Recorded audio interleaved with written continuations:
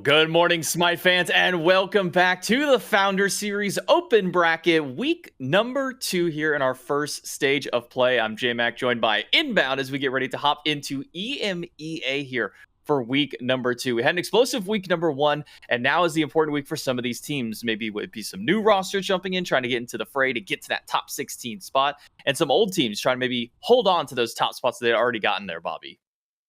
Yeah, and like you said, top 16 is what we're shooting for. Getting first almost guarantees it. Getting second almost guarantees it. So you want to get to at least that semifinal round. And we saw some of those teams last week. Team Risk looking really good. GG looking really good. They've kind of already got their points, but they're still looking to want to compete today in this week too. Hey, just making sure that you want to hold on to that top spot, kind of going into, what will be the Swiss stage next week, making sure that you can guarantee to show like, hey, we are the number 1 team. We are the team that you really want to beat out there. So I think it's going to be a very exciting week to kind of watch out and really to kind of see how bracket plays out as well. We see where some of these teams land, because I know that in week number 1, it could have been a little bit difficult for some of those bracket matchups. Some teams got put against each other a little bit earlier than they would maybe normally want to. Some teams were able to hold out until we get to the semifinals, when you get to that top 4, top 8 kind of spot. So I think it's going to be really important for some of these teams to maybe get a little better hold onto the bracket, and for other ones, maybe just like, oh, okay, as long as we don't get put against, Team Risk round 1, maybe we got a little bit better of a chance. And that's why you do 2 weeks. You want to make sure that maybe your first week you get unlucky, you play one of these better teams. You're eventually going to have to beat everyone, though, and it starts in the second week. This is your last time to try to make that top 16, so you're going to have to make your placement work this week. Yeah, I think it's an important thing to kind of have some teams to look out for as well, which we've got a little bit of that info ready for you. Some of the teams to watch here for EMEA in week number 2. Obviously, as you mentioned before, Giovanni Giorgio is one of the teams that you want to be looking out for. That was one of the top, I believe that was the 3rd seed from last week who ended up getting out there. And then one of the picks that I'd put out there, at least during our SMITE Too Long Didn't Watch yesterday, was Yodi Gang. I think that this was a powerful team for them for what they were able to get, but they just had some unfortunate matchups a little bit earlier in the bracket they were maybe hoping for. And then Mockingbird and Scorps as well were 2 teams that we kind of looked at and went, man, felt like these guys could have gone a little bit further. For Mockingbird, at least made it to top 8. I believe they got knocked out by GG, if I remember correctly, as far as that bracket panned out. And then Scorps kind of got a little bit of the bracket treatment, where they're a good team. You would expect these guys to have made it to probably that top 8 or even potentially top 4, but just got put against one of those better teams at the earlier stage of the bracket. So I'd be curious to see where these teams now line up with the bracket this week. And as you said, all these teams made top 16 last week, so they just have to do it again. If you make your top 16, you're getting the points that you need. You still want to get those more points. You still want to go farther in the bracket, especially those 15, 16s. I mean, if you get an unlucky matchup early, look, that could be this open bracket for you, and you could just be done. So this is the week where you try to get those final points, try to get to that top 16. I'm excited to see Yodi Gang, because I agree. I think that team is a team to look out for. I do think that they got a little unlucky. I think they can at least reach that top 8, maybe even top 4 if the bracket lines up well, but excited to see it nonetheless. Yeah, I think that's the most important thing, is just kind of where do these teams line up on the bracket? Those teams that were just at the cusp, like right under 16th spot, can they get themselves a little bit further up so they can try and get those extra points? We do have the bracket available now, so we can kind of see where these teams are going to land out this week, and maybe see if we get a little bit of luck for themselves. Ooh, the first one I immediately noticed, Bobby, Yodi Gang, we were just talking about, gets matched up against the 3rd seed GG immediately in the bracket. So a bit of a tough start for themselves, and I've just been told as well that is going to be our first matchup that we're going to watch. So this is an important one for Yodi Gang to see if they can stand up to the test of the 3rd seed GG for themselves. On the opposite sides of the bracket, Team Risk, being that number 1 seed, they get to wait and see the matchup, or at least they get to wait and see what happens between Let's Go Asgard again and Silver Samurai, see who their matchup is going to be in that first round. Also keeping an eye on Tithonic and Scorps, because for me, Tithonic is a team that you look at the roster that they have themselves in the previous week, and it's not bad players by any stretch of the imagination. I look over at Tithonic and I see players like Ice Ice, Kalas, Icy, who's kind of stand out there. Nil and Emmanuel as well are strong players, but these aren't really what I would call like, the cream of the crop players. This wasn't, the former SPL powerhouses. These are guys that were running the SEC scene, some former SPL talent there with Ice Ice and Kalas, but not quite at that top level just yet. But then making it all the way and getting that 4th seed kind of makes them a surprise factor, and really kind of holds a weight for this team that shows that, yeah, these are players and this is a team that you do have to pay attention to. So them and Scorps in the first round is also going to be a very exciting one for some people to if you're able to get into the game and maybe try and jump into a spectate before their match starts up, go for that one. If we can somehow, if this match ends a little bit early, we have that one as a potential backup. That'd be one I would also love to see as well. Yeah, and I think you're right to point out those two games. GG is one of our favorites coming into this. They didn't finish first, but as you said, they did lose to Team Risk. Yoda Gang is a team that we're looking out for. So if you want to get to that top 8, you're going to have to go through one of the bests. We talk about it all the time. To be the best, you got to beat the best. So eventually you're going to have to play against this team, but matching up against them early, they're not allowed to heat up kind of a little bit in this tournament. So I guess if you're playing against one of these better teams, maybe seeing them earlier is an easier way to upset them. And then, yeah, that other matchup is another one that's going to be really exciting. So I'm excited for the day. Well, one thing I'm also excited about is in the middle of this open bracket, week number 1, it's in that first closed alpha patch, but now we're in CA2, and these players are also playing just on live like everybody else, which means that we've got some shift ups in the meta just from last week to this week, and technically just from earlier in this week to now. First thing to really bring out is that Amaterasu is available for play. Brand new god in the patch. Already been seeing some crazy stuff with this god. The different build paths we've been seeing, whether you take her into support, into the solo lane. I've seen a little bit of jungle. I tried at ADC. That didn't work out very well. We won't talk about that. But as well to add into their Thanatos and Nuwa are going to be comp banned this week due to some issues. And probably at least for new shift ups immediately. Sundering Arc is an item that was, or I should say a relic that was extremely prominent in week number 1. We were seeing 2, sometimes even 3 on teams. It was almost guaranteed that you saw your support picking up this item. Now with the nerfs to it, Inbound, do you expect that we'll see similar amounts of Sundering Arc just because of its potency once you do hit that 10? Or do you think we see maybe only one of them per team as opposed to the multiple that we were seeing more consistently? I think you're exactly right that we're going to see multiple the same way because of that level 10. The early game, it's mostly just to confirm your own buff. That's all it's really there for. But it's that level 10 spike that you get out of your solo laners who get it very, very quickly. They get that 1,000 damage execute, which really can't be contested early game. Maybe by like a Cuckoo, but even then, Cuckoo's not doing instant damage. It has that slight delay. So I would continuously expect at least 2 Sunders a game, maybe 3. I think it's been very effective in how you're able to just walk to these objectives and just one-shot them early. We've seen some very early Ancient Furies because of that also, so maybe keep an eye on that. But yeah, Sunder, it's just as good, but it is still worse because of the early game. Now, another one that was kind of brought into there was Bacchus. Now, Bacchus kind of ran the picks and bans last week. It was, if he wasn't number 1, he was usually second picked or he was kind of just banned out.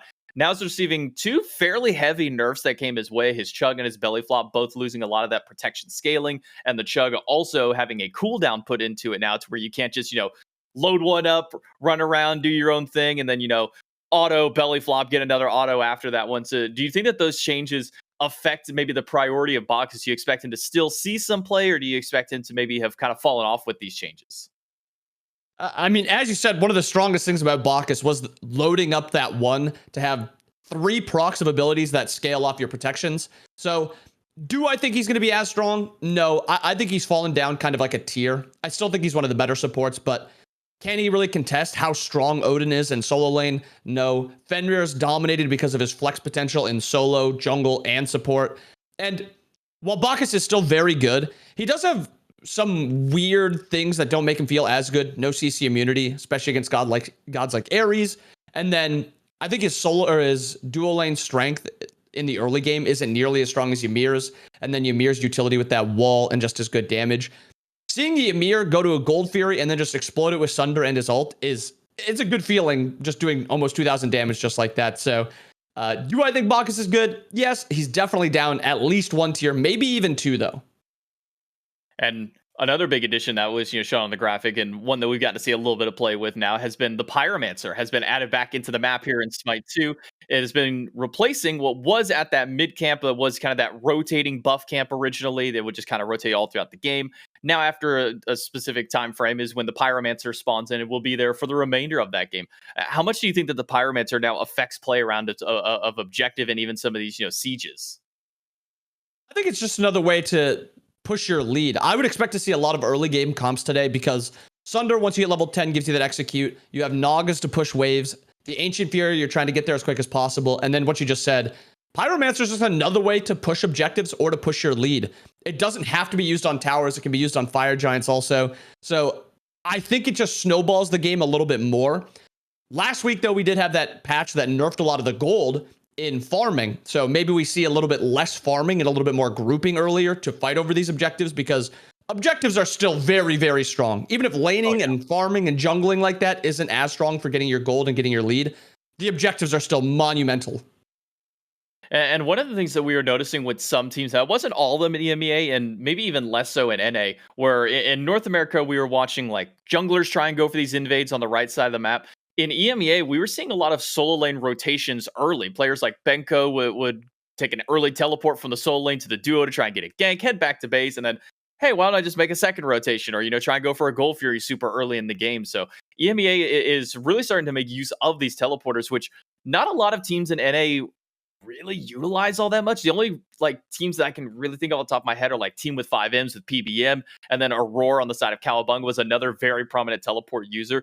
Do you think that over the course of competitive, we start to see more teams adapt to these teleporters, or do you think that it's kind of just that niche, maybe kind of a play style of mechanic for the map?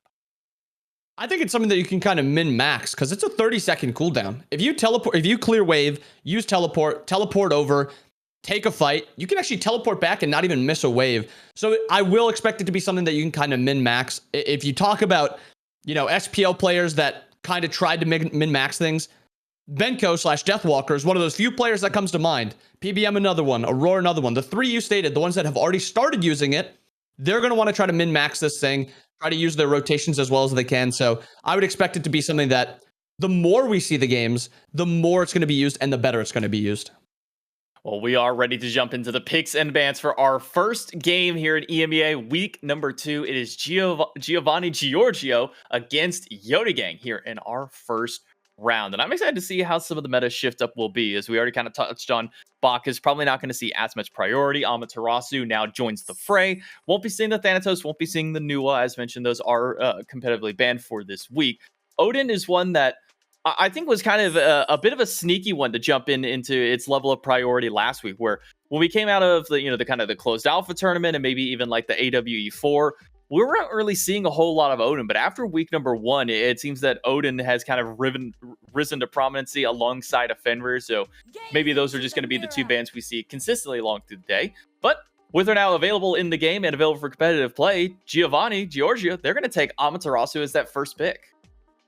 And I think it comes down to that flex potential that Alma provides. I think she has a little bit of support potential. I think she's a good mid laner. I think she's a good solo laner. We have even seen in scrims her flexed into like weirder roles, which I said mid already, but even an ADC Amaterasu, a lot of flex potential. I think she's very strong also.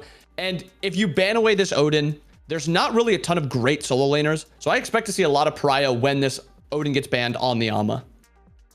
Well, will be a Bacchus Jingwei pickup here for Yodegang. So while we didn't maybe expect to see Bacchus kind of picked up as early, maybe still valuing a little bit of that CC that he provides. Opposite side is a mid laner that I've seen rumblings of, at least throughout tier lists. It's kind of been a mixed bag for Hecate, where when you look at players who are kind of ranking this as a, maybe ranked and casual level of play, people are putting Hecate like so far down. They're like, don't play this god. Just do a whole lot. You're probably not going to be very good with her. But when we get to the competitive level inbound, this god has been dominating through the mid lane and has become one of, if not the top picks for the mid lane. Yeah, and I think it is because of just the higher level players know how to play around her kit better. The 2, you kind of have to charge up. The 3, you have to have like a teammate diving if you want to do any damage with that. And the 1's got a lot of utility that people don't really expect, with either being CC or just more damage. So I really like Hecate as a character. I like the prio on her. And on the opposite side, Yodegang going for Susano and Neith. We're kind of seeing like a different type of comp form for each of these teams. The Neith Susano is a really good pick-oriented comp. And then wow, I have not said this one yet. Giovanni Giorgio has a lot better team fight. Amaterasu, Ymir, and Hecate as just your 3 core. That's a really good frontline and really good peel potential, with also a lot of CC. Rounding it out, that Loki Cern. This Giovanni comp, they've got a lot of top tier characters or the best gods available in their roles with Odin and Fenrir banned. So I like that side.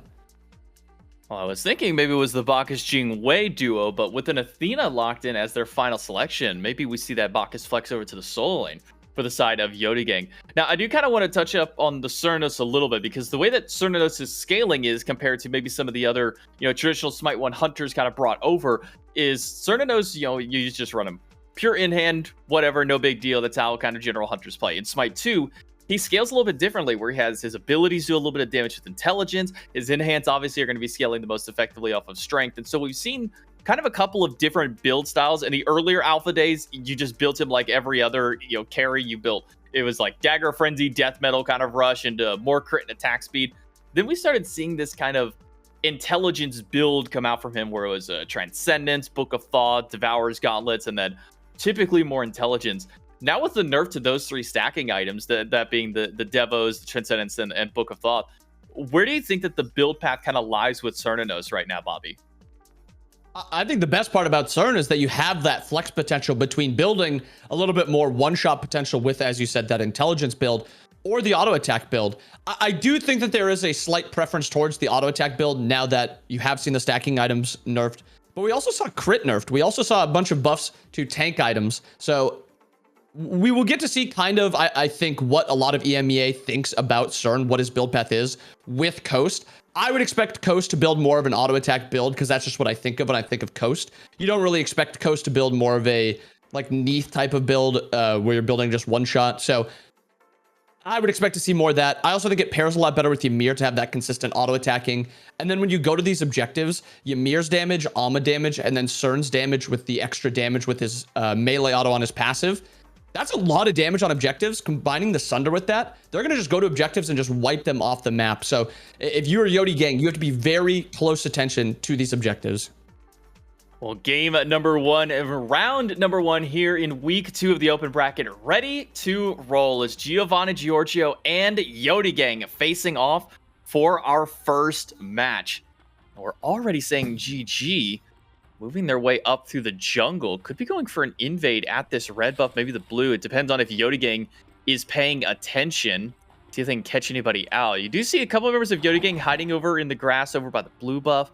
Seal even going out to kind of scout a little bit as the death ball of GG is just walking around. Both teams fully grouped up, ready for that 5v5 potential brawl.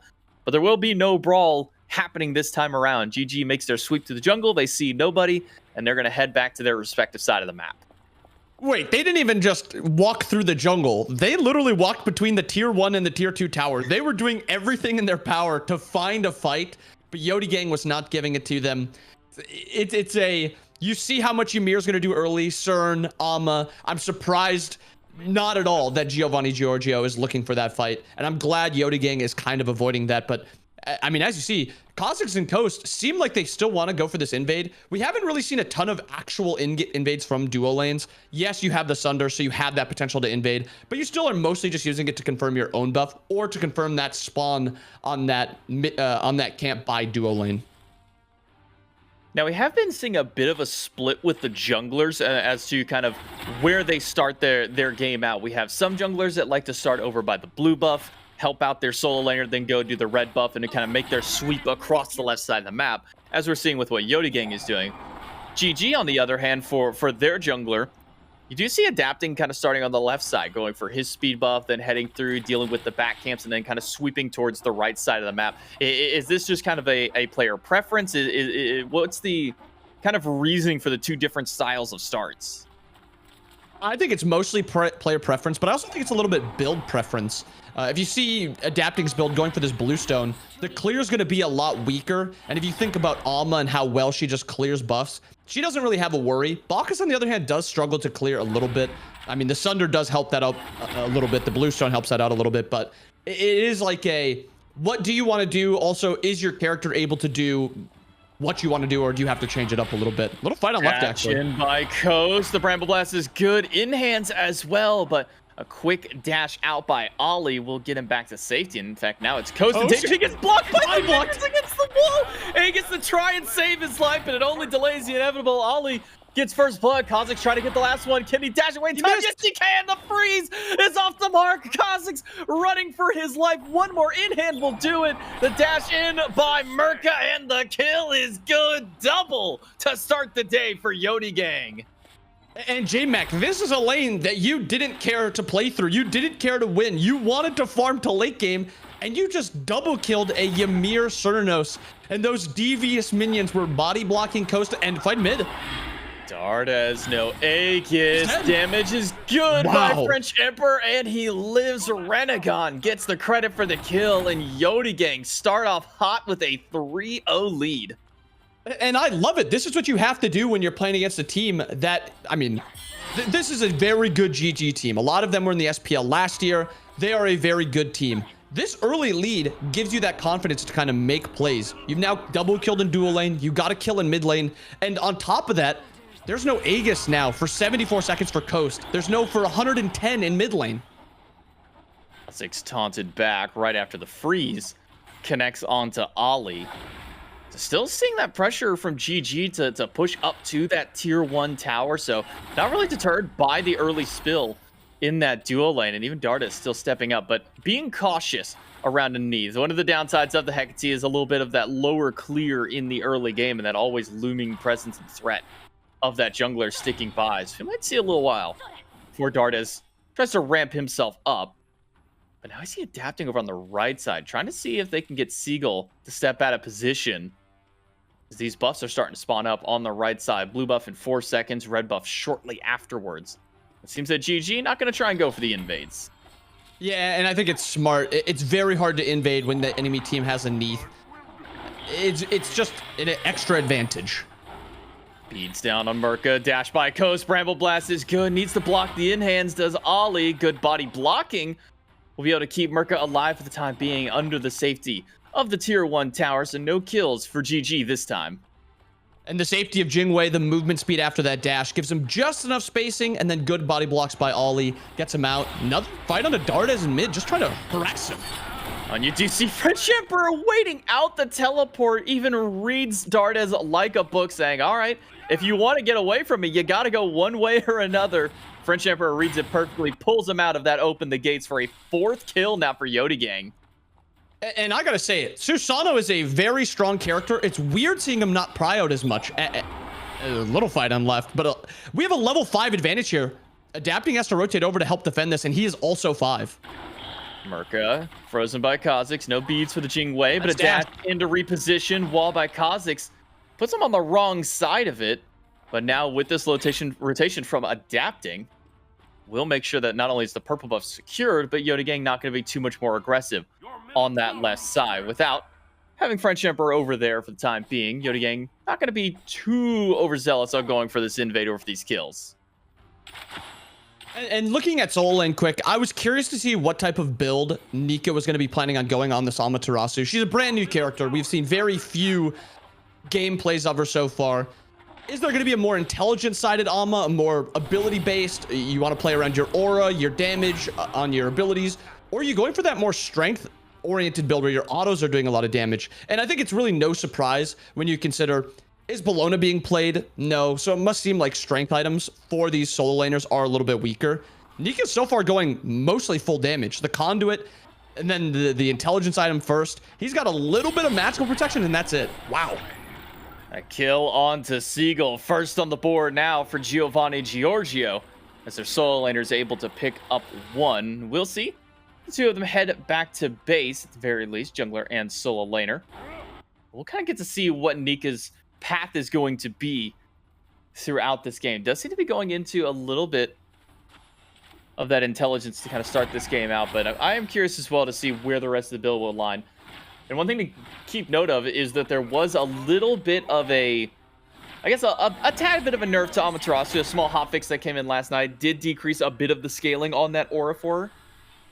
So maybe not going to be quite as potent, but still should see some pretty good strength from that god throughout the stage of the game. But with these 4 kills that Yodi Gang got in the early game, you'd expected there to be a bit more of a lead, but so far inbound, Giovanni Giorgio hovering around that 1k or less deficit compared to Yodi Gang.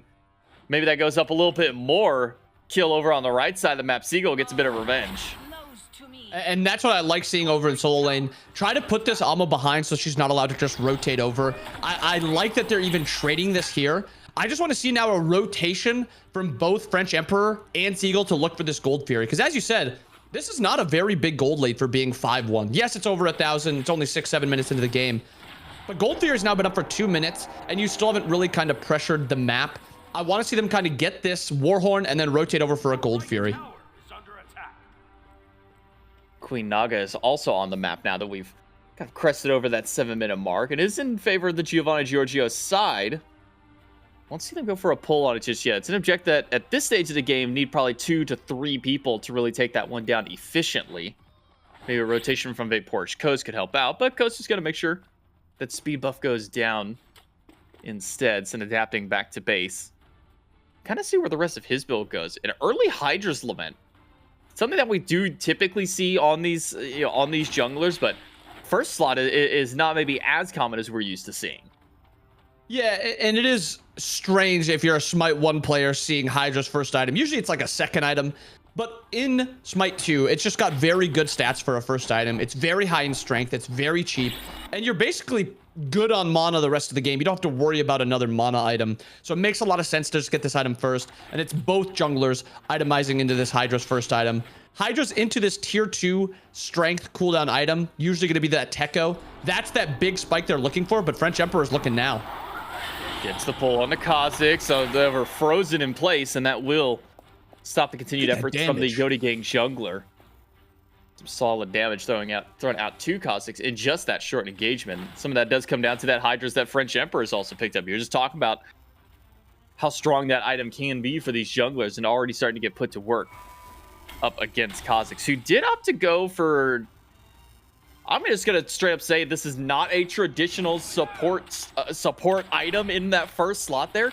Mystical Mail early in the game for the GG support. Queen Naga being started up here. We'll talk a bit more about the Mystical maybe once you see this objective as it's being fought over. Kha'Zix walks forward. It is low, but it does end up going over to Yodi Gang, so an objective their way. But Bobby, talk to me about this Mystical Mail, because like in all of Smite 1 history, this is your solo laner's item. What's the value that you have this as a support pick? Mystical Mail is a very strong item right now, point blank. It is very, very good. The issue is it's expensive. And it seems like even though he's behind, he's willing... Little trade in left. It seems like he's willing to kind of forego a little bit more protections for this very, very strong item in the mid game. It is a ramping item. You get more damage on it the longer the game goes. It's just a little worrisome because it's expensive and it's not the greatest tank item. So Kha'Zix's positioning has to be very safe at this point. But something that's caught my eye, look how many chalices are on Yodi Gang's side. Yeah. The Chalice of healing pots are so broken currently. I actually love to see this. Yes, you're putting 300 gold for each of these characters into something that doesn't actually give you any PvP strength, but you're getting 20 health every second. It is so quickly that you heal up. It is basically like you have a built-in heal when you have this. So I actually like seeing this a lot. I just want to see them use it. The strength in this is in the early game, because 20 health early game every second is a lot better than 20 health late game when you're getting crit for 600, 500. So I want Yodi Gang to look to fight on an objective. It is now 10 minutes. They have a lead. I don't know if they're worried and they just don't want to throw the game or something, but you have to start pushing your lead. Otherwise, the game's just going to be even, or it's going to be like 1,000 gold at 20 minutes. Maybe waiting to see if a support hits that level 10 threshold before the opposite one. Unless you're planning on rotating the soul laners out, that could be the maybe early spike that one of these teams needs to go for the objective, because that damage difference between level 9 and level 10 for the Sunder is so massive for support. So if we see Kha'Zix hit that point, or if we see Ollie on the opposite side grab that one, we'll see exactly. Nika rotated. Where they can land out. Nika now on the side of the map, hanging out around the Fury. Has spotted out Ollie. If they can get a pick on Ollie, they can all but pretty much guarantee a push towards the objective. 4 players hovering around the left side of the map for GG. Mid laner on the way. The start is a little bit late to the party. All 5 members of Yodi Gang now here as well. A rotation in from Seagull, and they're the ones that actually start this Fury. 3,000 health on the objective wall by Kha'Zix, but it's a triple taunt by Ollie. A double flop by the Bacchus, and Seagull will get out the ultimate from Kha'Zix, and that's the first kill of the battle. Yodi Gang strike first in the team fight, adapting in a bit of danger, has to assassinate out over the wall, and this should guarantee a chance for Yodi Gang to go back towards this goal. Fury, Giovanni, Giorgio have lost out on both players that would have had that chance to steal the objective. J-Mac, they did the Gold Fury in the middle of winning that fight. That's how confident and how strong and how far ahead this team is, and that's what I wanted to see. It just seemed a little slow, but I liked the confidence to pull on that fight and to also look for the objective. Taunt good. On to adapting. Adapting will be fine for now. Go back. Farm up the back camps. Yodi Gang with that Gold Fury now sitting at a comfortable 2,000 gold lead, but 2,000 at 12 minutes is not quite the leads we've been seeing in some of the previous matchups. This is by no means a massive lead for them, but it's given them a massive bout of confidence. French Emperor and Ollie going for a kill on adapting. They'll find him at the back camp, and now with a little bit of extra help from Renegon, maybe they can find a pick onto Kha'Zix. Ollie low once more. TP in from French Emperor, and the Typhoon doesn't guarantee the kill, but it's a teleport back by Dart as he finds 2 with the open the gate, but only managed to get the killing blow onto 1. French Emperor able to dash out back to safety. A nice little turnaround for the mid laner, but Yodi Gang, they find 2 picks during it all. And I like the confidence again there to look for that fight. Adapting had no ult. His Aegis was down, so they're looking to push into the enemy's jungle to get that damage. And Dart is actually taking a lot here. Stepped over to Weave's ultimate in full charge, gets the Aegis on the mid laner. So Dardes lives, but costs him his relic and a lot of HP he probably didn't want to lose to begin with. Yeah, and that's just good positioning by Renegon there. Walking into the jungle, so Dardes is a little bit more comfortable walking up. I'm pretty sure Dardes knew that there was no way he dies there because he has that Aegis, but just making him use that Aegis opens up the map now a lot more. Dardes has to be a lot careful with how much he's walking up, because if you're a backliner on this Giovanni Giorgio comp, it is going to be very difficult to live the Susano damage and then also the Neath damage from the ultimate. And then even if you somehow get a perfect Aegis, live all that, Ollie can just ult on top of them and explode them from there. And kind of with that, with Ollie, what he's going to be able to do, him and Seagull have both picked up this Eye of Providence, which gives you that ward vision. Ward saw a massive buff between last week and now. And yes, you're buying wards, but beyond that, you're buying this item, which gives you those ward cooldowns. And it'll be very curious to see how they look to position these wards, because they have this lead. I want to see them push it, play for this Pyro, play for the Nagas. You have Sunders, just look to take these fights. One thing that Kha'Zix has picked up in that second slot after the Mystical Melee is an item that I was expecting to see more play from in the previous week, but maybe now with the changes that have come with it in this patch, maybe you see it a bit more. Leviathan's Hide, a pretty potent item. You get a little bit of tankiness, but then you also reduce the enemy strength when you're hit by a basic. And when you look at all the gods that really want to be in the face of GG, 3 of them got to be getting a bit of benefit from that strength, you know, really trying to slow down the Neath a bit, most importantly slowing down Merc on the Qing Wei as this Pyromancer is dropped down to 1,000 HP. Want to get it there for a guaranteed Sunder afterwards, and Yodi Gang can guarantee themselves a Pyromancer and a Runic Bomb, another 1k damage in pocket for the Chaos side team.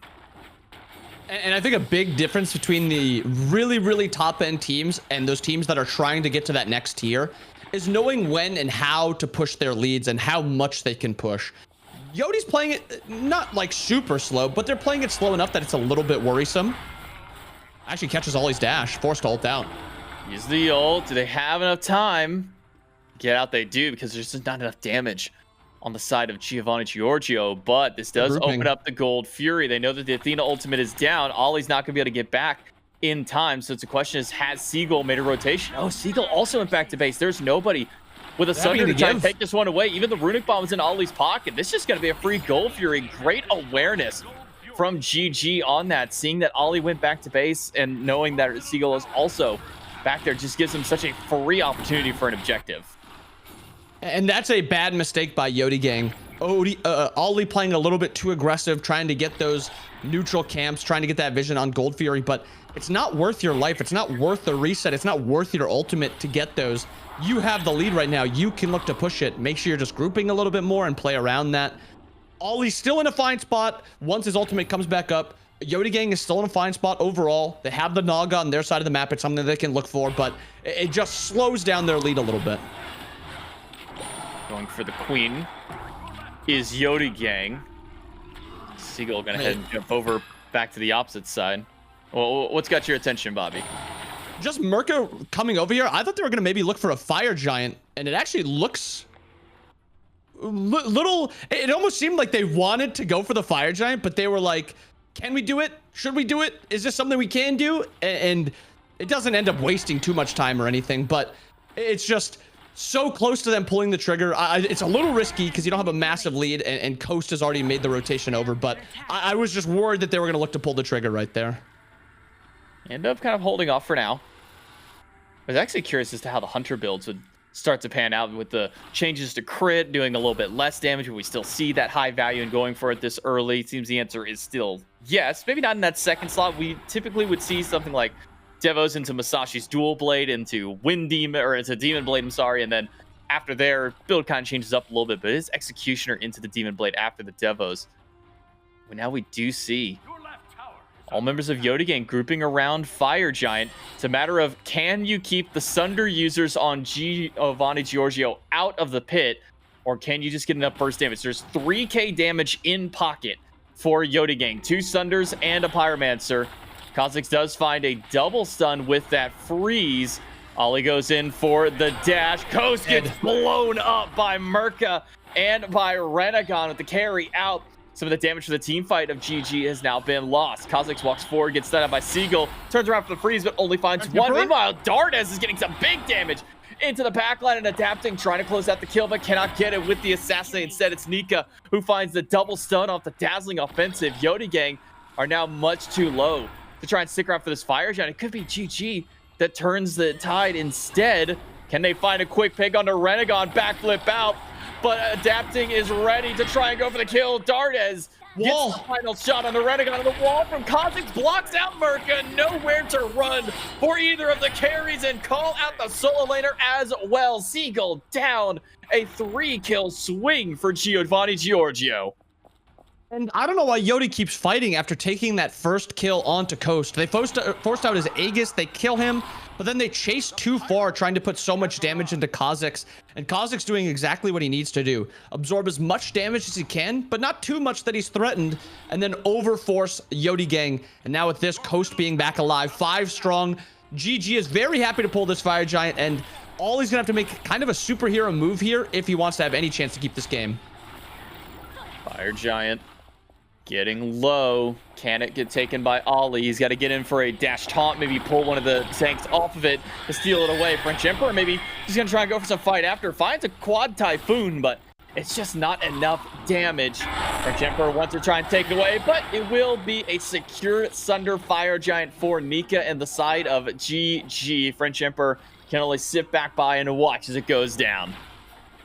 And with that, the game is kind of back to I almost say even state, but it's really not because of this Fire Giant. Usually you give Fire Giant about 5,000 gold in value. So GG's got a nice little lead right now, can look to push it a little bit more. Gold Fury's available for them. They have a lot of towers to go through, only 1 tower and left up. And then just a lot of farm available on the map. So I want to see GG just kind of clean up all this stuff, get this Gold Fury, get your own farm, and then group up and look to push. You've got a lot of time with Fire Giant, but not all the time in the world. So you have to be a little efficient with how you're farming, but you also want to start pushing because you want to use this value from the Fire Giant. And with that last Gold Fury dying, the next one is the super powerful Ancient Fury. Like, this thing is just incredible, the amount of value it brings. So eyes on that when it spawns. I want to see kind of what the positioning is looking like. I've been kind of curious seeing how teams have been prioritizing Ancient Fury or Fire Giant, which one they want. And it's almost interesting to see that some teams, depending on their comp, prio Ancient Fury, some prio the Fire Giant, because they do 2 completely different things. One of them allows like a really good team fight. That's what Fire Giant does. It makes you strong. But on the other side, Ancient Fury is very good for splitting and looking for fights, or splitting and looking for objectives. Ollie low, nearly down. Double flop by Seagull. May have just ended up saving this team fight. Is what Seagull's I would dead. say if Nika didn't rotate on over, and a pick for GG. Dash under the tower. Goes to the dancing offensive. Doesn't find the stun, but does manage to pull away the ultimate from Merca on the Jing Wei. And now GG with that Fire Giant buff at the waist will walk right into the tier 1 tower. Takes down one.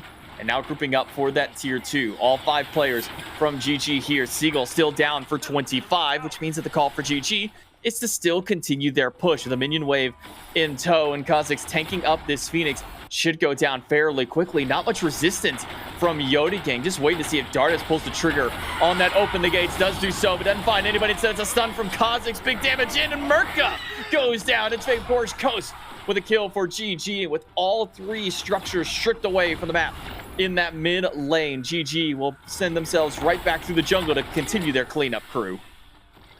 And those defenses are the ones that you hate to see. The half defenses where you're not really looking to keep the Phoenix alive, but you're kind of contesting, because that's what happens. Sometimes a backliner gets caught out, and now you have another 30 seconds where you're just behind. This could be something where maybe you look for a defense on this tier 2, try to just slow them down in a 5v5. But now with Merca dead for another 10 seconds, you're allowed to kind of group these waves up, get everything pushing in a fashion that you like, still have this Fire Giant, but this is not over. Merca can fly back in. He can look to defend this. This is a 5v5, but they haven't spent any of their gold that they've gotten since this Fire Giant. And maybe the one benefit to the carry of choice for Yodi Gang is that now that Merca is back live, immediately back in the fight. Unlikely to save the tier 2 towers. That one is falling low. Not down just yet. Couple more hits by the minions, maybe one more hit from the god should drop that one down. Now Yodi Gang once more on the back foot. But when we talk about kind of the pacing and the progress of the game, Yodi Gang came out swinging like 4 kills almost immediately at the start of this game inbound. But when you look at the gold lead and what Yodi Gang was able to do with it throughout the game, they haven't gotten a single Fury. They haven't been able to get the Fire Giant. They've gotten 1 Pyromancer and a couple of the Queen buffs, but their gold lead never really expanded beyond that 2K mark. With 1 good team fight at the Fire Giant and then a Fire Giant pickup, GG have swung this game from a 2,000 gold deficit to now a 7,000 gold lead for themselves. A total 9K swing in favor of GG. Yeah, and it was interesting watching that early 2v2 and duo, because Yodi got a double kill over there, but it was almost like Coast the entire time was the one that got the double kill, because he had the XP lead, he had the gold lead, the item lead, the stacking lead, and he was still pushing Merca under tower. So it was, yes, we got these kills, but again, we just don't do enough with it. Merca and Ollie specifically, I think, are the 2 that you kind of have to look at, where they had this big lead, and did Ollie really ult around, look for rotations and stuff like that? Not really, but actually a grouping in the jungle. A lot of damage thrown towards Ollie, half HP on the Athena already. Not sure if Ollie's going to want to stick around too much longer. They're close enough to base where a quick reset won't be too bad for Yodi Gang, but one more poke out like that could be a trigger call for Giovanni Giorgio to just go right back to the Fire Giant, spawning in just now. So potential to go towards the objective. Keeping eyes on adapting throughout these fights as well, seeing where he kind of snakes his way around fights. Actually, Ollie ults in, gets a triple taunt. The team fight damage is good, but they need to get the closing kills on this one. You see the frontliners running in without adapting. The damage isn't there to answer back. Dardas has some good damage, but Kha'Zix falls down. French Emperor goes in. Adapting is still not back to the fight just yet. It's a 3-kill swing for Yodi Gang. 2 members going back, but Adapting's able to stop out one, takes out Ollie. If he can kill Seagull, that is their secure at Fire Giant. Assassinate in. Do have the pull back from French Emperor. Adapting gone, but Adapting has done his job. He has killed both of the tanks on Yodi Gang. This is going to be a tougher Fire Giant to go down. Seagull actually still alive throughout all of that. It was Merca and Ollie who fall throughout that fight. And this is going to be a weird gold fear, because do they really have the damage to do this? Kind of. They've got good damage from Susano. No worry, actually. It ends up being not too bad. They have the damage on top of everything. And that's just overall a really good fight. I don't know if they saw adapting back or if it was just like we have to fight now, otherwise we're just going to get poked out because we used this Athena ult. But either way, it was just a great commit call. It doesn't really matter that you lost this middle Fury or this middle Phoenix. You just want to get out and start looking for this gold Fury because now you're 5v5 strong. You have Fire Giant on 3. You want to start looking to get this Alpha Fury. It is very, very hard, near impossible to fight into a Fire Giant and an Ancient Fury. So if you are on Yodi gang, you got to look to group right now. You're looking too slow. You see Ollie walking up. Wall from Kha'Zix. Is that long enough? You got to taunt him back. Good ult from Vapourish Coast. Gets the polymorph onto Ollie and allows GG to grab that Ancient Fury for themselves. So now taking away that siege mechanic for Yodi gang. However, they can still go for the Queen Naga. It's not as strong as picking up an Ancient Fury, but is still great if you want to go for these sieges. Give yourselves a couple extra means of doing so, tanking up those Phoenixes, dealing some damage to those structures. Yodi gang have a lot to fight back from. They were down 7,000 before they started up that Fire Giant. Now kind of closing up that lead a bit to 4K. But I think you're right to highlight whether that be adapting got spotted going back to base, if that was an intuition call, or Yodi gang just making a desperate, we need to get something going. Great coordination and great triple taunt to start that fight off by Ollie has now brought Yodi gang right back in this match. And I want to touch on something with GG there. That is a very good call and a very swift call that has to be made to go for that Ancient Fury. That makes this game almost an even slot. As I said, 5K about for this Fire Giant. It makes this about an even fight. And it's almost like they don't really care to defend these tier 2s. They have Coast split out. With this Ancient Fury, they can split very, very easily. So it's on Yodi gang to kind of now make the call. Do we want to back and defend? Do we want to push in this 5v4? It looks like they're backing up a little bit, but Coast is still pushing. Coast gonna take down tower. Heads back to base. Question is, do they send a member of Yodi gang back just to be safe? Coast now spotted again on the way. They gotta send somebody back to defend. Seems that Merca will be the answer. Stun in by the Neath, and the blue stone is preventing the back from the ticks in. Vapourish Coast can win the boxing match. Polymorph is good with the whole team instead of just everybody back, and they started walking back that direction, and Coast gets picked off. 50 seconds without the carry for Giovanni Giorgio. And it looks like GG's kind of looking to push these waves. They're kind of getting caught up taking these fights, and they're not pushing to actually get towers. And as you see on the left side, they're just splitting. They don't care about these fights. They just want to get these objectives. Nika and adapting head into the Phoenix. It's Merca who's gone back, and Athena ult on top. Ollie is here.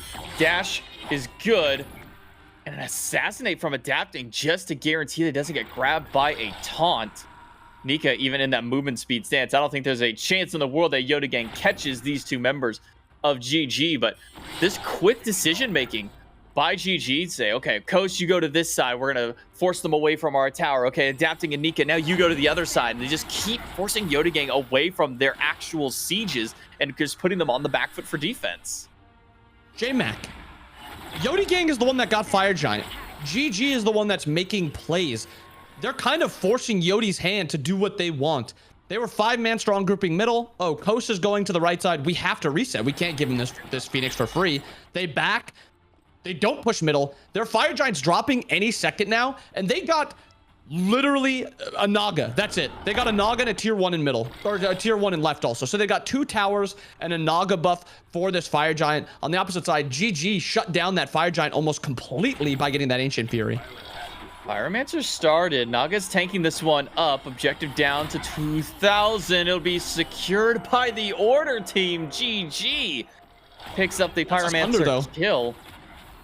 Maybe. It says Order side, but I do see that Ollie managed to actually have the Runic Bomb in pocket. So whether it be the old one, yeah, it does seem that Ollie never actually did use the previous Pyromancer Runic Bomb. So that will just be one in pocket now for GG, grabbing that one for themselves and putting that in the hands of Nika. Now both teams sitting with double Sunder and a Runic Bomb, but as you mentioned, that was a Sunder expended by Nika to secure that one. So now sitting at only 2,000 damage in hand versus the 3,000 on the side of Yodi gang. And I don't know if that was Yodi's plan, but I actually love that they forced out a Sunder there. Say, walk up and Sunder, otherwise it's ours. They have this 2v1 Sunder advantage. They have the grouping advantage right now with this free dash taunt. And Fire Giant is spawning very soon. I just want to see them go and just burn this Fire Giant. They have good positioning to look for it. They could look for a pick right now also, but you have this Sunder advantage. They are looking to just go back and pull it right now, but the walking, the positioning is a little weird. They're a little too slow. Nika opened up the back door to the Fire Giant pit. 5 still standing inside for Yoda Gang. Fire Giant is down to 5,000 health. It's just going to be a race to see who's able to get it. Teleport in, swaps 2 places. Darkness gets a pick onto Ollie. Now it is all down to who has the better secure around the objective. It's Kha'Zix who takes that one away. Seagull loses his life, and Merca right behind. 3 down on Yoda Gang, and it might just be 4. Renegon beads aren't going to save you from all of this damage from Dardas. Just down to French Emperor for the defense, and an already weakened Phoenix. GG are going to walk in 5 strong to the Phoenix. It'll be the junglers doing battle with each other, but Adapting is losing the matchup. French Emperor needs one more tick, but he's stuck inside of the decoy's damage. Adapting lives. French Emperor heads back to base, but it is too little, too late. Giovanna Giorgio take game 1 of the day. And what a good play by GG around the map in those late games. It almost seemed like a shot calling diff, like the confidence on the side of GG just seems like they knew what they wanted to do and they were happy to do it as quick as they could. It seems like Yoda Gang was a little slow to make calls in that later portion. You saw them get that Fire Giant, do just about nothing with it. And just looking at the KDs across the board, I mean, French Emperor had a really good game, but when it came down to it, later into the game, when it came around team fights, objectives, stuff like that, the Susano really didn't do as much as this Loki. The poke provided by this Bluestone, Heartseeker Crusher, Soul Reaver Loki, like the just drop the 2, half-L someone. It almost seemed like Adapting was able to play those late games better and easier than French Emperor was. The poke war really kind of became the name of the game late game. You know, a good triple taunt from Ollie at the previous Fire Giant engagement was great. It was able to get Yoda Gang off to a very fast start around that objective, able to get the Fire Giant. But you highlighted it perfectly, Bobby. Once they got Fire Giant on the side of Yoda Gang, they got a Queen Naga buff, a couple of tier 1 towers, and that's it. When you get a Fire Giant that late into the game, that's usually, okay, we're going to get tier 1s that cleaned off the map. We're probably going to clear all the tier 2s off the map if possible, and whatever else is available. But at quick on their foot thinking from GG is able to grab that Ancient Fury away to guarantee that the sieges are going to be more difficult. They just hold them off by means of legitimately just saying, hey, go over to that lane and split push. And if you die, you die. Oh, well, but at least they're not pushing our lane. They're focusing on you instead. It happened twice during all of that, and really just delayed that Fire Giant. And as you highlighted it so well at that last Fire Giant fight, just confidence on the side of GG to walk in and go for those team fights and get the win. So congrats to GG for a round 1 win. We're going to take it to a quick break. When we come back, we got round number 2.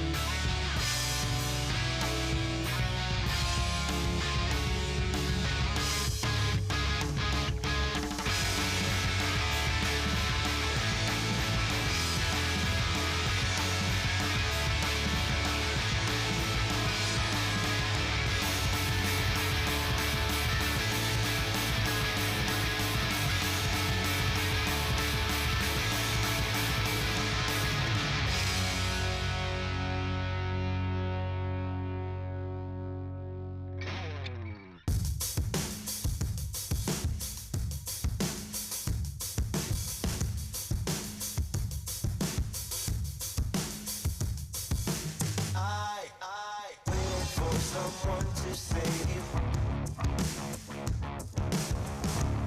I wanna tell you something new.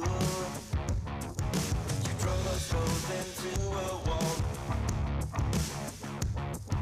I drive away into the night, and I contemplate for a while. Don't you think it would be for the best if I pack my stuff and leave sooner than this? Don't you think it would be for the best if I pack my stuff and leave sooner than this? Don't you wish I would have been someone else? I wanna fill your gap without making a mess at you. Oh, won't you tell me something new? I wanna tell you something new.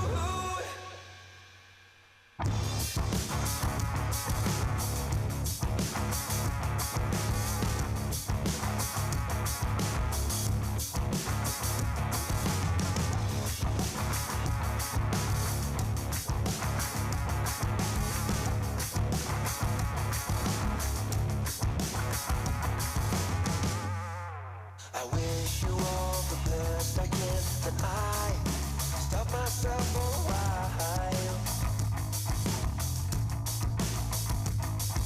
I'm saying things I don't believe. The panic's rising up in you.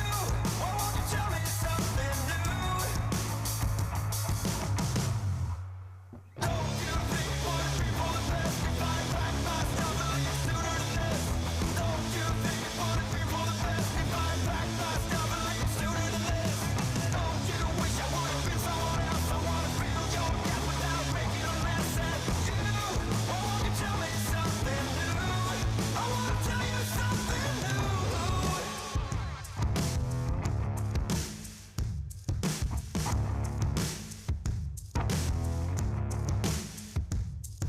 You drove us both into a wall. I drive away into the night, and I contemplate for a while. Don't you think it would be for the best if I pack my stuff and leave sooner than this?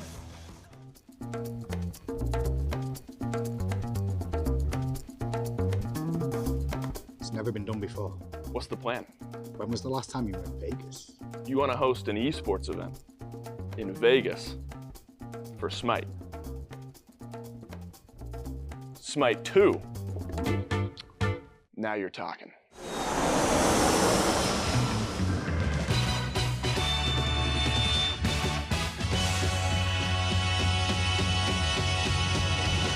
The HyperX Arena, Las Vegas. Some said it couldn't be done. Are you guys out of your mind? The J Dragons winning worlds can't be beat. Not shouldn't be beat, it cannot be beat.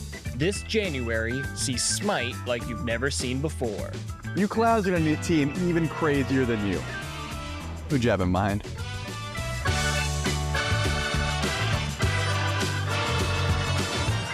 Coming this January, Hindu Man's 11. You're either in or you're out. I'm in.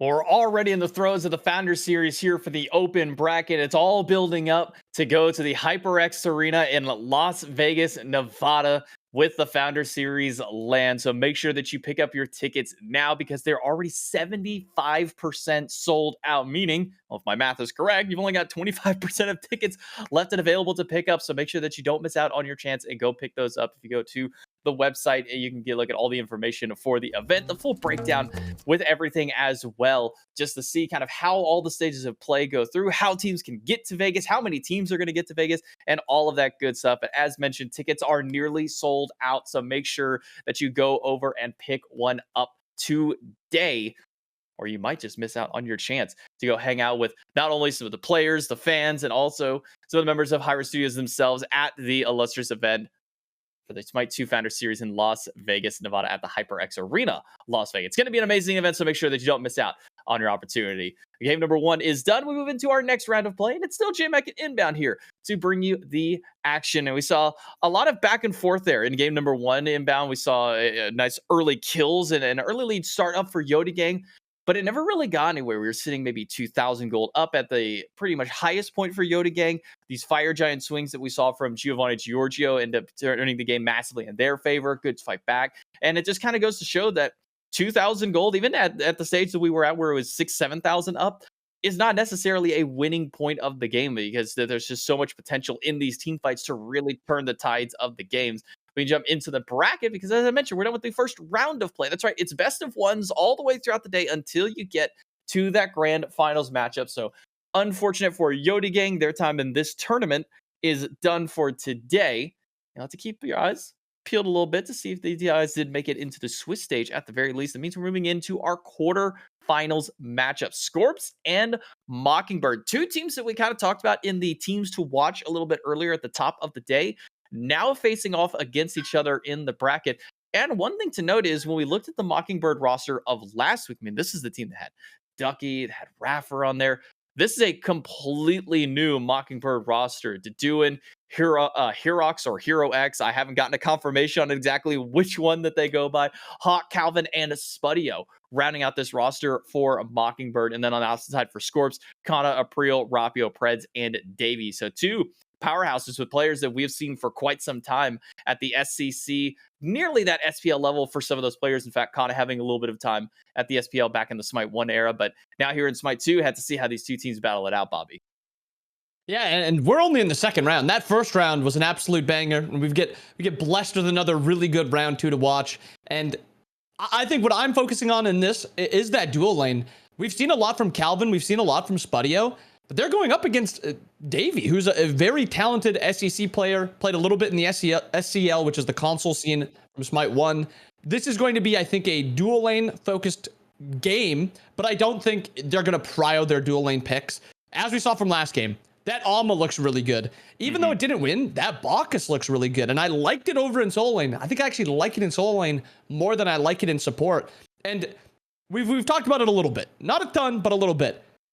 I don't know if we're going to see a ton of Odin. That god might just be permabanned with how strong he actually is and what he provides in pressure, in team fights, and then just most of the things about that. So as we jump into this P's and B's, eyes on the Odin and the Fenrir, at least in my opinion, and maybe like an Alma. Maybe that's potentially banned. Will not be any of those to start things out, at least. Jingwei, first one banned on the side of Scorp, so it's up to Mockingbird to see what their response is going to be. It was the Odin and Fenrir in our first round of play.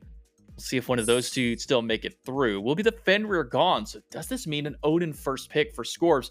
Or do we see that Amaterasu? We saw that be the priority for Giovanni Giorgio in game number 1 of the day. Immediately just snap lock to the Ama. But as mentioned, with the power of Odin, might just be enough to sway that favor for Scorps. They will lock that one in for a first pick. So now the response goes to Mockingbird. Is Amaterasu a priority for this Mockingbird team to grab that in that first round? Or do they let that one go and potentially give that way to Scorps? The answer to that question is no. A quick lock-in of the Amaterasu. We'll go over to the side of Mockingbird.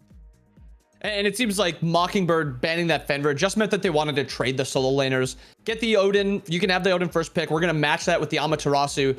And then we actually get this Hecate, which we've seen a lot of prio on. It seems to be either the best or the second best mid laner with that Neath. And that's what I expect Scorps to go with. We've not seen a ton of Anubis. We've not seen a ton of Cuckoo. We've seen like a tiny bit of Morrigan.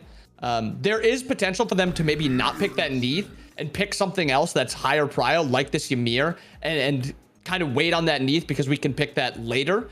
But then you're worried if maybe Mockingbird picks that Neath and takes it into the ADC role. So curious to see what Scorps goes with. They go with Athena, Ymir, Odin. A lot of tankiness on the Scorp side of things, and that means at least one of these gods is jungling, and at least me thinking about it, it's got to be Athena. I love Ymir in support. I think Odin is the best solo laner.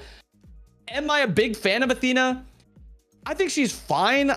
We've seen a ton from the Susano. I spoke about it a little bit in last game, that I think Susano is such a good jungler, so I really do like him. And then the Neath being picked away. So no Neath for Scorps, no Hecate. What are they going in mid? That's going to be the question. I've been kind of curious as to why we haven't really seen Cuckoo. Maybe now with some of the nerfs to the, the double stacking that was making him so powerful, maybe kind of knocks him down a peg, and throwing Shock into the mix as well means that you take away some other potential.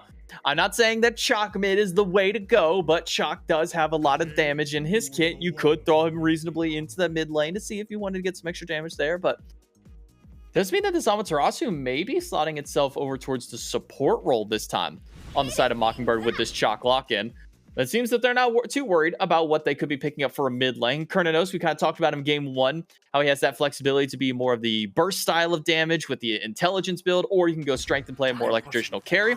Seems that that might be the call this game with a Kernanos and a Soul locked in for the side of Scorps, and then leaves open a Loki for Mockingbird. And I'm still not fully sold on where everything is going to be going on the side of Mockingbird now. I mean, Amaterasu does kind of make the sense. Actually, never mind. I've talked myself into it. I don't know why I was getting confused with my own mentality here. Chalk, throw him over into the solo lane, most likely. Throw the Loki in the jungle. It seems pretty straightforward for Mockingbird. And as we saw now with the Kernos and Soul, probably have the idea there. You kind of talked about the Athena jungle. What value does the Athena have in the jungle for the side of Scorps compared to what maybe a Ymir or an Odin puts in that role? I think she just clears a little bit better. I also think she builds into damage and uses that damage actually decently well. My worry with the Scorp side of things, it's not really there. I mean, maybe you don't have like the giant AoE damage that like a Hecate will have, or she has this giant ultimate that covers half the lanes and stuff like that. But CERN kind of does good enough in that side of things. I'm kind of worried with the Mockingbird's comp with where's the CC really going? How are they going to engage these fights into these tanks? If you have like a tank comp that the Scorps are kind of playing into, I assume Athena's not building full damage, but you kind of see what they're going for, a little bit more of a tankier CC heavy comp. What is going to be the engage into that? Can you dash taunt? Can you Ymir freeze? No. So my worry with Mockingbird is how are you going to be able to walk through the jungle without worry of Odin being there and kind of ruining your day, Athena taunting you with follow-up from CERN or Soul, and then Ymir just clogging your exit with this wall. Mockingbird doesn't have a ton of that value, but they do have a lot of damage. That's their value, and the damage, the value on the other side is tankiness and CC. Yeah, it's, are we going to hit them really hard, or are we going to CC you really for a long time? That's kind of the back and forth battle that we'll be seeing between these two teams. And I think a lot of the importance will come down to kind of how the early game starts out for these two teams. But we are ready to jump into this matchup between Mockingbirds and Scorps for our second round of play here in the EMEA Open bracket. We are in quarterfinals, so a win here guarantees you into the top 4. Both these teams really wanted to try and get into that top 4 spot. Both of them missing out on it previously. I believe they were knocked out in that round of 16 in their previous weeks, and maybe even a little bit below that. So getting a higher placement is so important for both of these two teams. You can already see on one side here, Scorps going for a bit of an invade towards Mockingbird's side, or at least just grouping up for some ward coverage. So we saw that last game where GG deathballed through the jungle, didn't find any kills. I'm not even sure if they were searching for picks necessarily, Bobby, because after they were done walking through the jungle, between the towers, through the other side of the jungle and back to base, they had dropped 3 or 4 wards down. So it really felt like, sure, if we find a pick, that's cool, but it seemed that ward coverage was the priority for GG in the previous game. It seems that Scorps at least want to get a little bit of information this time as well.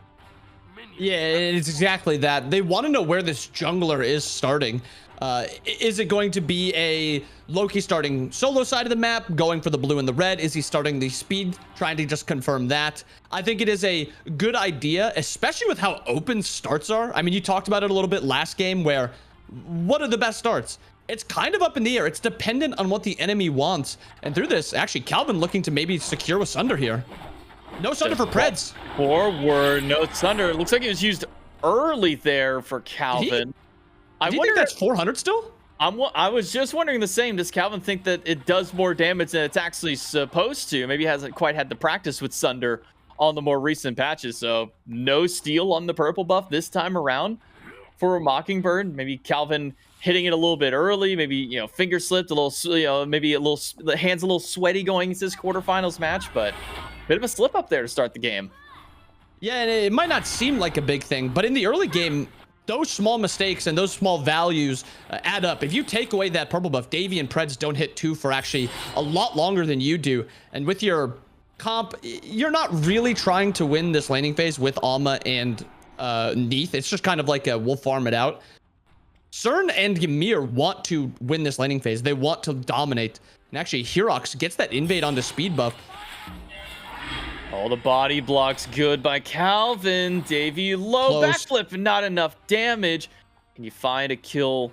Maybe with decoy from hi-rez, not going to be able to close gap towards the tower in time. Good pressure from Mockingbird in the duo lane, just to put them on the back foot. And I was actually wrong in my guess and initial assessment of which of these two carries would go towards the duo lane. It is going to be Davey on the Kernanos, and Rapio taking Soul to the mid lane, opting for Shell as the mid laner. Now, all the walls are on the side of Scorps. Soul herself can also just go through walls if need be with that Disapparate. So interesting to see the double Shell pickup from the side of Scorps. Yeah, and one of them is actually on Pred, so the Athena value actually comes out in having the Sunder. She's actually able to get that Sunder, and then Preds doesn't need the Sunder. It almost ended up causing something in the early game where Calvin could have Sundered to secure the purple buff, but that's kind of like a shift of what relics you're looking for now. I do think it is a little strange seeing Davey pick up Aegis, but then there's 2 shells. Usually when you buy shells, you buy like 2, 3 of them, and they're both on your backliners because they're usually grouped together and they can shell each other. And it kind of comes out to, we can keep fighting. Yes, we don't have as much survivability against burst, but we have this little extra survivability against more pokish damage. So weird to see 1 Aegis and 1 shell out of the backliners is basically my thoughts. A little bit of a scuffle over by the Warhorn. This one does go to Scorp's first time for the game. Preds using that freeze on the left side. Doesn't find any targets this time around. But even with no kills on the map, no real big invades, at least noticeably, coming from either of the teams, Scorps are starting to pull away with a lead. 700 gold. Some of that coming from a little bit of that Warhorn secure, but gotta imagine it's also these gold camps coming into play. Dash away is good for the time by Calvin. Pred's gonna chase out. You can find a wall, block off the path. Maybe you can try and get the kill. It's awkward pathing from Calvin to try and get away from this Ymir. Preds is able to close gap, gets the freeze, gets the slam down. The in-hand isn't good. And now it's just going to be Preds walking away. Because you do see Calvin utilizing that buff camp to try and stay alive. This is an awkward play from Calvin to still stick around and deal with the camp. Preds just gets handed a free kill for Scorps. I got nothing there. Kill on the right side too. Yeah, and they actually picked it up there. Double kill. Not on the same spot, but they get 2 kills across the board. But, I mean, as you said, really strange from Calvin. Not necessarily walking back up, but proccing that 2 makes it so he doesn't have that dash to get out, and he's just kind of a sitting duck there against the Ymir. He obviously wanted to try to sunder the camp. That's not the issue. It just kind of... Why? Really? Why not reset? You see your jungler coming to that purple buff. It's not like Preds has a Sunder to out-secure. It seems like Calvin... I mean, so far, 5 minutes into this game, we've seen a couple mistakes out of him where maybe he's just not comfortable with the Sunder. He's not comfortable with the game yet, but it's sticking out. Maybe he's just not as familiar in the role right now. I'm not sure. It does feel... From what we've seen out of Calvin in the past competitively, this match feels very uncharacteristic for Calvin. Exactly. Missing a Sunder early in the game, whether that be because you're unfamiliar with the damage that it does, sticking around for another camp when there's a Ymir standing there and you're like 20 HP essentially at a camp. It's just been awkward plays from Calvin to start this out and has now been able to help net Scorps a 1,700 gold lead over Mockingbird. That's 2 kills only so far on the map that have gone their way. But at 1,700 this early in, it is a much bigger than a 2K goal at 12 minutes that we saw in the previous. Maybe a kill here in the mid lane in response. Nice ultimate from the Soul. Keeps Rapio alive for the time being. He'll be under the safety of that tier 1 tower. And a lot of ults there used by Mockingbird. You have Hawk's ult, Spud's ult, both used, and then just a lot of damage from hi-rez. So we have this now a pretty big advantage for Scorps, as you pointed out. It's almost 2,000 gold, 1,500 gold. They have these Sunders to also try to make plays over here. And with how far ahead Kana is in solo lane, Gold Fury is up. It is available. We've seen some very early Gold Furies. This is around the time where you want Kana to make that rotation to look for the Gold Fury, because you just want that extra secure from that Sunder. Having the double Sunder is just a lot more comfortable than just having one. It is going to be a Triton's Conch Rush from Kana. It's an item that we saw popularized a bit for the solo lane. Just giving that aura, strength, and intelligence to your team is just so powerful, while also still being able to provide it to yourself and the inherent stats that it gives. It's an interesting item. One, just because I love the icon of it, by the way. The dancing crab is just such a fun little touch for the item, but the item in and of itself is also just very powerful for these solo laners.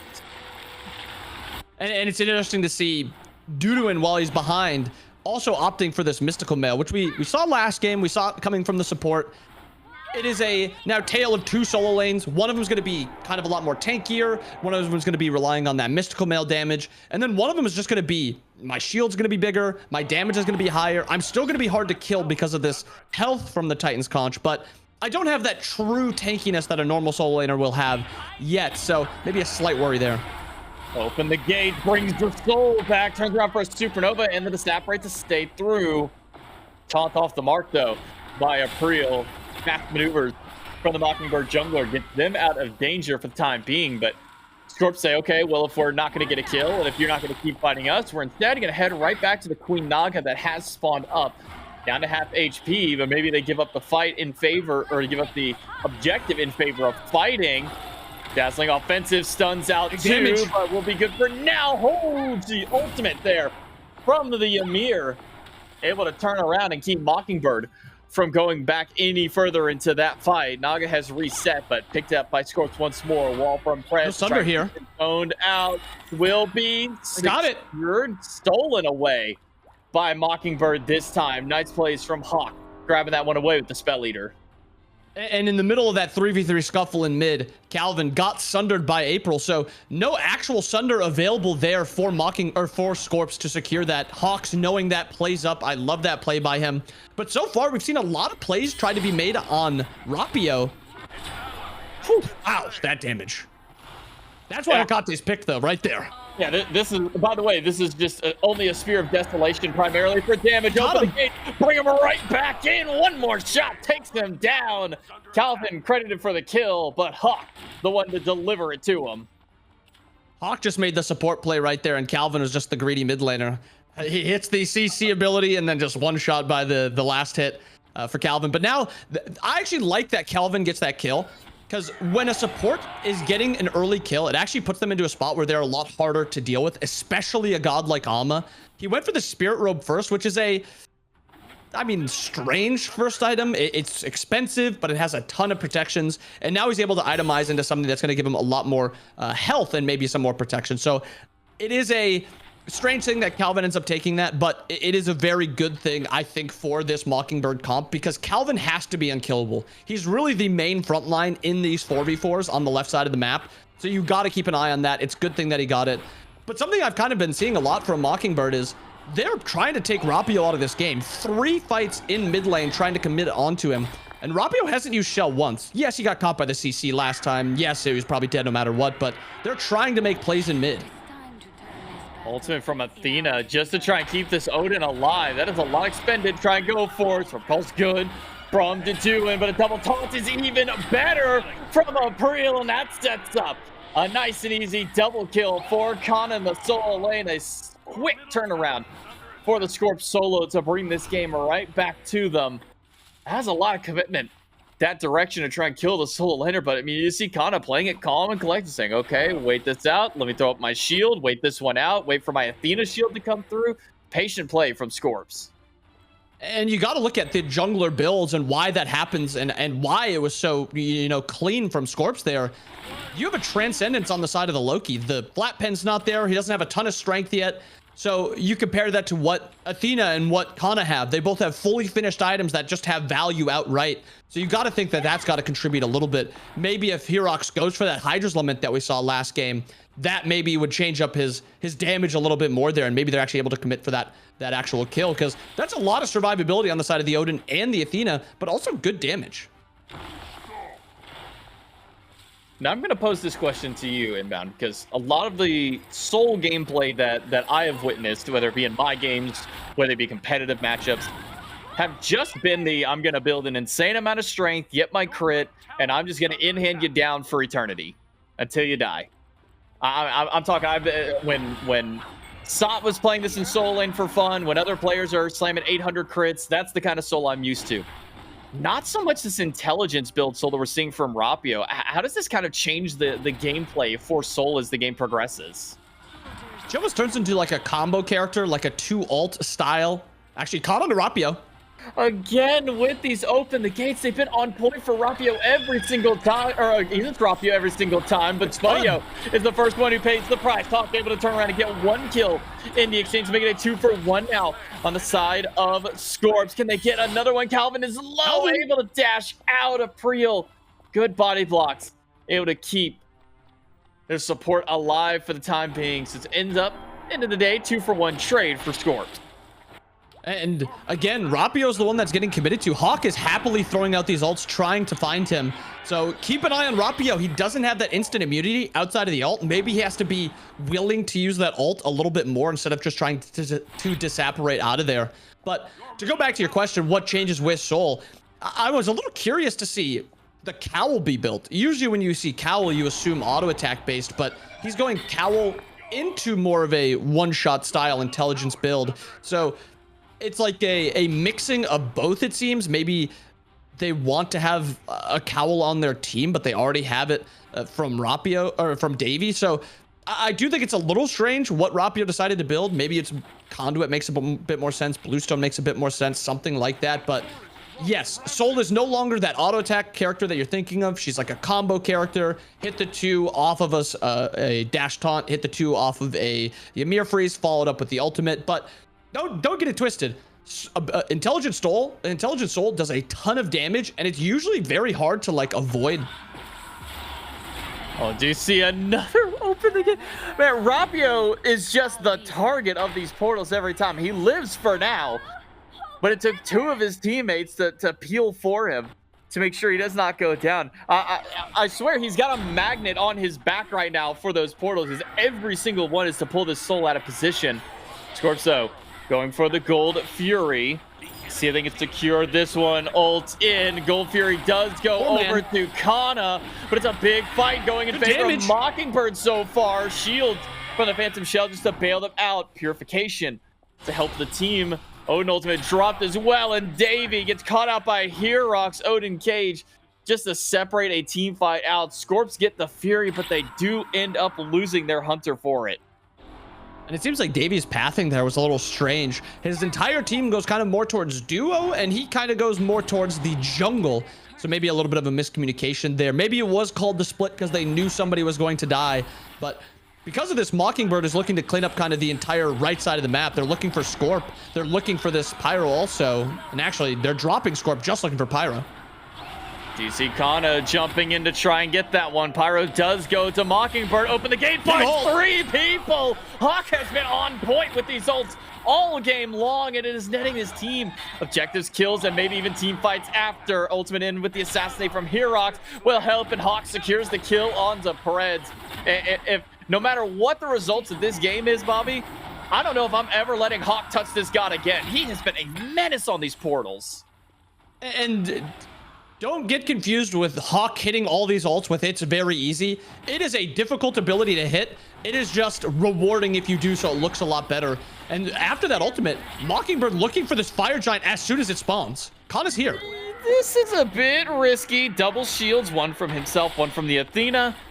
And that should be more than enough to call off the assault against the fire giant. Maybe willful thinking from Mockingbird to go for the objective after the team fight, but at least they get a couple of ultimates out of it. I mean, they expend their own Neath ultimate from Spuddio just to make sure that Kana backs out, but they get that Athena ult off the side of Scorps. And Mockingbird, as you said, they did lose the Gold Fury, but they still got value outside of it after. They got the kill, and they also got Pyro after, and they're looking to defend this middle tower. Oh. Jungler is here. Open the gate. Bring Preds. No, he used the ultimate just to purify it out, so not going to be able to drag him this time. But if that CC immunity weren't there for Scorps, that would have been a double portal pull-in from Hawk once more. For the time being, Hawk lands the damage, just doesn't get the pull back. It's almost weird seeing the ult not bring anyone back or bring someone forward because of how clean he's been on this character so far. And if how good the Hecate play has been so far, I would expect to maybe see some even more prio or potential ban towards this character. She provides utility, she provides a good amount of damage, and if you compare her to like what the mid laner is getting on the other side, I mean, no Neath this game, but Neath last game isn't really going to be doing as much damage or have as much utility. And then, I mean, Rapio on the Soul is the same thing. The damage might not even be the same as a character that has more utility. So now Mockingbird kills even between the two teams. 2,000 gold in hand ahead for a Mockingbird and a Warhorn to their name, just to get a little bit of extra pressure on that next round of waves. The Fury is about to respawn back in. The first one of the game went over to Scorps. They lost the team fight afterwards, but still managed to hold on to the objective. But if Hawk is going to be as clean on these open the gates as he has been throughout the game, by the way, 100% kill participation for both Hawk and Calvin right now. 303, 214 for the two players respectively on the side of Mockingbird. These have been the ones who have really been just piloting team fights for this team. If I'm Scorps, I am trying to find a way to either A, kill Hawk before he ever has a chance to use open the gate, or B, find a way to make sure that ultimate never hits my team again. And I think you're 100% right to talk about Calvin, because we kind of said some things about Calvin in the early game. Maybe he doesn't know entirely some few things, but the mid game has been fantastic and pulling the gold. Gold Fury started up. Calvin secures the Gold Fury. Hey, look, it's a bit easier when you got 1,000 damage to your name to be able to secure this one. But yeah, look, we harped on Calvin's early game a little bit. Some questionable decisions, maybe some not so great place to start out. But you're right to say that he has turned this one around for his team. This Amaterasu has been looking clean since that 5-minute mark onward. Gets taunted back in, goes to the dazzling offensive. First open the gate that actually completely misses from Hawk. And that might be the last one, at least hopefully for his team, the only one that doesn't find anything. Do we see the turnaround onto the chalk? Odin Cates, the Lockman plays Soul ult to take him down. April, credit for the kill, but without the fight after, you see the Athena ult used in the wall to close off the escape path. Jumped in by Kana. Calvin falling low. Amanita Charm used body blocks as well. Taunt back in for the damage. One more shot. But April will land the killing blow, taking down Calvin, and 2 kills for Scorps. And with 2 dead on the right side of the map, nobody really backing. Seems like they want to go for something. And it seems like Pyro is what they're settling for. Fire Giant is a little too risky at this current moment. But there was some potential with both Sunders being dead to try to pull that Fire Giant. But Rapio being about half, I think they were a little nervous. He has no shell on Preds also. And Preds also being level 12, I think is a talking point, because Calvin, level 14, he did get killed very early. He's now died 2 times, but he still is farming very well. And it's kind of because of that 1 kill he got. And then he's just there to split a lot of farm. I think it is a highlight on Preds kind of giving a lot of farm to his teammates. I mean, Kana's level 18, Rapio's 17, tied with Hawk, even though Hawk's 3-0 and Rapio's 0-2. So Preds has done this a lot. He did this a lot in Smite 1. He loves to just give up farm and just say, nah, you take that wave, you take that wave. But it becomes a point where this is a level 12 Ymir. Any sort of damage is going to just explode him off the map. He has 2 finished items, just the binding and the Berserker shield. So positioning is going to be a really difficult thing for Preds in these team fights. Yeah, can I just say the Berserker shield is kind of throwing me off for Preds? You know, like, when I think of this, I think of like Bologna. I even think of Amaterasu to an extent as guys that can really utilize that. It's a bit bizarre seeing a support Ymir pick up Berserker shield. I mean, you get good prots from it, you get good HP. Maybe you just value that extra attack, so we'll see if it keeps him alive during these team fights. Open the gates off the mark by Hawk. Ultimate used by Preds to try and stay alive, but it's just too much damage coming from Spudio. Athena ultimate out to try and bail away. Does get back with the rest of the team, but it's 5 versus 4. And you do see the assassinate pulls beads away from a couple, but it goes down almost immediately. Spud picks up a kill onto Davey. Herox trades his life away. That's 2 for 1 for Mockingbird. They can stay grouped up and maybe go for a further push. And it seems like trying to defend this tier 1, no wave yet for Mockingbird, but they're still 4 strong. My worry here is you have no CC. There's no just instant CC, so this will be a little risky. Unless they give it. Yeah, they're just going to give away tier 1 tower. Maybe not worth fighting in a 3v4 over that. Purification coming in massive for April, though. Just as soon as that Loki ult goes in, I called it for beads. It essentially acts the same way, but for the entire team out of April, popping that instantaneously keeps the team alive. And you saw just how quickly hi-rez died after that purification was used by April, an immediate turn and burn. But now set up around Fire Giant. Preds at the forefront of the conversation now, as all eyes are on him for zoning. Rest of the team for scores respawning in. But it's Davey who hasn't joined the team just yet. Headed over to that left side of the map. Hasn't rejoined his team over on right just yet. Only now just on the way.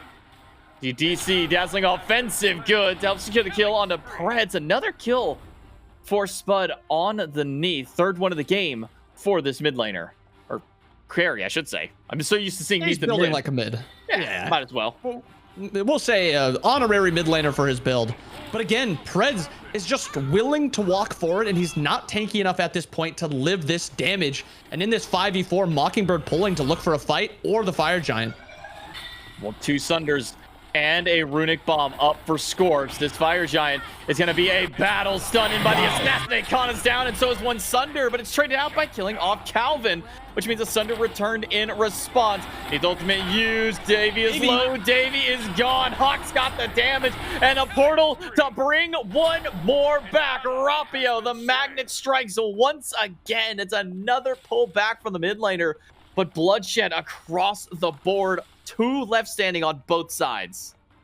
And it ends up being a 3 for 4, but Preds died so long ago that he is back now spawning, and that makes it a 3 for 3, so really no Fire Giant available for Mockingbird. They did get that pick onto Kana, but a lot of people had to play pretty far forward, and they just kind of ran into the damage of Rapio and Davey. So yes, you killed this Odin. Yes, the Odin was taken down, but a lot of resources were used, and you traded a lot. Really not that bad for Scorps, considering that was a 5v4 for a little bit. I think if you're on the Mockingbird side of things, that's kind of the issue with your comp. You had this 5v4, the Odin was disrespecting you a little bit. You commit the Loki ult as your only hard CC option, really, just to kill this Odin. And I mean, at best, right there, he's trading because of the damage follow-up. Will be Fury back on the map. Thought for a moment we were seeing Mockingbird group towards it, but maybe with the threat of Fire Giant and Pyromancer both being there and not wanting to potentially give that one away, because having 2 Sunders and 2 Runic Bombs, well, every time you increase the amount of Runic Bombs in pocket, it's another 1,000 damage to keep stacking up around this objective. I mean, Inbound, we're at the point where quite legitimately 3 to 4 players on a map can just drop down like 6,000 damage in an instant around an objective. Obviously, it's against each other. Open the gates. Doesn't bring anybody back this time. But we do see the Pyromancer still under fire, going back and forth for them. Calvin is down for the team fight. Scorps will go right back to the Pyromancer. It seems that Mockingbird is just going to have to give this one up. The heal from Amanita Charm, though an item nerfed coming into this patch, still proving efficient at keeping the team alive on the side of Scorps. And you kind of saw the issue with this Amaterasu into the comp, but actually dashed on for April. Taunt starts it out. A lot of damage onto this Chalk. He teleports to his axe the wrong direction. And the ult and silence are good, but not quite enough to get anything effective. Scorps able to find another pick. 2 members down, both of them with Sunder and the Runic Bomb. This Fire Giant should be rather free for Scorps. They've got 2 Runic Bombs. They've got one in pocket as well for a Sunder. The Loki rooted in place. hi-rez tries to make a big play, but it gets turned on in an instant. Hawk falling low, trying to get away. Open the gate, sends 2 people away from him, but he still left himself in the middle of the team fight. 1-for-1 trade. Spud able to get up Davey. It's now a double kill. Calvin low and can't even get the dazzling offensive. Another 2 down.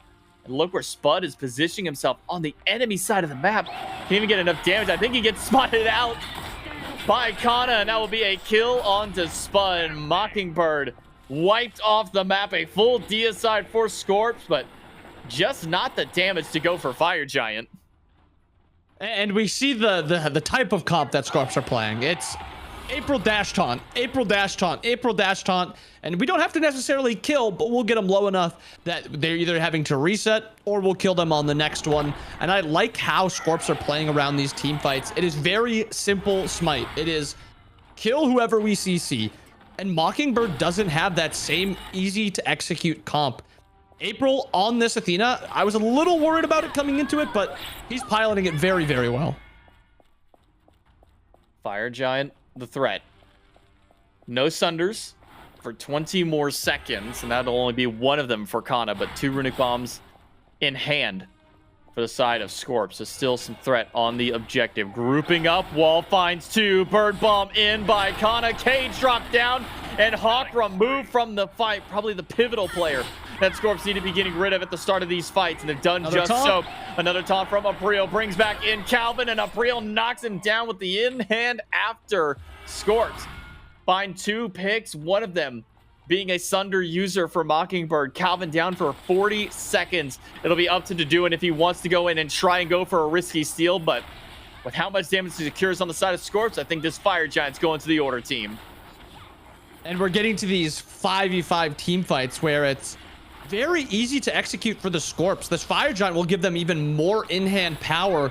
Protections onto your backliners means Herox is going to have a very difficult time diving into these late game fights, especially with a lot of the times Deduin is not able to kind of commit with them. We don't see this Chalk really making too many plays, and we've touched on Calvin, we've touched on Hawk, we've touched on just about everyone. My biggest gripe so far with Mockingbird's comp is this Chalk isn't doing anything. This Odin was first picked, and it's done night and day better than this Chalk has done. Kana's able to AC, he's able to kind of tank a lot of damage, he's able to wall off the enemy team and kind of make them play a little bit uncomfortable. Chalk's an afterthought. One taunt and the Chalk is basically dead at this point in this game. I'm not sold on Chalk as a soul laner, especially in like a competitive level game.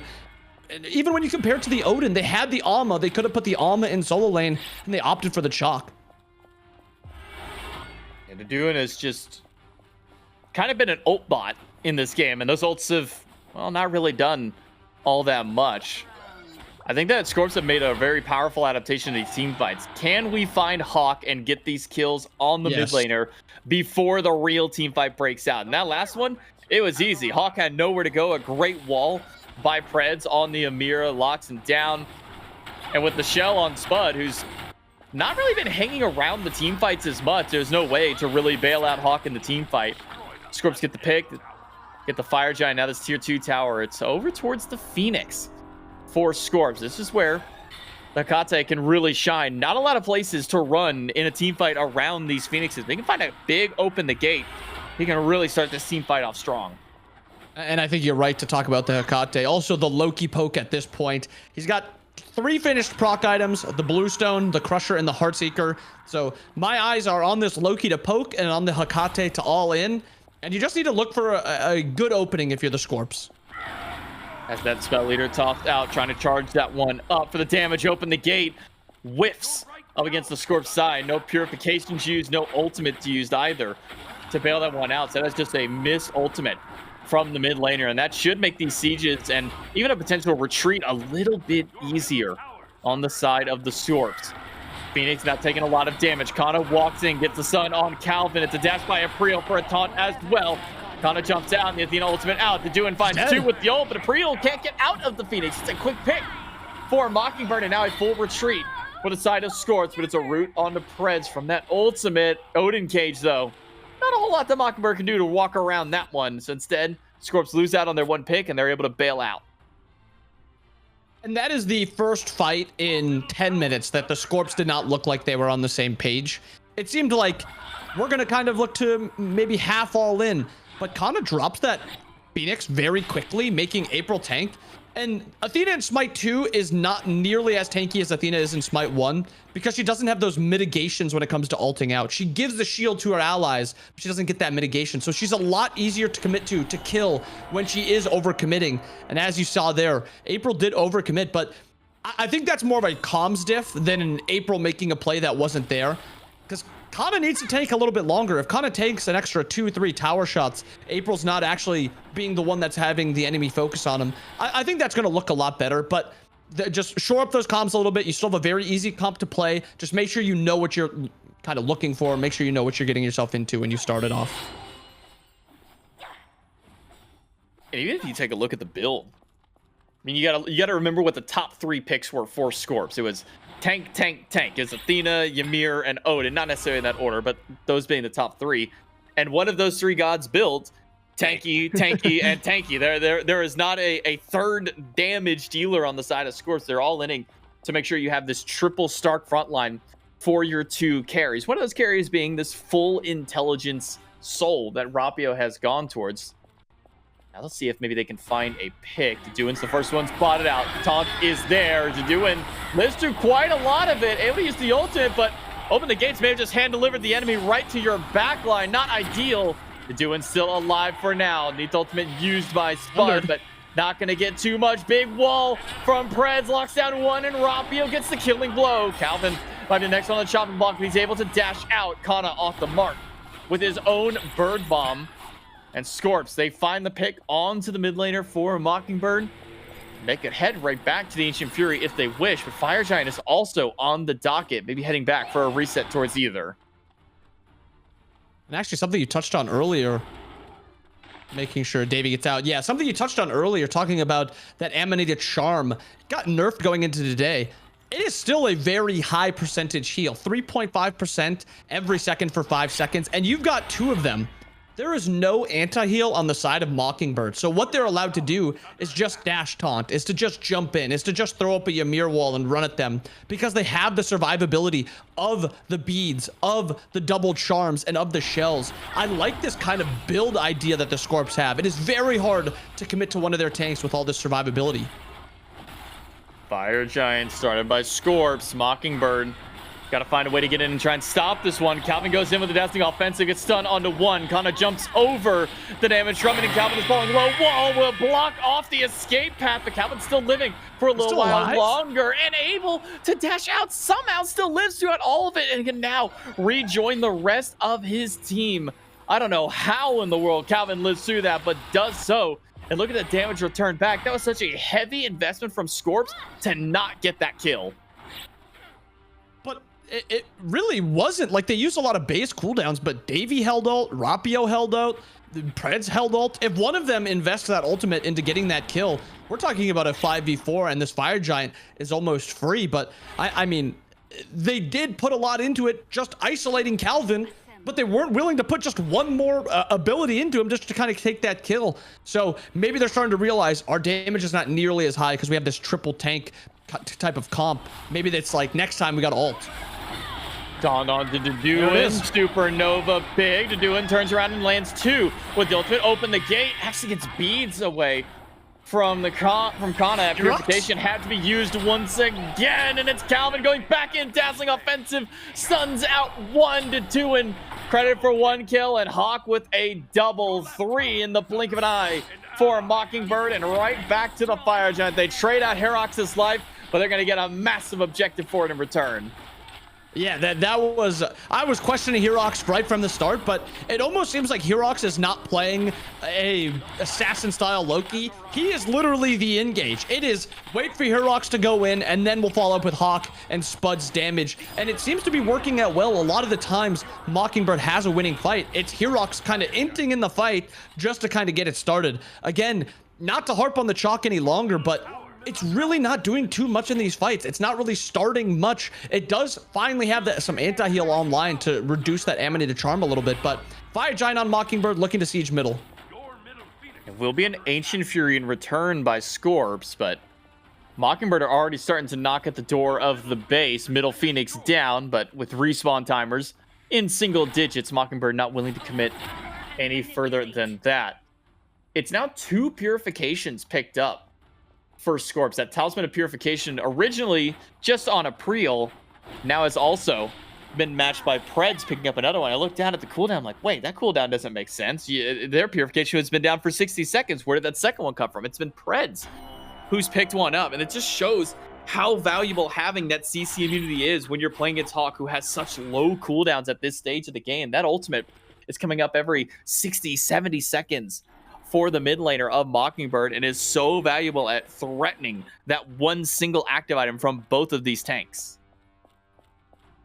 Yeah, and I think highlighting the active usage out of the supports, or I mean 3 tanks, I guess, but they're mostly playing 3 supports. Yes, Kana is a solo laner, but he's not really diving to get any damage out. He's mostly just playing like a super front to back comp.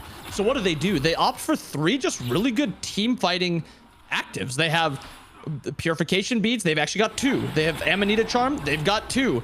They are just looking to play around this grouped area, and I think it is very smart. But now the issue comes down to, we only have 2 damage dealers against a team comp with Fire Giant. Fire Giant has changed a little bit since SMITE 1. It is now a protection buff also, so it makes it very hard to kill backliners, and then the frontliners are a little bit tankier. And I think this fight, we have to pay attention to this Chalk. What is he able to do in this fight? Can he, zone, get some damage off? What is he looking to do? Duan throws out the rain just to try and zone for a little bit. Get that slow field out there. Toss out another axe. Just keep the pressure up on Scorps. Forces Davey back to base, and that might just open up the chance to take this Phoenix down to half HP on the bird. And poke from Hawk starting to chip away at one of the 3 tanks' HP bars. Meanwhile, you have Taduan, who's walked over towards the mid lane, just try to split the attention.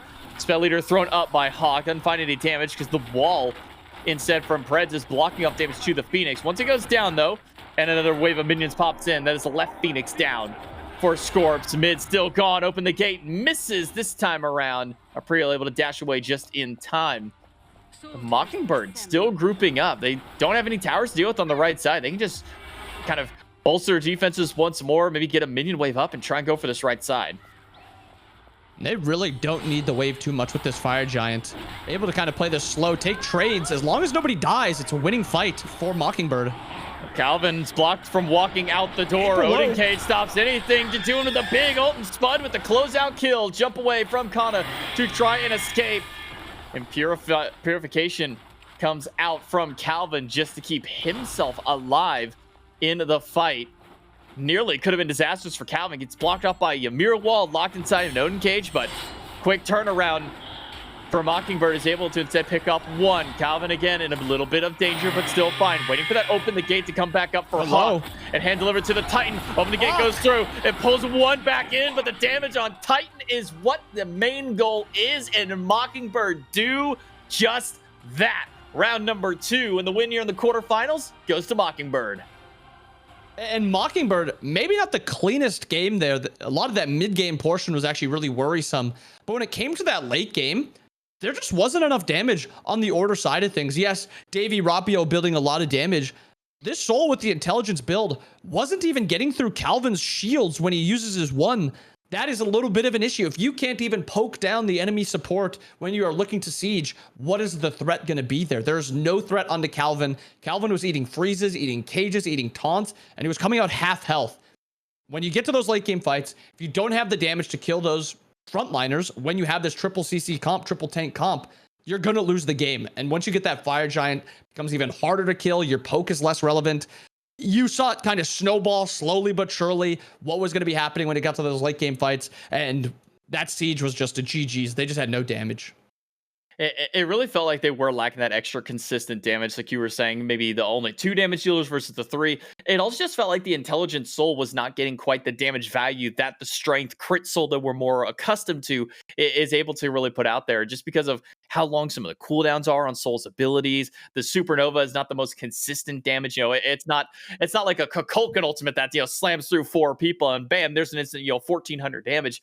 Soul's ultimate damage, you've really got to stack it up on one person or as many people as you can, but most people are just able to kind of walk out of that one. So not the easiest thing in the world. We do have an update on the bracket for you guys. We can kind of take a look at how the rest of the competition is matching up. Down on the bottom side, Smokebreak and Giovanna Giorgio continue forward in their push. We do wait as well for the results of Team Risk versus Dispulos del Chaos. I'm sure I completely butchered that. My apologies. I'm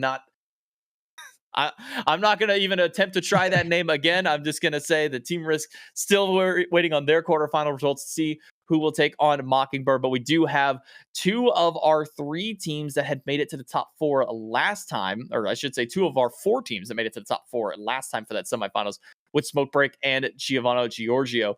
We'll see which of those ones prevails and moves on to that grand finals. And again, Mockingbird waiting to see who their opponent will be. Will it be Team Risk or will it be I'm gonna try it again. gonna try it again? Desquilo Stocaus. I think that's how that one goes. So Better than I can do. I'm gonna take a guess. Now my Spanish is not fantastic, but I'm gonna say that it's Chaos Disciples is what that translates to. I'm probably wrong. Please feel free and somebody out there to correct me, not only on my pronunciation, but also what the meaning of that one could be. Or maybe it's Disciples of Chaos. That actually makes a little bit more sense because usually the de or del is like the of kind of thing. So that's my guess. It's Disciples of Chaos.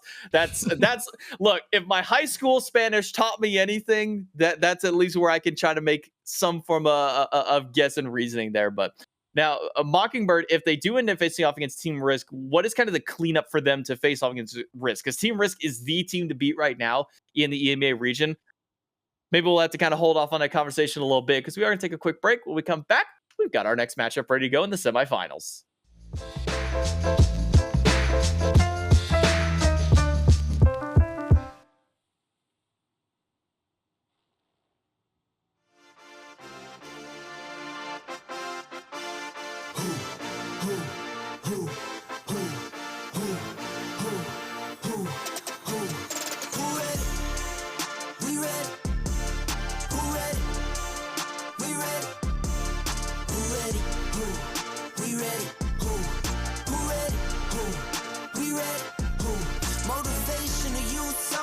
Mentally feel like Kobe, I'm like Jokic with the rock. You physically couldn't hold me, I don't care if you pushing 40.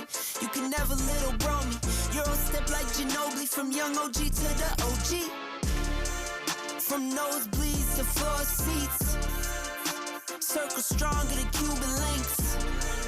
My gold dance, your gold plated. You verse me, now that's a reach.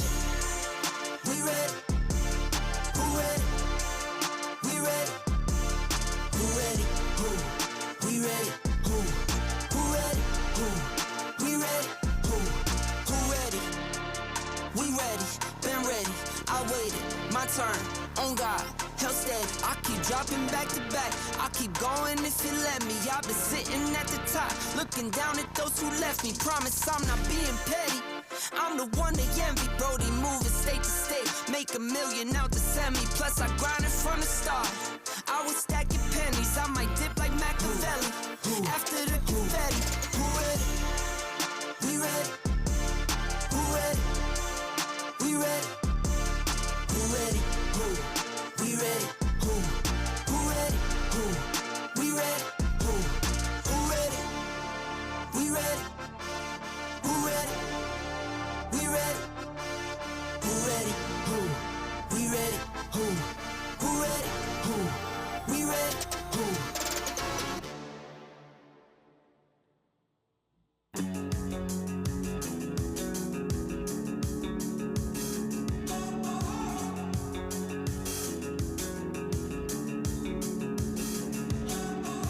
Highly sedated, intoxicated. We're automated and overpopulated. We're all fish in a stream, swimming towards a vicious dream. Don't you know we're the walking dead? Our lives were meant to be this bleak. Somehow they got into our heads. We're wide awake, yet still asleep.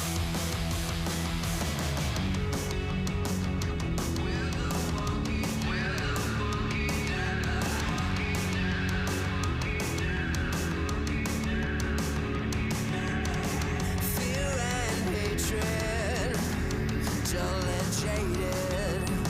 It's all been debated and manipulated. Nothing's ever as it seems.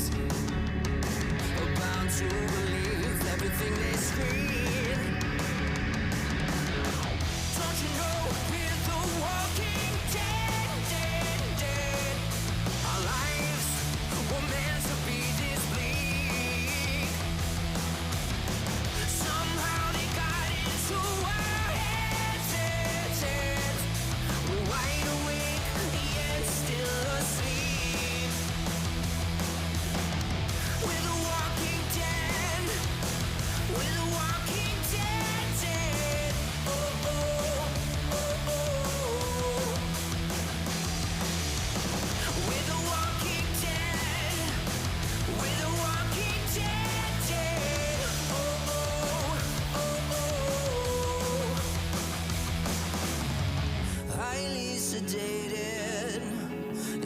intoxicated.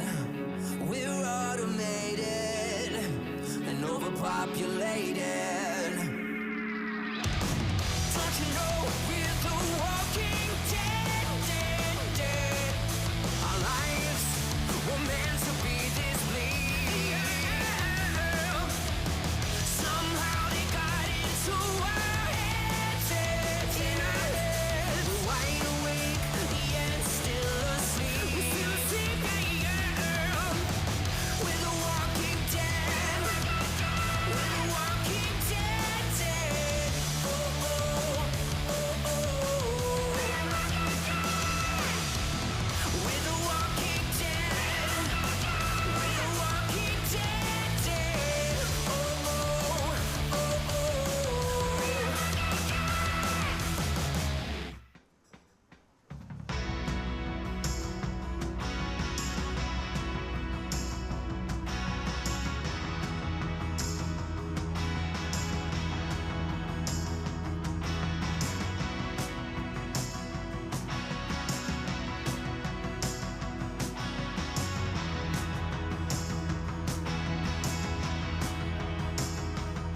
There was a lot in this town. It had a really nice sparkle. I was about to forget, but you were on your way to remember. Like a flash in the sky. It was a day in December. Oh yeah. And we're moving on till the void is gone. You don't know until you lost somebody, truly lost someone. Oh yeah. You don't know until you're part of something you believe is true. Oh yeah. Caught in the rush of this town, caught in a conversation, almost forgot the tunes we played. Yeah, you were the steady rock when I was going in circles. You had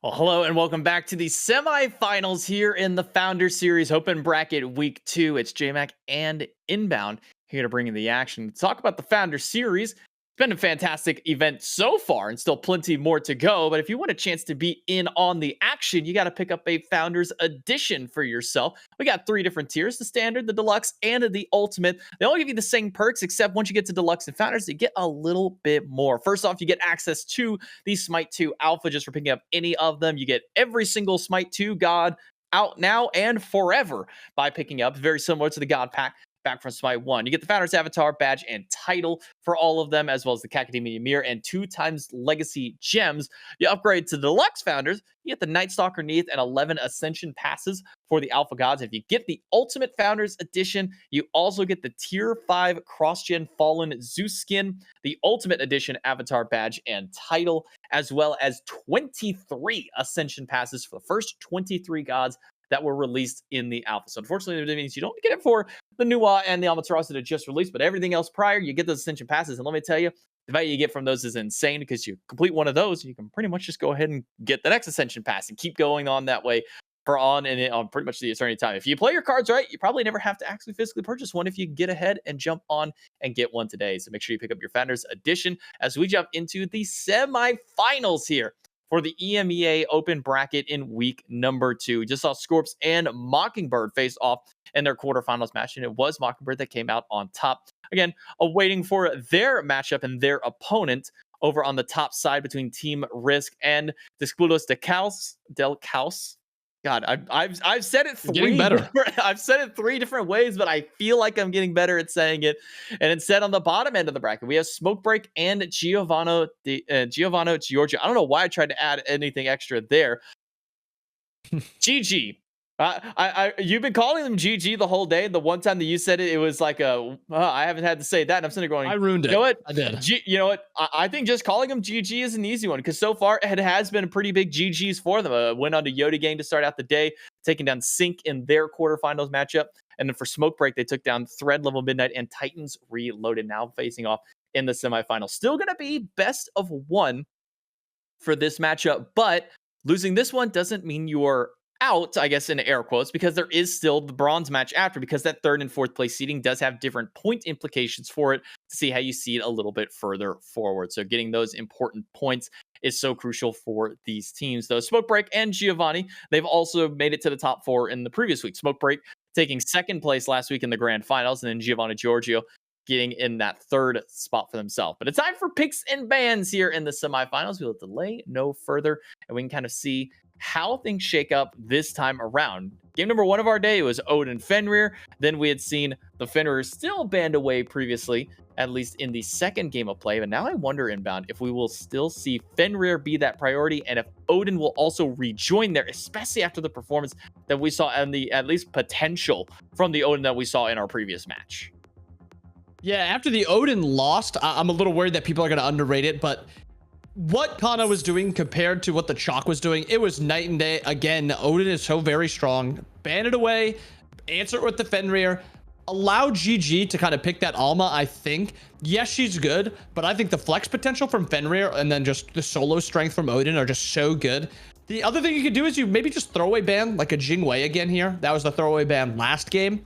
And it opens up an opportunity for just like an interesting play. That is something that I like to see, actually, because of how strong Hecate is comparatively to the other mid laners. Hawk, beautiful game by Hawk last game. It was him kind of keeping them in that early game and allowing his team to kind of farm up a late game. And then they did a lot late game. And he was still fragging late game. I like seeing Hecate gone, but that leaves open the Fenrir for GG, and this could go just about anywhere. Yeah, 3 primary roles that the Fenrir kind of fills at this point. You can throw him support, you can throw him jungle, which is primarily where we have been seeing the Fenrir, but solo lane is also an option as well. I've played against my fair share of solo laners and support Fenrirs. Jungle seems to be the primary spot, but maybe depending on how the draft kind of shakes out for Smoke Break, will maybe dictate a bit where this Fenrir decides to go. Jingwei on the opposite side has kind of just become one of the top hunters, even with some of the nerfs that have come her way. Still seems to have a little bit of potency there. And then what we saw in round number 1, I saw Jingwei box. I'm like, cool, that's our dual lane locked in. Bak is still showing that he has some of that flex potential to go over to the solo lane. So we'll see if that's where Smoke Break elects to go that way. Back over to the side of Giovanni Giorgio with Hecate gone. It feels like the next best option to pick up for mid laners as far as kind of how the tier list goes would be that Neath. We'll be at Ymir for now, but still hovering to see what their option is going to be for that mid role. And with Alma still available here, I wonder if they even delay their mid laner even longer, and they do. This is a same thing that we saw last game where they lock in the jungle, the mid, or the jungle, the solo, and the support. Alma is very good. Good enough that you'll even delay your mid laner. You'll give Smoke Break the opportunity to lock in this Neath, because as you said, she is the next best mid.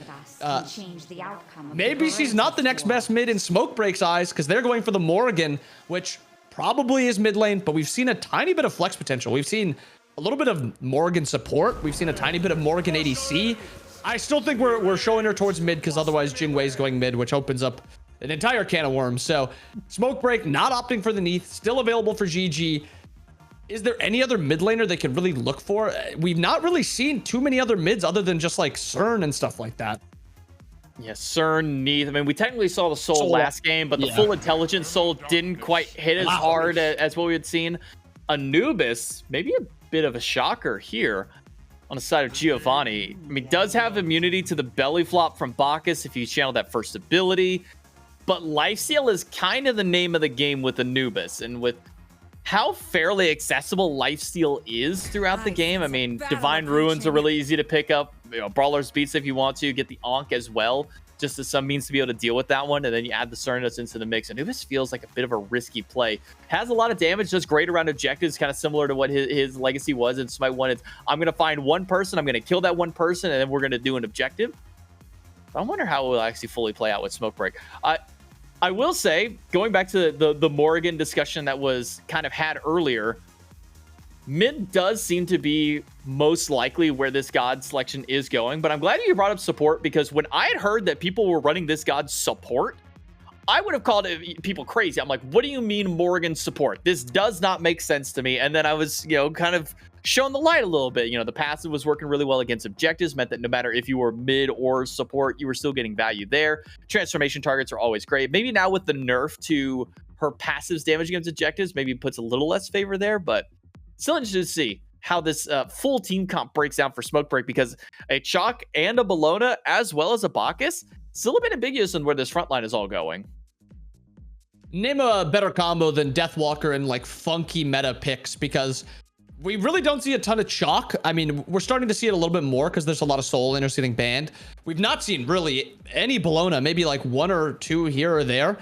This is a very off meta comp from I think the Smoke Break team. You compare it to GG's team, you're like, that's one of the best solos, one of the best ADCs, one of the best mid laners, and you kind of go down and you're just seeing a bunch of high value picks. But it almost seems like Smoke Break have something up their sleeve. They have this Morgan mid, can kind of transform into whatever you need. I like what they kind of went for. It's almost like this unique dive comp. And if you're playing into an Anubis, diving that character is what you have to do. You have to kill the Anubis before he gets his damage off. So that's kind of what we're seeing, what one team wants to do, what the other team wants to do. Yeah, put the Anubis on the back foot as quick as you can. It's time for the semifinals here in the EMEA Open Bracket week number 2, and we are ready to jump into game between Giovanni Giorgio and Smoke Break. Again, best of 1 between these two teams. See who moves on to the grand finals and who will have to sit back and just play for that 3rd seed instead.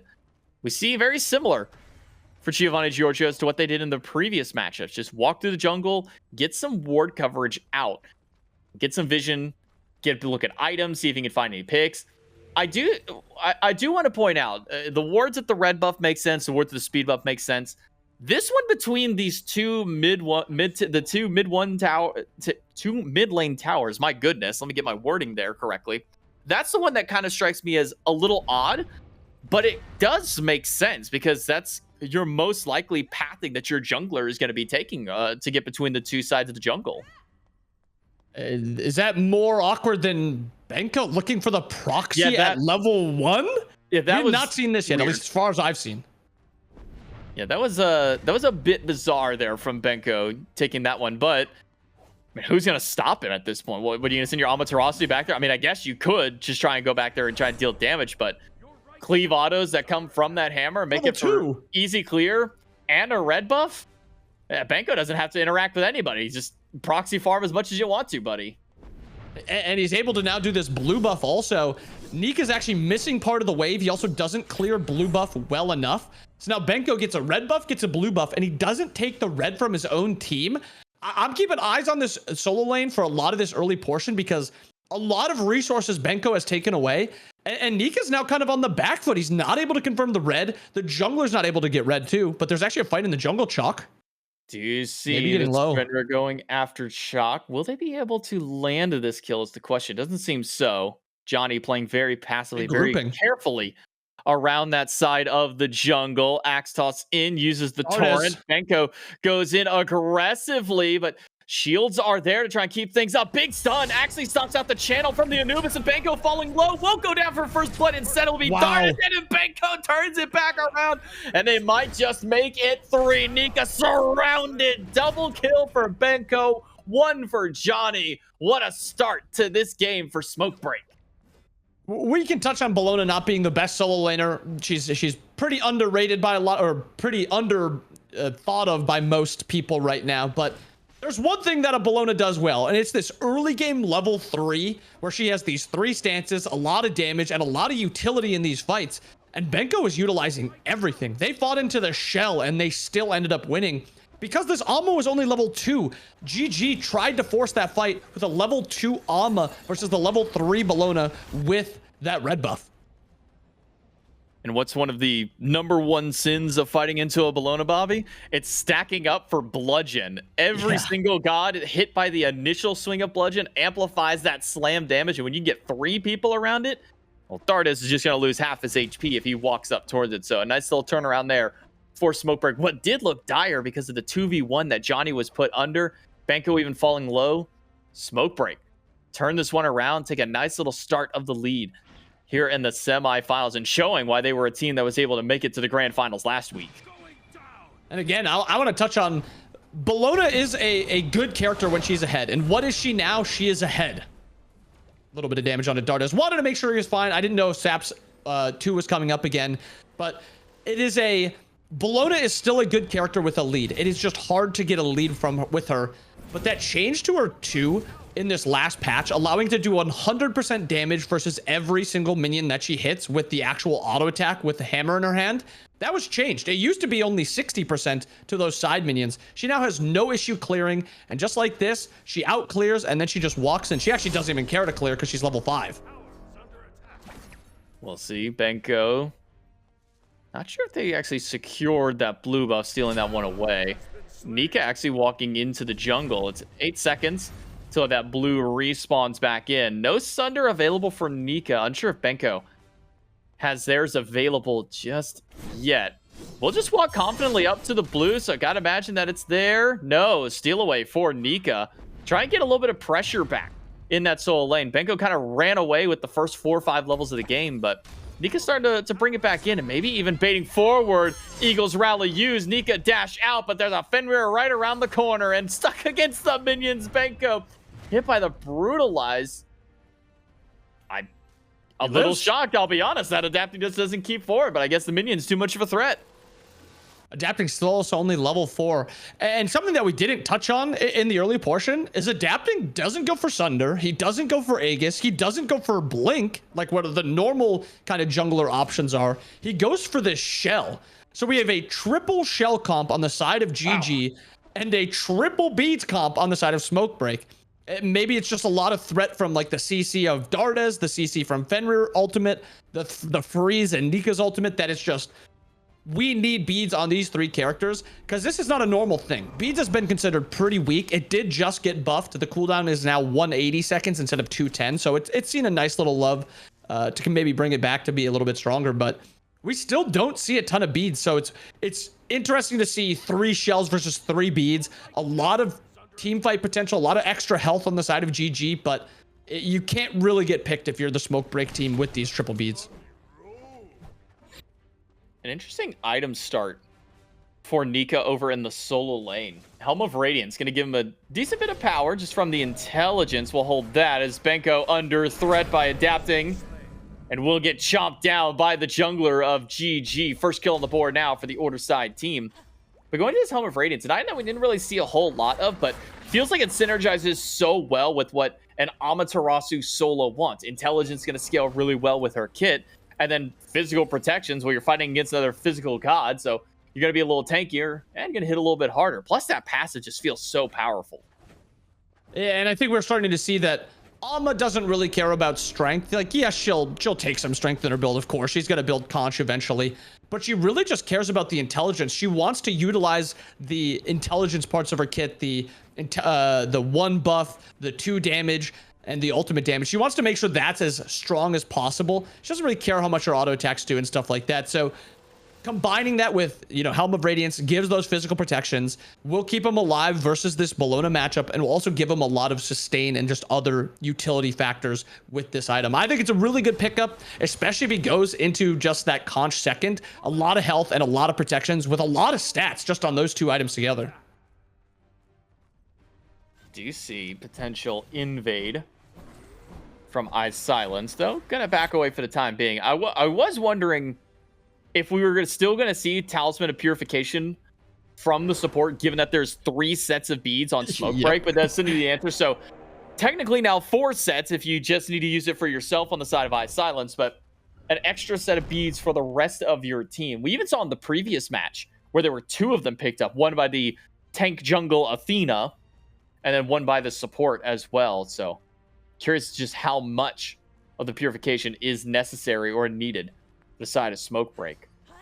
Adapting, going over for this blue buff invade. Benko, who started off this game hot, had an invade, had a proxy that went so well, but now it's just going all south after that early double kill.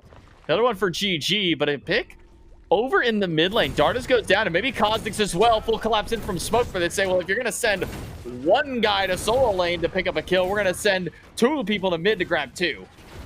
And that's a trade that Smokebreak is happy with. Yes, this Alma is getting a little fed, but you're not too worried about what Alma's going to be doing, especially when you're getting this lead with this Bacchus. This Bacchus is going to do a lot of damage, and he's also going to be very hard to take down. And with that double kill in mid lane, Gold Fury opens up. Probably no true defense here. There's just Sunders on the map, so should be a free gold for a Smokebreak. Maybe a fight after.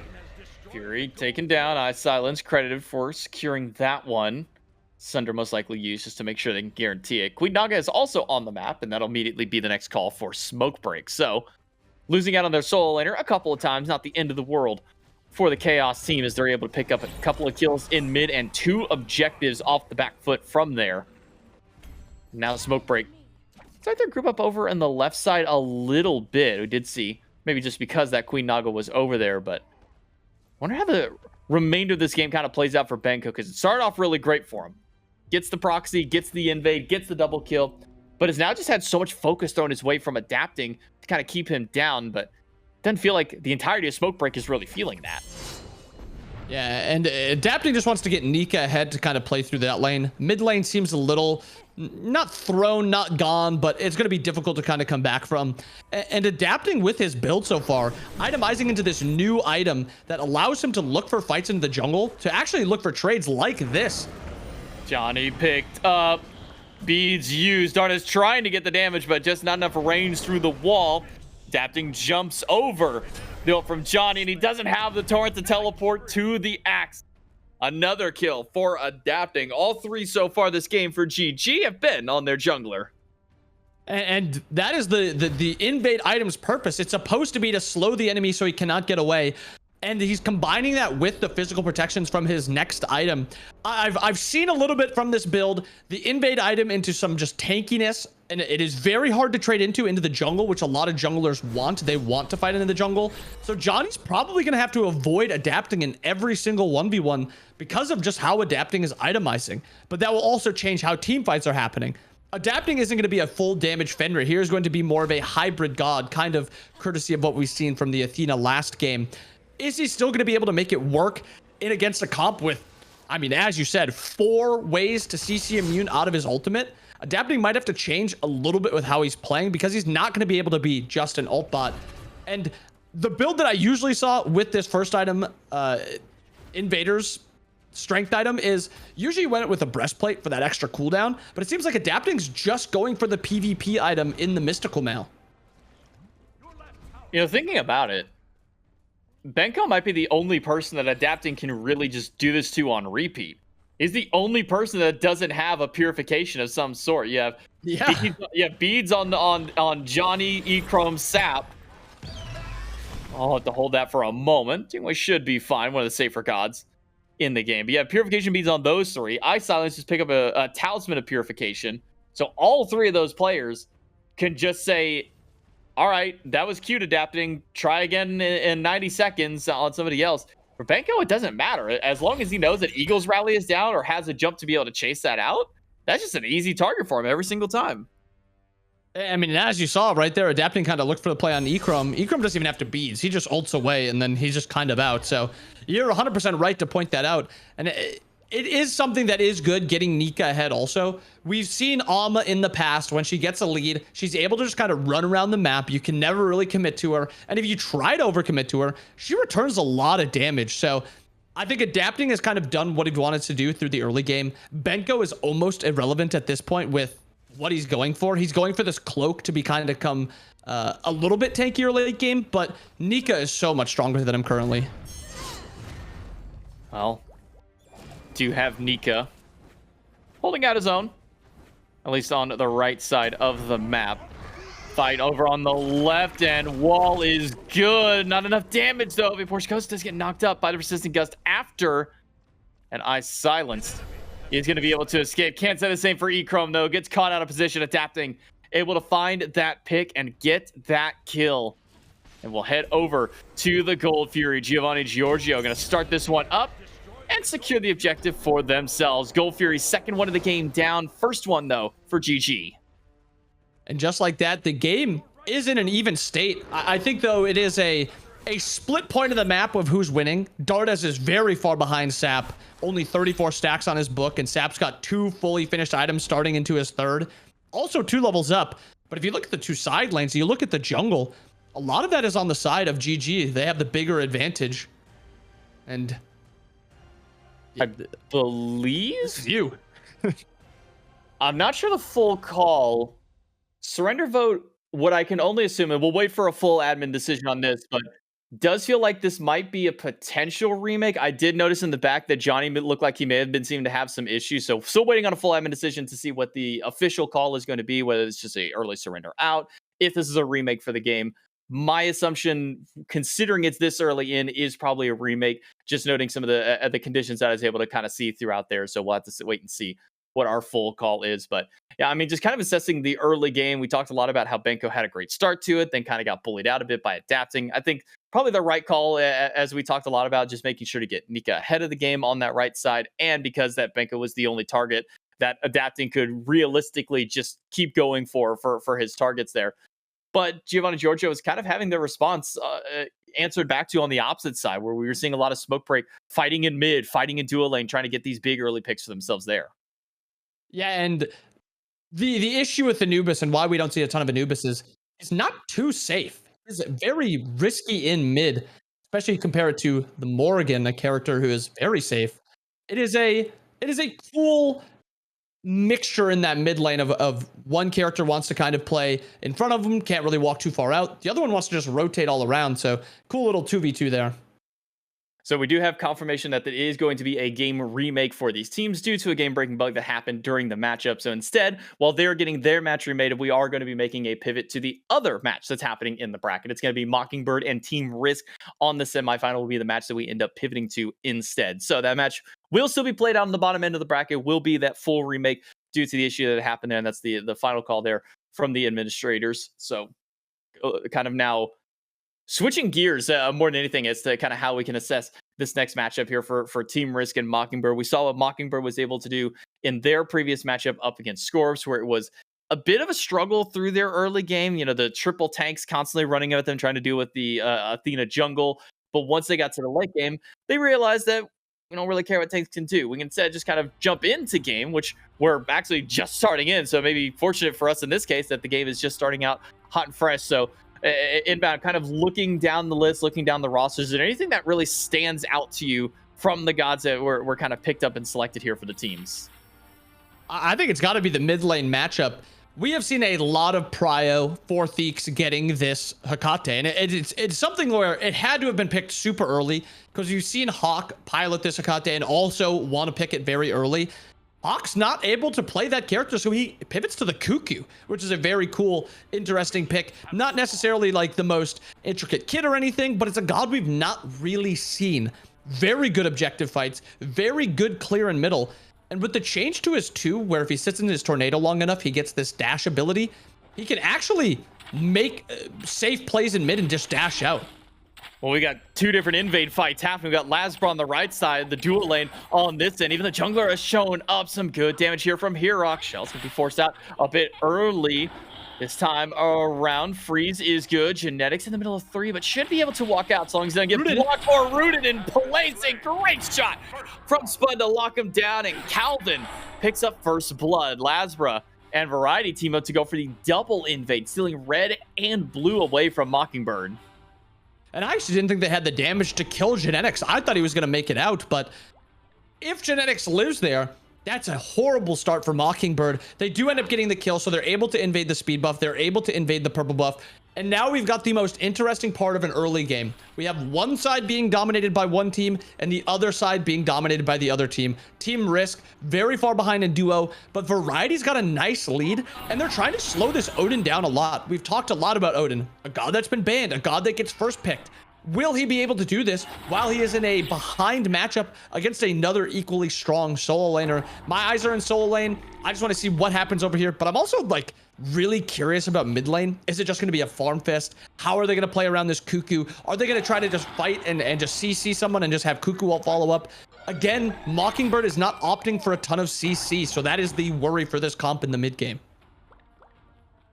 think trying to get Hawk too late game is going to be the call. I think talking about this Cuckoo versus Sakate matchup, both of them not really doing a ton of damage throughout the early stages of the game. This is more of one where you kind of wait to see how things pan out, maybe try and get a kill on Theeks. Good body blocking from hi-rez. I think that's something that's not mentioned as much at this stage of the game.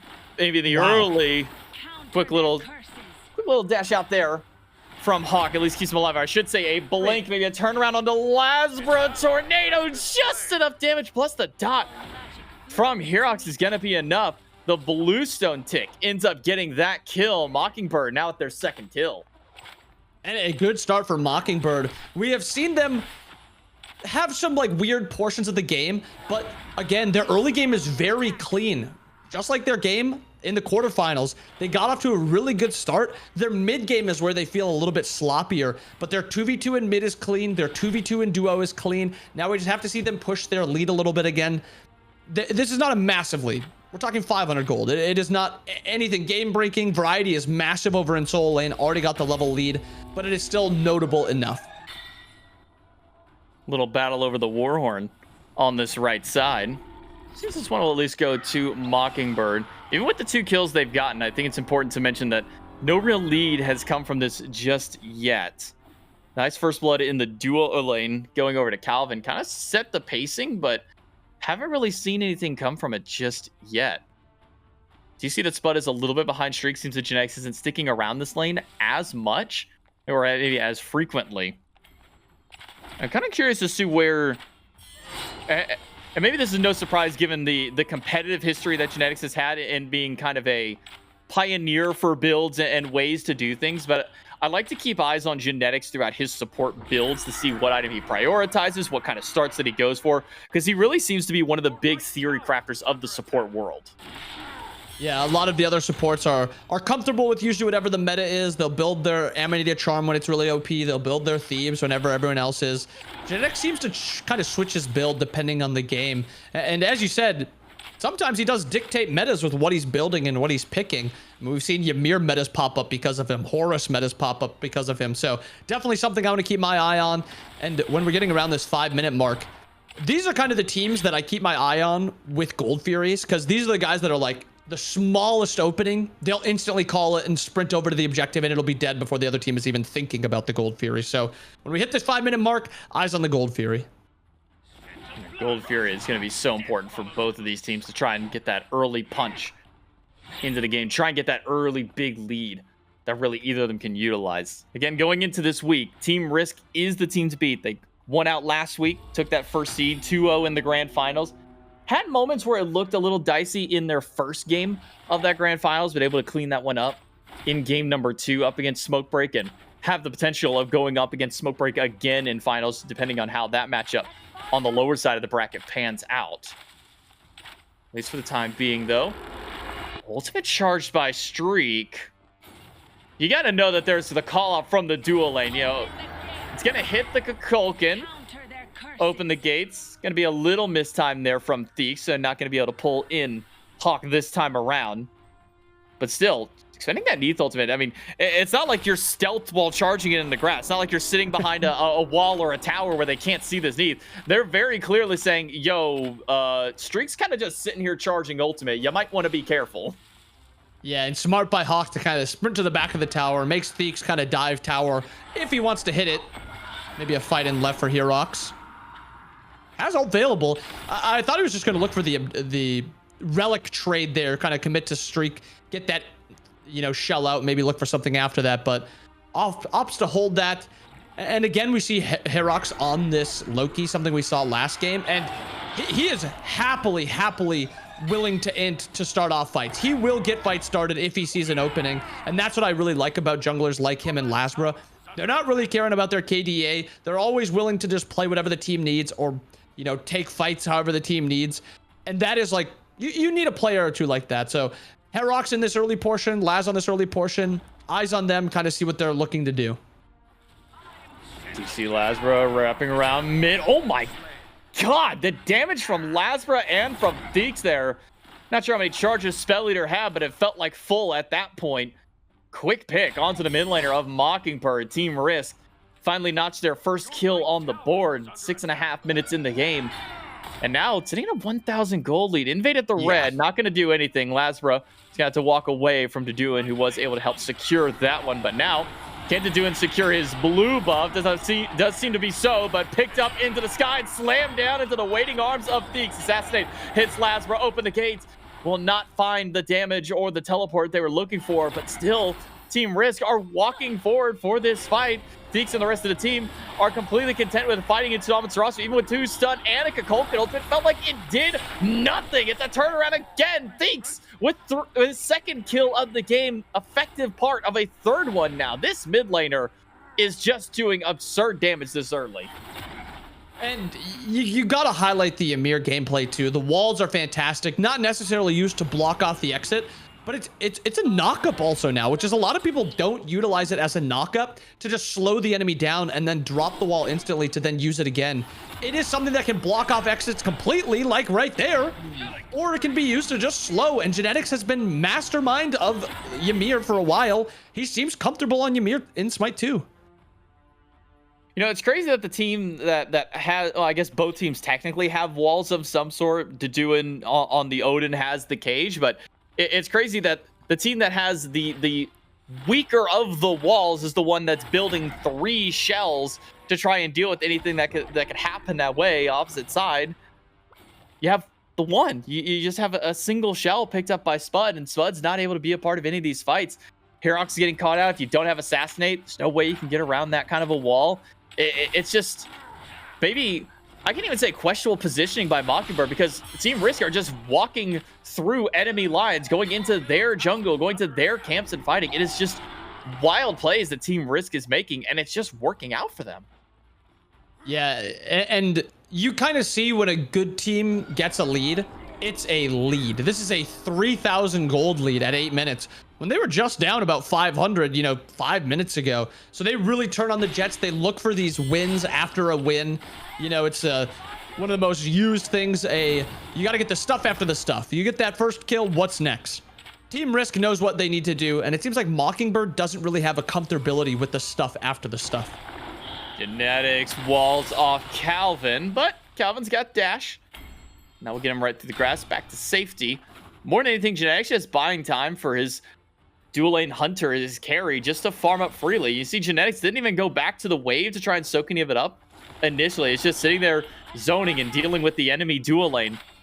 All while Street can just get some of that extra farm for themselves. Did start Eye of Providence, which has kind of become a bit of the meta after the buff that it received coming into this patch. It's starting to become a more common item picked up by these support players. Yeah, and I like it for multiple different reasons. It's a somewhat cheaper item. It gives you that ward vision, and it's also statted pretty well, giving you protections and health. So overall, I think it makes sense. On top of, it makes it so most supports don't even have to opt for warding outside of it then. They can just build this Eye of Providence and then not worry too much. Spud does walk up. He does have that shell, though. You have the ultimate used by Genetics. Charge up the World Weaver for Streak and fire it off for another kill for Team Risk. It started off a 2-0 start and lead for Mockingbird. Has gone now 5 unanswered kills for Team Risk, and has started up a 5,000 nearly gold lead at this point of the game. I mean, this is the largest early lead that we have seen this tournament, or this weekend. And maybe adding another one. Odin cage used. Just walk away. They can't get through the cage. Oh, never mind. You got a mortar. He can walk through any wall possible. And Lazar will do just that, or charges right at him and doesn't even need the damage afterward. Just the initial impact is all it takes for the kill. Mortar's ult is so cool. It's Like such the a sick sound, ultimate. everything about it. It's just such an interesting, cool tool to use, and I love watching Lasbra play it. Honestly, charging up enough to get the big ultimate and then dash through allows it to pretty easily chase out this Odin.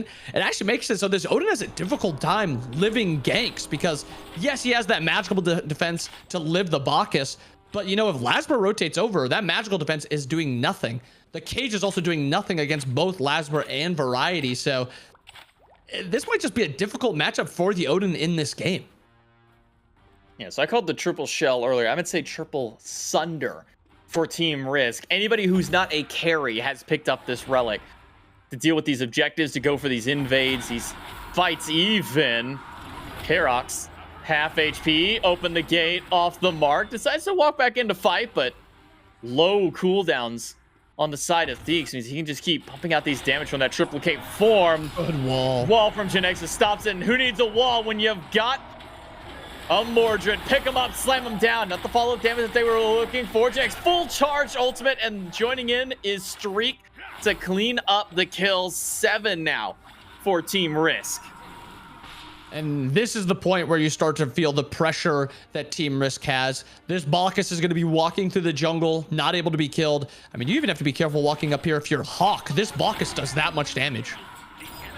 Gold Fury picked up for Team Risk. It might be wild to say that 12 minutes might be the latest first Gold Fury that we've been seeing. Usually by this point, we're talking Gold Fury number 2 for a lot of teams, but it's because there's been so much action everywhere else on the map. I was gonna pose a question to you, but I don't even know if you got a full answer for me here. Inbound, if you're Mockingbird and you're staring down the barrel of a 7,000 gold lead for Team Risk, all of Team Risk just W-keying you at the back of your tier 1, tier 2 towers, what do you even do to try and get back in this game? I mean, you have to play through the one lane that isn't getting uber dominated. I'm pretty sure you just gotta rely on Spud, gank this Neath, try to kill this Neath. Good trade there, actually, by Herox. Trading 1-for-1 Lasbra for Herox. It's still not great, especially if... not great at all. Ugh, pull him right back in. I do agree. You gotta play through your one, where you've got some form of at least... I'm not gonna say it even lane, but maybe your least disparaged lane, as you point out. But it is still a 2-level deficit between the carries over in the duo lane. Streak level 13, Spud only at that 11. I mean, the confidence and the lead that Team Risk has is allowing Genetics to walk up to enemy back Harpy camps and just try and steal those by himself at this point. I mean, it's a level 12 Ymir. He is the same level as the highest 2 players on Mockingbird. And this is the support. This is the guy who's supposed to have the least amount of farm in the game. And he's tied with 2 of the highest on their team. Yeah, this is when it becomes an issue. Oh, no. Yes. Hawk can't even walk up. Blink wasn't available. He already placed his 3 down, so he didn't have that dash available. This is when it becomes an issue, when the enemy support is the same level as your highest level, because you can't kill anyone. The Ymir is able to just walk at you. You don't have to worry about anything really if you're Genetics. The solo laner is going to be able to just 1v5 because of how fed he is. And we're not even talking about the highest level in the game, Theeks, who hit 15 first, who's 305, a part of a lot of kills, and is just able to kind of do whatever he wants. Tier 1 tower mid. Afterthought. Now for Team Risk, they drop that one down. Streak. What is over on the left-hand side? That Wild Hunt did effectively nothing to Streak. Meanwhile, a single cast of an ability dealt about half. Oh, no. This is just... okay, a nice dash to juke it out. I'm about to say, this kind of feels like overkill, feels like bullying a little bit, but Lasbra misses the ultimate, may even pay with his life here. Movement speed stance, assassinate in. Lasbra's going to get caught out for sure. Pay for his sins, and maybe even Streak a rotation from the solo laner through the teleporter. He's getting that 1 big damage though from Streak. Not quite enough when literally all 5 players from Mockingbird have made a rotation to duo lane to bail out their carry. And even through that, Streak was this close to making that a 2-for-2 with how low Herox got.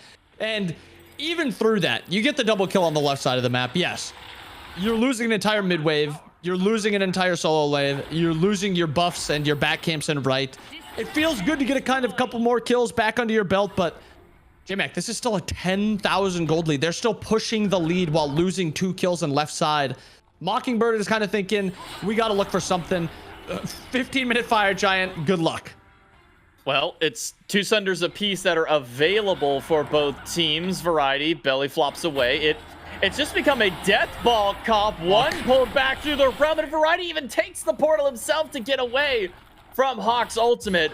Will be spared at the end of it all in Genetics by himself, just walking down 3. Drops the wall a bit early against Calvin. Calvin's already dashed, gets stunned out by Variety. Belly flop. And the in-hand after will secure a 2nd kill in the team fight.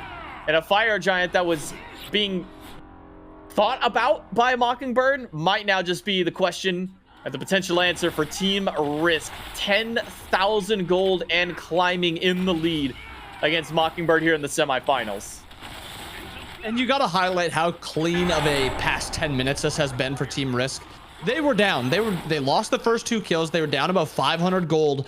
But ever since about the 5 minute, 6-7 minute mark, it has just been all Team Risk. Everything that happens is either a massive win for Team Risk or at best for Mockingbird, a very minimal losing trade. So you see the map getting played by Team Risk. They're opting to run at the enemy's back camps. They're trying to stop them from farming. They're trying to contest camps, all that good stuff. They're even diving towers. I mean, Spud can't even get a break. He can't even clear under his tier 1. They're diving tier 2 while the tier 1 is still standing at near full HP. It's not like the tier 1 is crumbling and it's about to go down. No, they're just walking through at a full health tower. Now the tier 1 tower will go down. Open the gates, pulls Dazzling Offensive away from Calvin, but it's a double teleport in now with Thieves. And they're standing now between tier 2 and Phoenix. I mean, Team Risk just have complete control of the map with the gold lead that they've built up, the pressure that they've mounted for themselves throughout the map. There's not much that Mockingbird have to answer back right now. And even with this massive lead Team Risk has, they're not going for the Phoenix. They're not pushing their lead. You know, they're not giving it a chance to lose, because you think about that Phoenix fight. That is a chance that you could lose that fight. There's nothing losing about going getting this gold Fury, spending the gold from the tier 1, tier 2, and gold. So this is just a why risk the game right here on this siege, or you know, extend the game instead of let's just make our lead even bigger and do one final push. Because right now, Team Risk could gear up for just one final push to end the game. I mean, at this point, the only thing stopping Team Risk is Team Risk themselves with the lead that they've pushed up for themselves. Did see at least Herox looking at this blue buff, but I think once he realizes that he's 5 levels down to a Bacchus, probably not an ideal attempt to invade that buff any longer. So we'll wisely back away. And Team Risk can now continue pushing up mid lane. 4 on that side of the map. Variety doing his own thing in the solo, but can quickly join the rest of the team. Assassinate used by Herox defensively. Hit by the World Weaver from Streak. Didn't get the kill, but puts Herox at a point where I don't think that he's able to do anything inside of this jungle. There's no camps to steal, nothing much to do, so we'll head back to base. Feeks goes in with the ultimate. Don't think he brought anybody back. I don't even think Variety took damage. I legitimately think that ultimate did no damage to Variety with how much HP and how tanky he is compared to this Kernanos. Yeah, like we said, this Bacchus is a 1v5 character right now. He is tanky enough, and he's also got enough damage just from his kit to do something. And it's like a last effort by Herox here. No ultimate available, no blink available. Just tried to get some damage onto the backliners. There's protections from this Fire Giant. Theeks takes no damage. Like, Herox doesn't even have his trans stacked. That was his first item. J-Mac, he's at 40 stacks. Oh, don't point that out, man. That hurts. That hurts. It hurts to see a spot like this for a Loki. You know, they started off strong for the side of Mockingbird. Again, they went 2 kills immediately out the gate. Had a great start, but it has just been all Team Risk since then. I believe they put up either 8 or 9 unanswered kills in return.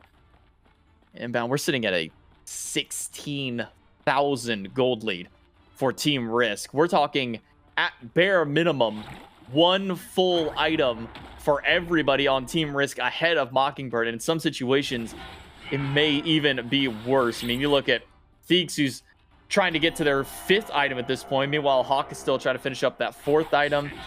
It has just spiraled so far out of control for Mockingbird at this point that it feels like the way that they come back into this game is to have Team Risk throw the game for them. You're 100% right. There is no way that Mockingbird can come back in this game without Team Risk making multiple misplays after each other. And I think we have to touch on this. Theeks should not get this character again. He cannot get Hecate again. He just pilots it too well. He knows the damage. He knows how much safety he has. It is a character where Big Man eventually, also known as Theeks, eventually gets comfortable enough with a character in a meta where he will just lock that character in and he'll just look like the best player in the game. That is where he is at with this character right now. I'm giving Odin up. I'm giving Fenrir up. I'm giving Jingwei up. I'm giving Genetics Ymir over giving Theeks Hakate ever again. And that's a wild statement considering how much tenure Genetics has on Ymir, not just for the Smite 1 era, but here even in Smite 2's competitive listing for it.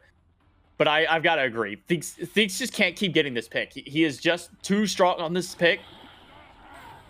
He can't even farm in his own tier 2 tower. This is a rough spot right now for Spud. Lasbro's going to chase him out. Doesn't get the distance for the ult kill, but just yells at him around the area.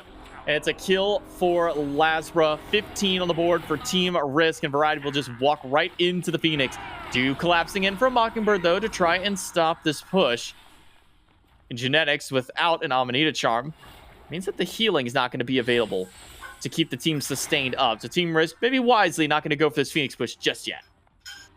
And no FG for them, so they don't really want to push it too much and go for this Fire Giant, and go for the Phoenix. They'd rather go for the Fire Giant. Herox can't even walk up in his own jungle. This is kind of that Ymir threat, I think, where you come up a little bit too far, you'll be getting walled and taking a lot of damage. It seems like Mockingbird is going to maybe take this fight on this Fire Giant with how Odin's positioning. Well, Deduin does have Sunder. The question is, can Deduin get to Fire Giant in time to try and even attempt stealing it away? Instead, it'll be a leash of the Fire Giant, and they'll just try and kill off Calvin instead. Belly Flop misses, Intoxicate hits, but a big stun in response from Herox off that Assassinate. Open the gate, doesn't get what they were looking for on the side of Team Risk, and Deduin finally goes down. Herox, though, he's sneaking right back into the backline once more. Can he get the damage he's looking for? He does! Get a kill on a streak and gets the reset on that invisibility, but it gets spotted out by Theeks as he rounds the corner and drops from that stealth.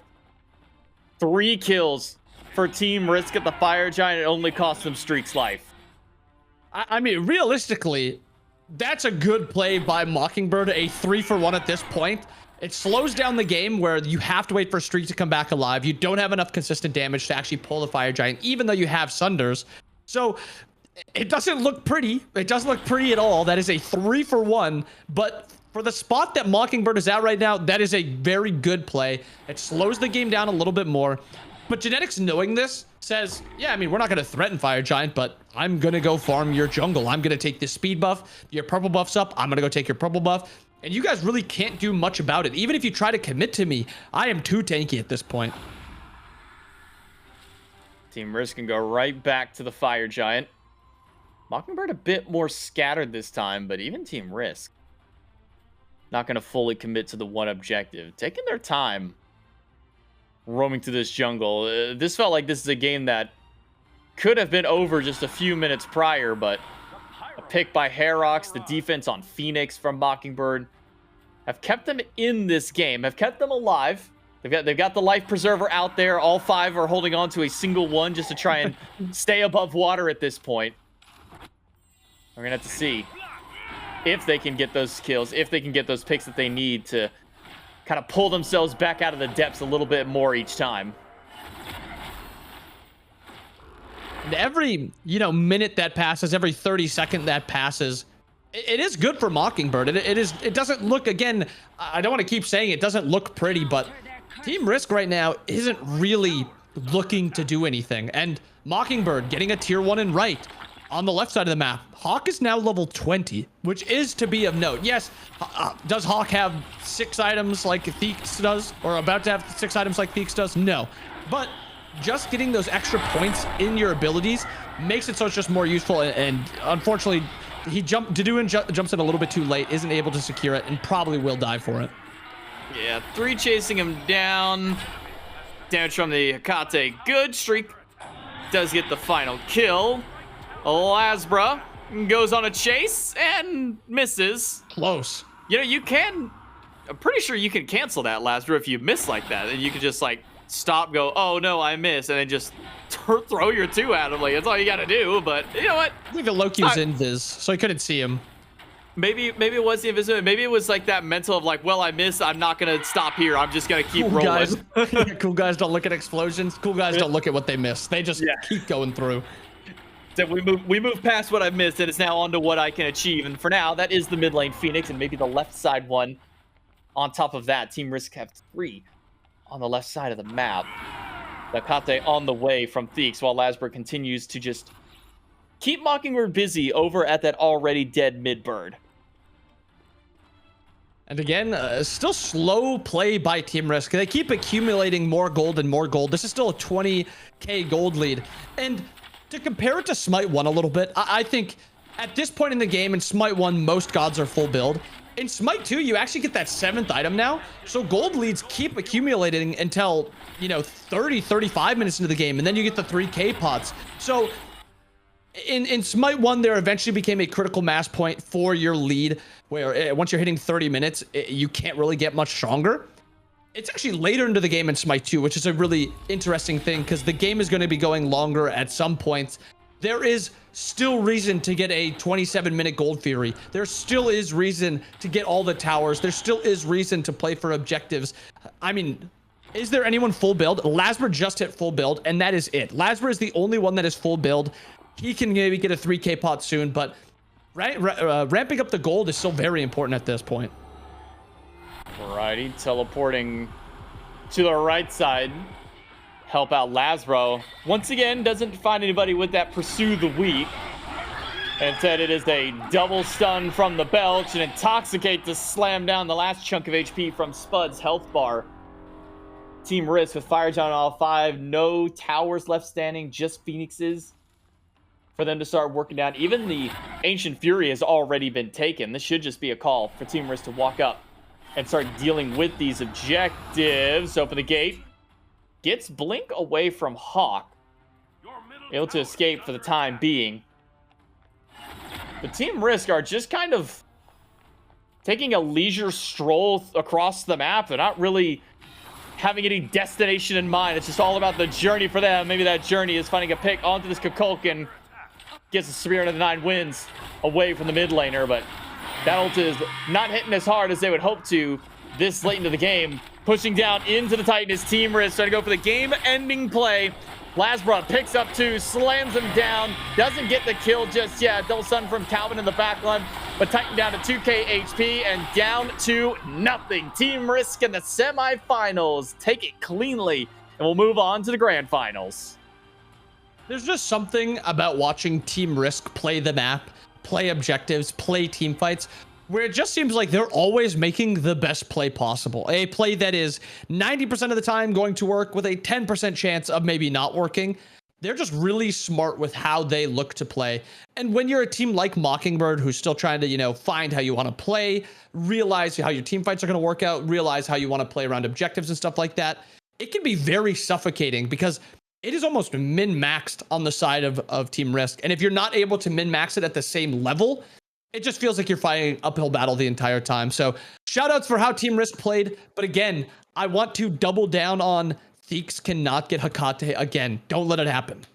No, I'm in agreement there. At this point, I think the Hekate should just be banned away. But we do have the other semifinal match that had to be remade and is restarted and is still going on right now. So if we want to, Bob, we can kind of just jump on over there now and kind of see how things are going after it's all said and done. This is a close matchup here. 24 minutes in, 64,000. Why did I even call the amount of gold? 0 gold difference between the two teams here. 24 minutes in the game. GG versus Smokebreak, the second semifinal. Now playing to see who's going to go off against Team Risk in the grand finals. It's Fire Giant started up by Smokebreak. Nika standing around the wall, wants to try and go for this steal if they can, but with 5 standing strong for Smokebreak, it's going to come down to a lot. Johnny able to secure the Fire Giant for Smokebreak, and now Nika on the retreat. Good Ymir wall will block most of the pathing off. The newest ultimate from Dardez, not going to get quite enough damage, and Nika will live through. Eagles rally from Benko. Big slam of the bludgeon on top of 3, but Benko doesn't have the health, doesn't have the healing. Dardez finds a pick, and that's the re-engage now for Adapting. He jumps in, but may just be able to break out. The heroism once more coming into play, plus the shells keep the jungler alive.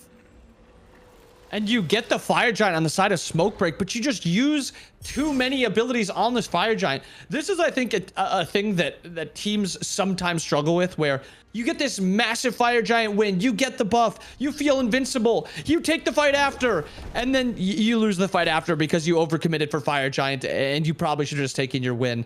That is what the issue was there. They saw this small opportunity, but when you use as many ults as you do on those objectives, you got to just take your win. A Fire Giant at this point in the game is massive. Gold Fury was coming up, but now Benko's down for 10. Gold Fury's up in 10. They can look for a pick.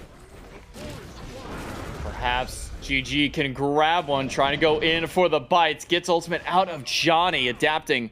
Not going to pull anybody back this time.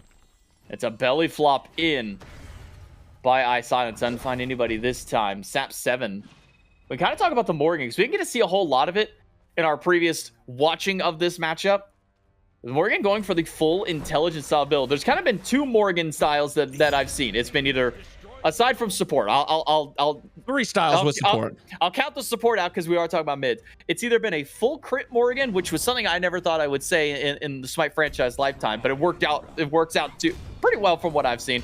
Or this full intelligence style, maybe erring on a bit more cooldown than what we're seeing out of this build, but Sap 7 going for this full in, sitting at a 3, 0, and 5 for Smoke Break, and now it's Smoke Break knocking on the door of Giovanni Giorgio. Left side Phoenix, the threat.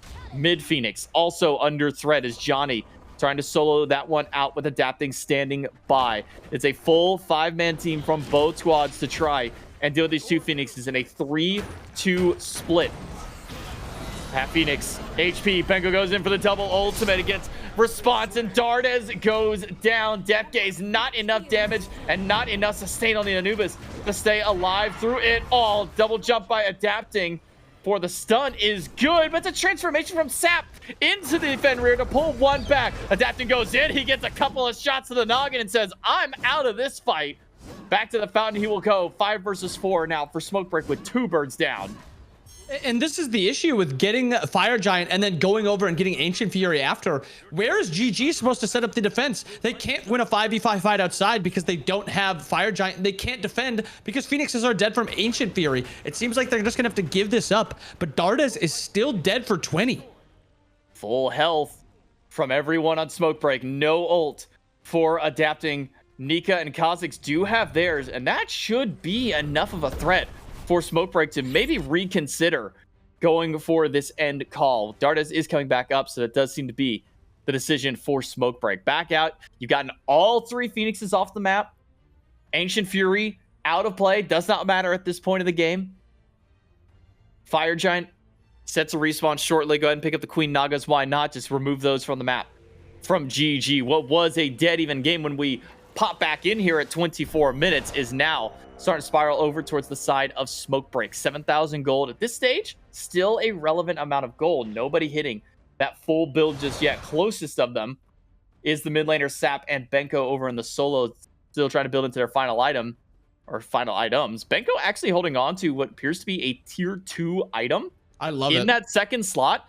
This gives me heavy like Scream Smite 1 vibe. And he would play Call Yes. D and just go tier 2 Odibo. That's the same vibe that I'm getting from this now.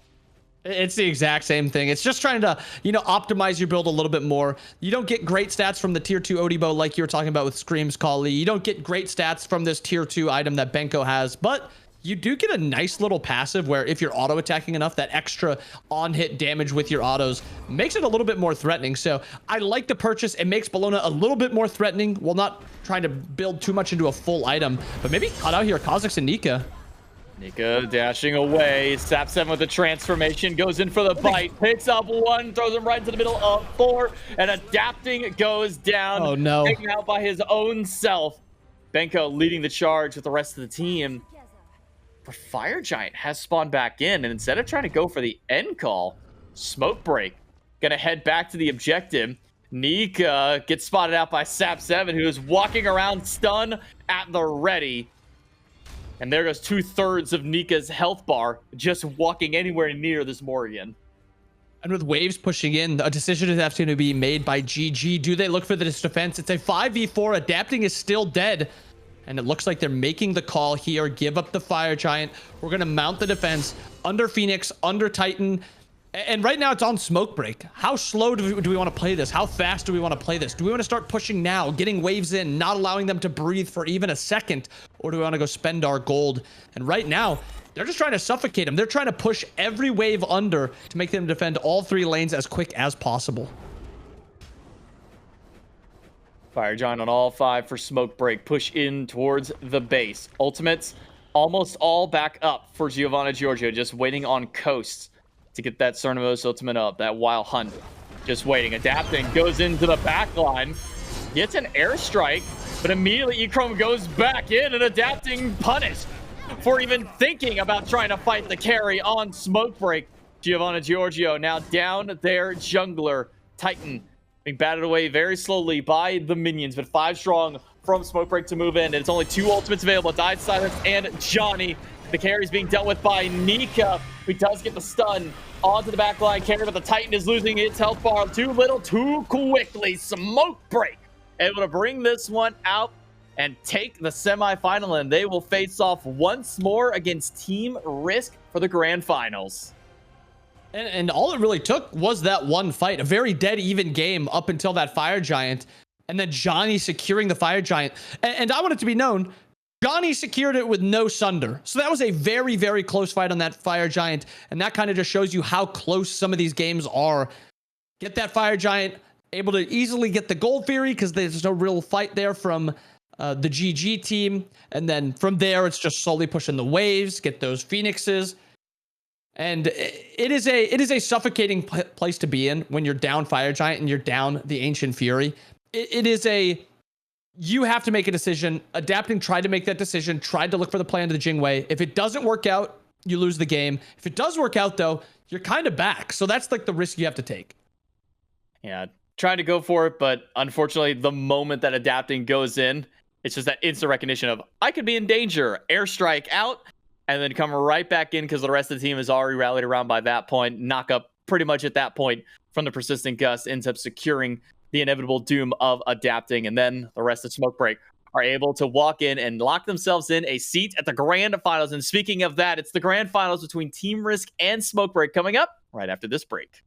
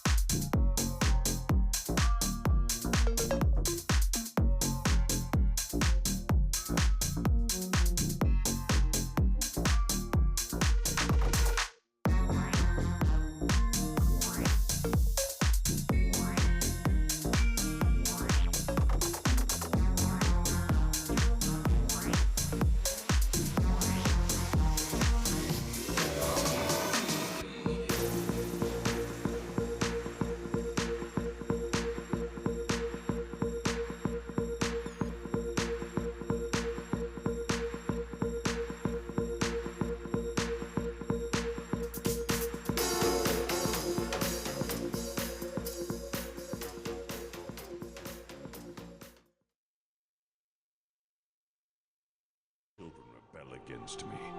Dark days these are. But my strength shall bring resolution, and my lightning illumination.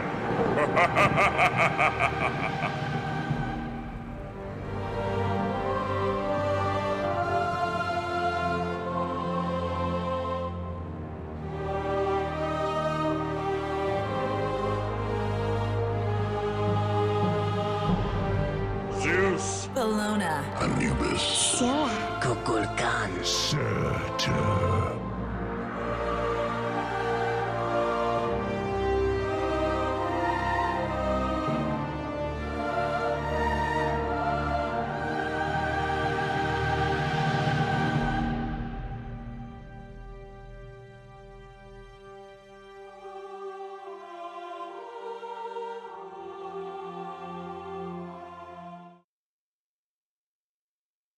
Hello, Smite Game. Thanks for hanging out. More EMEA action on the horizon. You heard it there. Resolution. If you need some high resolutions, if you need better frame rates, if you're trying to get a better KDA, maybe the last part's not as confirmed, Starforge Systems is the way to go. Gorgeous Smite PCs, an awesome panel inside of the PC, and you can get them now at starforgesystems.com/products/Smite. They're gorgeous and they're the best PCs you could be playing Smite 2 on. Speaking of Smite 2, we have more competitive Smite 2, and it's Anthony Squared to bring that to you. Trelly, the games today have been kind of insane, and a lot of, it's funny. Last week in NA, we talked about the old guard, the gold versus kills. EMEA feels like it's doing the opposite. Yeah, we've seen some high gold leads, but that hasn't necessarily been the end-all be-all, which is interesting because usually that's like the thing that I like to zone in on as a chair too. I'm like, look at that gold. Like, don't get distracted by kills. We're talking about who has more items, who has been able to play the map better. But you're right, there has been some comeback potential, which is interesting because that's always interesting for competitive Smite, right? You don't just want to see a snowball every single game, and I think we got a heck of a finals on our hands. Snowball potential, comeback potential, and a lot of interesting matchups, but none more interesting than our grand finals matchup. Team Risk versus Smoke Break, a rematch as well. So extra blood there. Best of 3 for the grand finals today for EMEA. And kind of throughout the day today, we've seen a lot of the new gods kind of rising up. We've seen a lot of different build paths. There's been the discussions of the Currens going intelligence. We've seen the Amaterasu intelligence build be super interesting. We've even seen some Bolognas, which you and I were talking off air, that both got us excited. I mean, Bologna, like, where's she been? Yeah, I mean, Bologna was one of those characters that I was ready to, put in the lower tier of solo laners with the rise of Fenrir and the rise of Odin. I was like, Bologna's surely towards the bottom, and Hades as well. But yeah, Bologna can swing with the best of them, man. You get yourself a nice early start. She can outbox in lane, and also something to watch out for. And of course, I think we all knew that Benko and Variety have the ability to play Bologna, right? They've been doing it for years, but seeing it here in Smite 2, just chef's kiss, beautiful stuff. So I think Picks and Bans is definitely going to be a talking point for this matchup because I think there's a lot of characters that you don't want to see in these guys' hands, right? If they're able to get a small lead with things like the Bologna, the Hecate for Theeks is disgusting, the Ymir for Janex. There's a lot of different individual god player matchups that could just be like curtains. Like minute 1, you're like, this is terrifying. I don't want to deal with it. Feels like a lot of it's going towards that more tanky end. And as we do get into picks and bans for the grand finals here, Odin has definitely been a character who last week in NA, we were talking about a ton, rightfully so today as well. Odin's been a big go-to for bans, and then you kind of look around at the jungle. Loki's remained ever present, Sasano as well. Team Risk though, first ban off the tables, actually the Morgan, which feels more targeted just in the sense that we haven't seen that character really worried about at all by anybody. Yeah, I think if the Morgan is given a great transformation, you can kind of just have 2 junglers to deal with, and that's terrifying, right? That's not something that anyone wants to deal with, especially if it's like a fed Loki, a fed Fenrir, a fed Susano, Thanatos. All of that can be very annoying. So I can see why the Morgan was taken away, just something you don't want to deal with. Hecate being taken away, that makes a lot of sense to me. I mean, you're not going to want to see the Hecate in Sap or Thesis' hands. Just brings too much to the table. Jingwei, though, is going to be that first pick. Still, a very scary god if she's able to get online, but this guy here, that Odin was what I was worried about, and Smoke Break picked that up immediately. So not only does Odin bring good damage, he's got the lockdown with the cage. Now you have to think about Phantom Shells. Definitely a scary top 1 there for Smoke Break. And, you know, with a Bacchus as well, they already have their front line locked in. We spoke a lot about the Bacchus leading up to this tournament because there were those heavy nerfs. We heard J-Mac and M-Mount talk about it earlier on the broadcast, how it might affect Bacchus, but it feels like we've seen him sort of to that same extent, and he hasn't performed all too different, maybe a little bit less oppressive, but overall the same Bacchus. And his Team Risk grabbed Cuckoo and a Fenrir to go alongside that Jingwei. I guess my wonder goes to, you get the Odin, you're happy about that if you're Smoke Break. You had to get rid of the Hecate, you don't get the Morrigan. So what's the plan for damage this game? That's the question. I mean, Soul is still available, definitely at the top of my pick. Neath would be not bad, and Neath is going to be the selection there for Smoke Break. Question is, do you want to grab something like the CERN, or you can just wait? Because it's not as if Team Risk is going to grab a Cernanos here. They have Jingwei, they have Cuckoo, so I think you just hold that CERN for the last pick, and you grab yourself the Chalk. I talked about how they already have their frontline locked in with Odin and Bacchus, but what's one more? I mean, that's just even more frontline. Big CC, decent enough damage early on. Couple that with a Neath, your late game's looking solid, but I do think CERN would really round out that draft. We'll see what Team Risk goes for. The Ymir will be the thing grabbed to go alongside Ymir. Definitely a character who always is going to Ymir, but has seen a step up today. And I feel like EMEA has always had a different preference of Ymir, especially when you look at genetics as a player and what that Ymir can bring and how good those walls can be to control a team fight.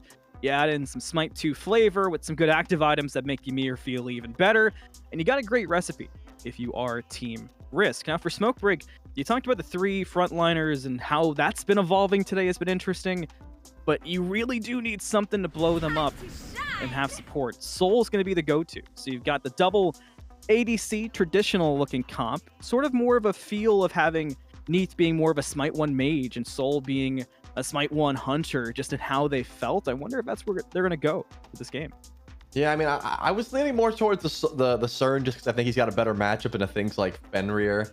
But the Soul, obviously, if you needed some magical damage, if you wanted early pressure, if you wanted late game crit, can do all of those things as well. And plus comes baked in with CC immunity, so you're not worrying so much about the Ymir, the Ama, and the Fenrir. So it's not like it's a bad call. In fact, I think it was the correct play in this matchup. But man, CERN just feels a lot better into things like the Fenrir, because Fenrir, if given a lead, if given early pressure, just disgusting, man. You have to always be like right next to your support, because not many people are starting beads. We're seeing more and more beads since the buff to them with that cooldown, but still, it's like your active beads is going to be incredibly important. So keep your eyes on the Bacchus if that's going to be the case. There is still room to switch up, though. It's not as if Bacchus has to go support. I've seen Bacchus solo, I've seen Odin support, I've seen Chalk jungle, which is obviously I think where we're going to see that Chalk.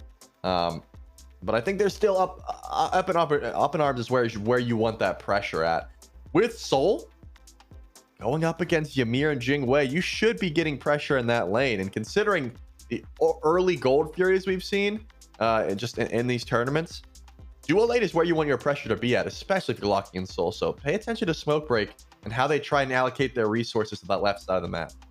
And talking about allocating resources sort of overall, looking at early game starts, the Benko Deathwalker start that we saw of proxying at the Phoenix feels like it created such a chain reaction of oddities that really gave them an advantage in the previous semifinals matchup. Going into the early game, what are you kind of looking to see / hoping to see from both sides? Because I feel like everyone's got their own artistic take on the start of a game currently. It's Smite 2. They certainly do. I've seen a ton of, these characters with mobility that still have access to Sunder. Again, despite Sunder's nerf, is still prominent in invades. If you can get to a buff and get it just under 200 HP, you got your guaranteed confirmation. There's not many abilities that can really contest with that. It depends, man. I'm gonna have to see where everyone starts out. I want to see where these gods end up going, because early pressure is important, but I don't think it's the most important. I think your late game team fight is still like that top tier for me. Well, late game team fight's important, but early game is where the chaos is. Let's get into game number 1 and see what everybody's feeling on the starts here. Team Risk versus Smoke Break. Malum, Trelly, and Doug to bring you the action. And I'm really looking at where everyone's going to go. Eyes definitely on Banco on that Odin to see what the call is. Are we seeing that same proxy? It looks a little more chill at the start, though. Yeah, I think Odin just has a rough time because he's never clearing those archers. Whereas like things like Bologna, you know, you've got your AoE auto attack. You can just swipe helps a through the lot. archers easily. Odin's not gonna have a great time there. But we do see 3 Sunders on the side of Team Risk, whereas Smoke Break are just sitting on 2. You got to keep your eye on where those Sunders end up going, though. Is it going to be an invade? Do you run it purple? Do you run it speed buff? There's always an option. It seems like, I mean, if I'm Lasbra, I'm probably looking to take something away, right? You're Fenrir, you can just get your leap. You shouldn't be in too much trouble. Genetics, after the flop misses, shouldn't be in too much issue. In fact, Nex is pushing forward. The rest of the squad is all here. They're just running. They want this purple buff. Is a 4v3 as long as that Cuckoo isn't there. Genex leads the way. Echrome in trouble. Below half. Lasbra a bit deep now, though. The flop gonna knock off Lasbra, and Echrome gonna finish the job. First blood already for Smoke Break. Yeah, so remember when I said Lasbra can invade because he's going to have his leap and like he'll be able to jump in? Yeah, I and, should have like, written it down. It happened so quick, you know. It was smudgy. Yeah, unfortunately, he thought he had a kill there on Echrome. Didn't end up taking the leap, ended up using Brutalize, and that gets you in a bit of a sticky situation, and that's exactly what happens. Held onto the Sunder, though, so, you know, unfortunately, there's no buffs for him to Sunder at the moment, but still has it. That could help out later on in life, but Echrome actually started the Phantom Shell himself, so no beats on this soul. I'm going to pay attention if that comes back to bite him, literally and figuratively, from Lasbra. 2 shells for Team Risk as well on both of the backliners. So definitely prepared for what that Odin might bring. And if, you know, one thing we did see, if you're rooting for Team Risk and you're worried about the First Blood, there were a lot of First Bloods in the jungle for North America, and it never really came back to haunt too many teams. It was usually like a brush it off scenario. Maybe it'll be the same for Team Risk, but time will tell in the early minutes here. It's slow for now. After that First Blood, it's going to take a bit for Lasbra to try and catch up. I mean, he has to play, I was going to say, a little bit slow here, but, I mean, you got your chance. Stunned out of the Brutalize. I think you could have held that for a bit, but now you got to turn tail and run. Johnny's on the way. This is what I was talking about, though. Unfortunately, when you don't get your speed buff and you're sitting at level 2, not a lot that you are going to be able to accomplish up against a level 3 jungler. You got to just relax and try and play through your duo lane, I feel, but that's never been Lasbra's style, man. He loves sitting around solo lane. He would love to try and play through variety if given the opportunity. There's just no farm on the map. He can't buy some starved, farm. yeah. There's just none. That's got to be frustrating, too. On the Fenrir, you mentioned wanting to make plays. We've already seen it, but there's just nothing to be had. And if you're going to make those early attempts and they fall short, at a certain point, will we see Lasbra look elsewhere? I mean, he kind of has to, man. I really do think duo lane's going to be where it's at. Again, level 5, you have a pretty decent opportunity to pick up Echrome if you're able to land that stun. Even with Supernova, you can time it where you just get the immediate grab. And there should be enough follow-up there with Genetics and Streak. But until then, level 5 is a tall ask, man. This is a level 3 Fenrir who I've not seen pick up a buff yet. It's going to take a while. Those back, if you're going off of back camps alone, level 5 is going to be at least 2 minutes away. He's going to have to find something. Looks like blue and red come back up at 20 seconds. So that'd be where I'm looking. Like speed buff was done by Theeks. I'd try and confirm all of these. And if I'm Smoke Break, I might be trying to invade these just because I know how far behind Lasbra is.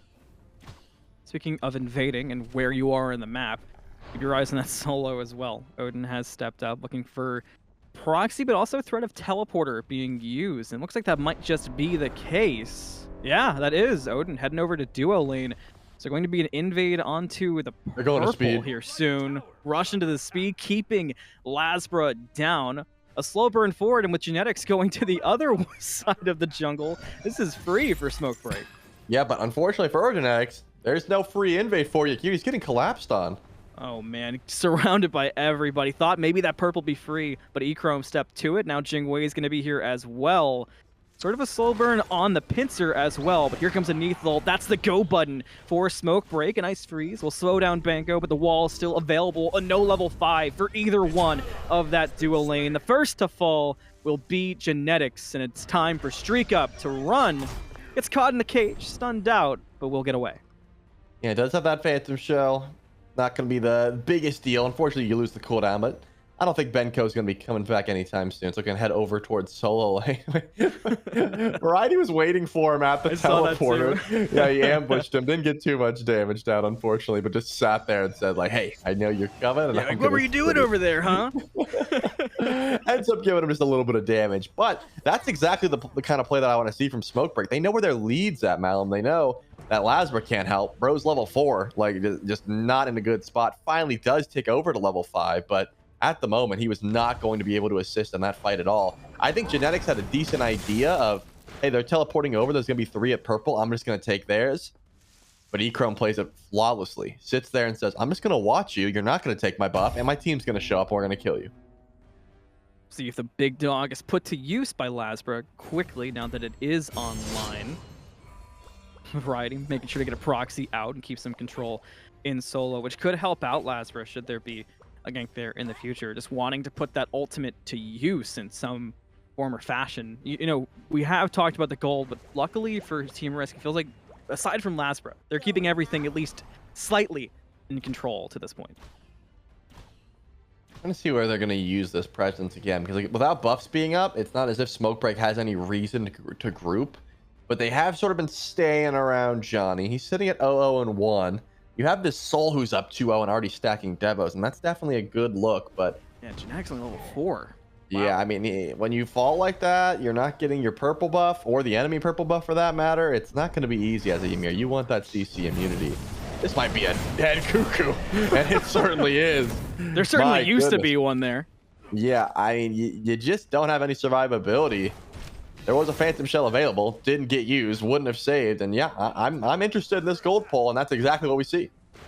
Usually it's at 5 minutes, pretty much on the dot. Smokebreak take their time this time around. Genetics already stunned out, already brought down. Johnny with the credit. That Neath ult is being called out, and it's been on the money so far. Gold Fury pulled.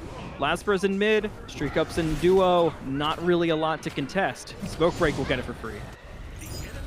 That's all you can do, man. I mean, I think Variety is playing as best he can. Like, anytime he notices that Benko's rotated, he just takes farm, he proxies wave, he pushes up as much as possible.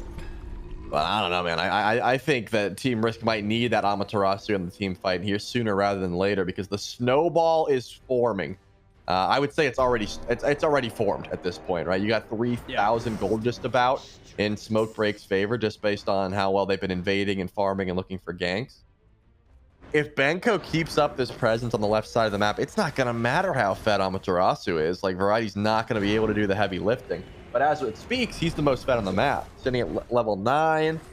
You know, he's got a second point of that ultimate if he so chooses. He's got red buff. He's been getting red and blue consistently. Like, this Ama is a threat.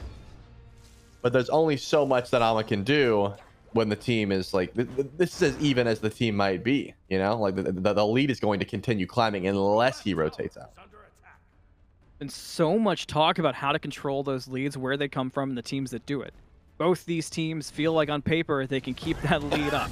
Genetics gonna stand side by side, arm in arm with Silence, but Genetics will definitely not get the better of the friendly engagement in the bush and goes down. Ultimate's expended, Lasbra finding a lot, but the Talisman keeps everybody safe. Now the cage to keep the dog locked in. The jump is up, and Lasbra is just trying to escape now. A great one for Smokebreak. There is a rotation coming out from the Amaterasu, but as Trelly has put attention to, what can the Ama even do, especially when you're this late to it? I mean, that's the thing. There's not much. It's not as if Variety's gonna find 100-0 here, I wouldn't think. Remember, there is CC. The immunity is taking forever. My goodness, I thought he was gonna disapparate. Variety might be able to find a kill if he's able to get another shining metal off it. Does not have it. Sorry, refraction shield. It does actually go in. There's no Echrome. Echrome barely alive. Variety wants a chase, but has to turn around to help things out. Now that Johnny is rotated over, the target is Streak Up, and the target is now silenced by the Bacchus. Will he fall though? Yes, he will. Variety finally gets Team Risk on the board. It only took him 9 minutes to get to that point. Yeah, and that's what I was talking about. I really did think Echrome was going to be the kill just because he stuck around too long, but Variety does have the damage to help out his squad. Johnny's in some big trouble here as well. And Genetics picks it up with the Sunder. My goodness, that's the shutdown. And that is the rotation that was necessary. Now Variety's been able to make his mark on the map. He helps his duo lane out of the hole they were in and immediately teleports back over to keep being a menace to Benko. Now we can talk about Team Risk and their comeback. Because it's not done yet. Oh, look at this. We're pulling Benko back under tower. He's going to jump over. No way he teleports, right? Variety's there to stop him. Yeah, they can chase this down. Gonna be the 2v1. Stun deployed, but the damage is simply not there in comparison, and nobody's coming to help. Just a matter of if the tankiness will be enough for Benko to get away. Variety, let's go with the chase. Lasper will run it down. Looks like they're not really interested in the kill, more the positioning. But the kill in mid lane on the Theek's gonna be good. Sap has it easily. I mean, there was a dragon, there was some wins, but overall, didn't do much. Yeah, Theeks just doesn't have the damage to really contest at the moment. Cuckoo is a late game slotted mage. Once those stacking comes in, we can talk about Spirit of the Nine wins, but at the moment, not so much. I think Variety's sitting on a lot of gold right now. He's had Triton's Conch since like For the a beginning of long level time, 9. yeah. Yeah, I imagine he's got like a full, I don't know, Berserker Shield. I've seen Gem of Focus. I've seen, there's a couple items that you could build into here, but intelligence seems to be the way to go. Your heal, they all benefit from it. I like tankiness with a bit of intelligence and attack speed. It's a well-rounded build, but once Ama gets all of those stats online and then rotates into team fights, you can 100-0 a carry with relative ease, especially when you're level 12. But Gold Fury spawned in. Remember, Smokebray picked up the first one, and they still do have pressure on the left side of the map. I think Variety's going to have to be on point with getting to this gold quickly if they want to try and contest.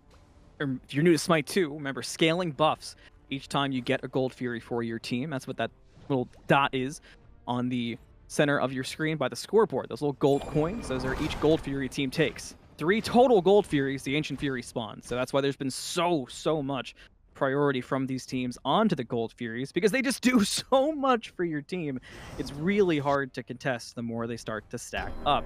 You add Pyro and Fire to that mix, and as we're coming up on 12 minutes, the map is really starting to feel like it's opening up, Trelly, and the options are going to be there. Certainly are. Genetics trying to find a stun, won't be able to, but look at the rotation. Variety has made his way to left. Not a lot of damage, but this should be a Gold Fury pull. Theeks does have decent confirmation. Remember, Team Risk has 3 Sunders available at any moment to try and confirm a Gold Fury. And Benko's still in right lane, man. If this With pull one of the doesn't happen Sunders. soon, he's just going to grab farm. And it's not going to happen.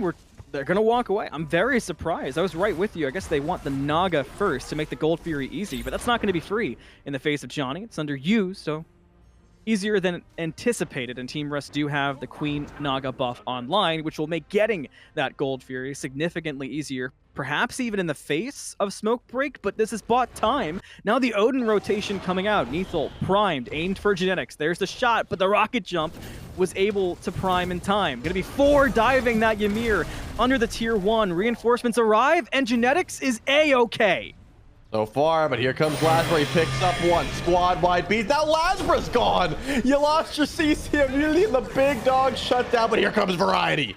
Maybe that's enough after the Cuckoo ult 2. It is. Streak Up's gonna find one. It's a shutdown. On top of that, lots of gold into the Jing Wei's pocket.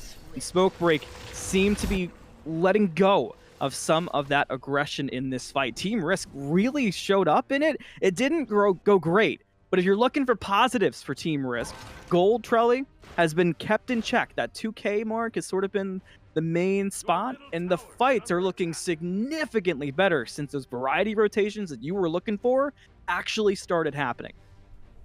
Certainly is, but look at this rotation. Gold Fury still looked at. Genetics starts the pull. Only Sunder in play at the moment is Genetics', so they have to watch out, and Silence is watching all of this. Is there any steal potential, Malum? I don't know. Waiting for the flop. Floppus goes in. Genetics gets the Gold Fury. At least he gave the shot for it. Did The you say gold Floppus? goes- I said Floppus. Remember what I said earlier? I was like, oh, I wonder if I'll get a Trelly giggle today. That's the goal. It's always to get one Trelly giggle. I got it. I mean, if you called him Floppus, man, I gotta give you something. I didn't know if it was like, I didn't know if you messed up your words or if you did it on purpose, but I think that was on purpose. It was on purpose. If he stole it and you called it Floppus, that would have been a highlight for sure. Highlight in mid lane? Maybe so. 2 ults used, but the highlight might be for Johnny getting away.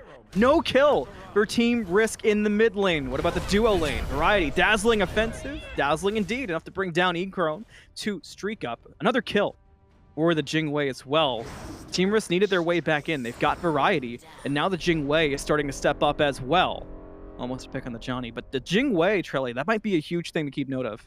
Absolutely. I mean, we were worried about getting to late game, but when you have variety as fed as he is, finish that Berserker shield. Looks like he's going into Shogun, so is able to just teleport around the map, use that influence to just own duo lane. And now Streak, who was by all accounts behind Ekrum by a fair bit, is now sitting pretty. Streak rotates over towards the Pyromancer. Steal attempt, not there. Or team grabs that one, no problem. But can Genetics find a wall? He sure can.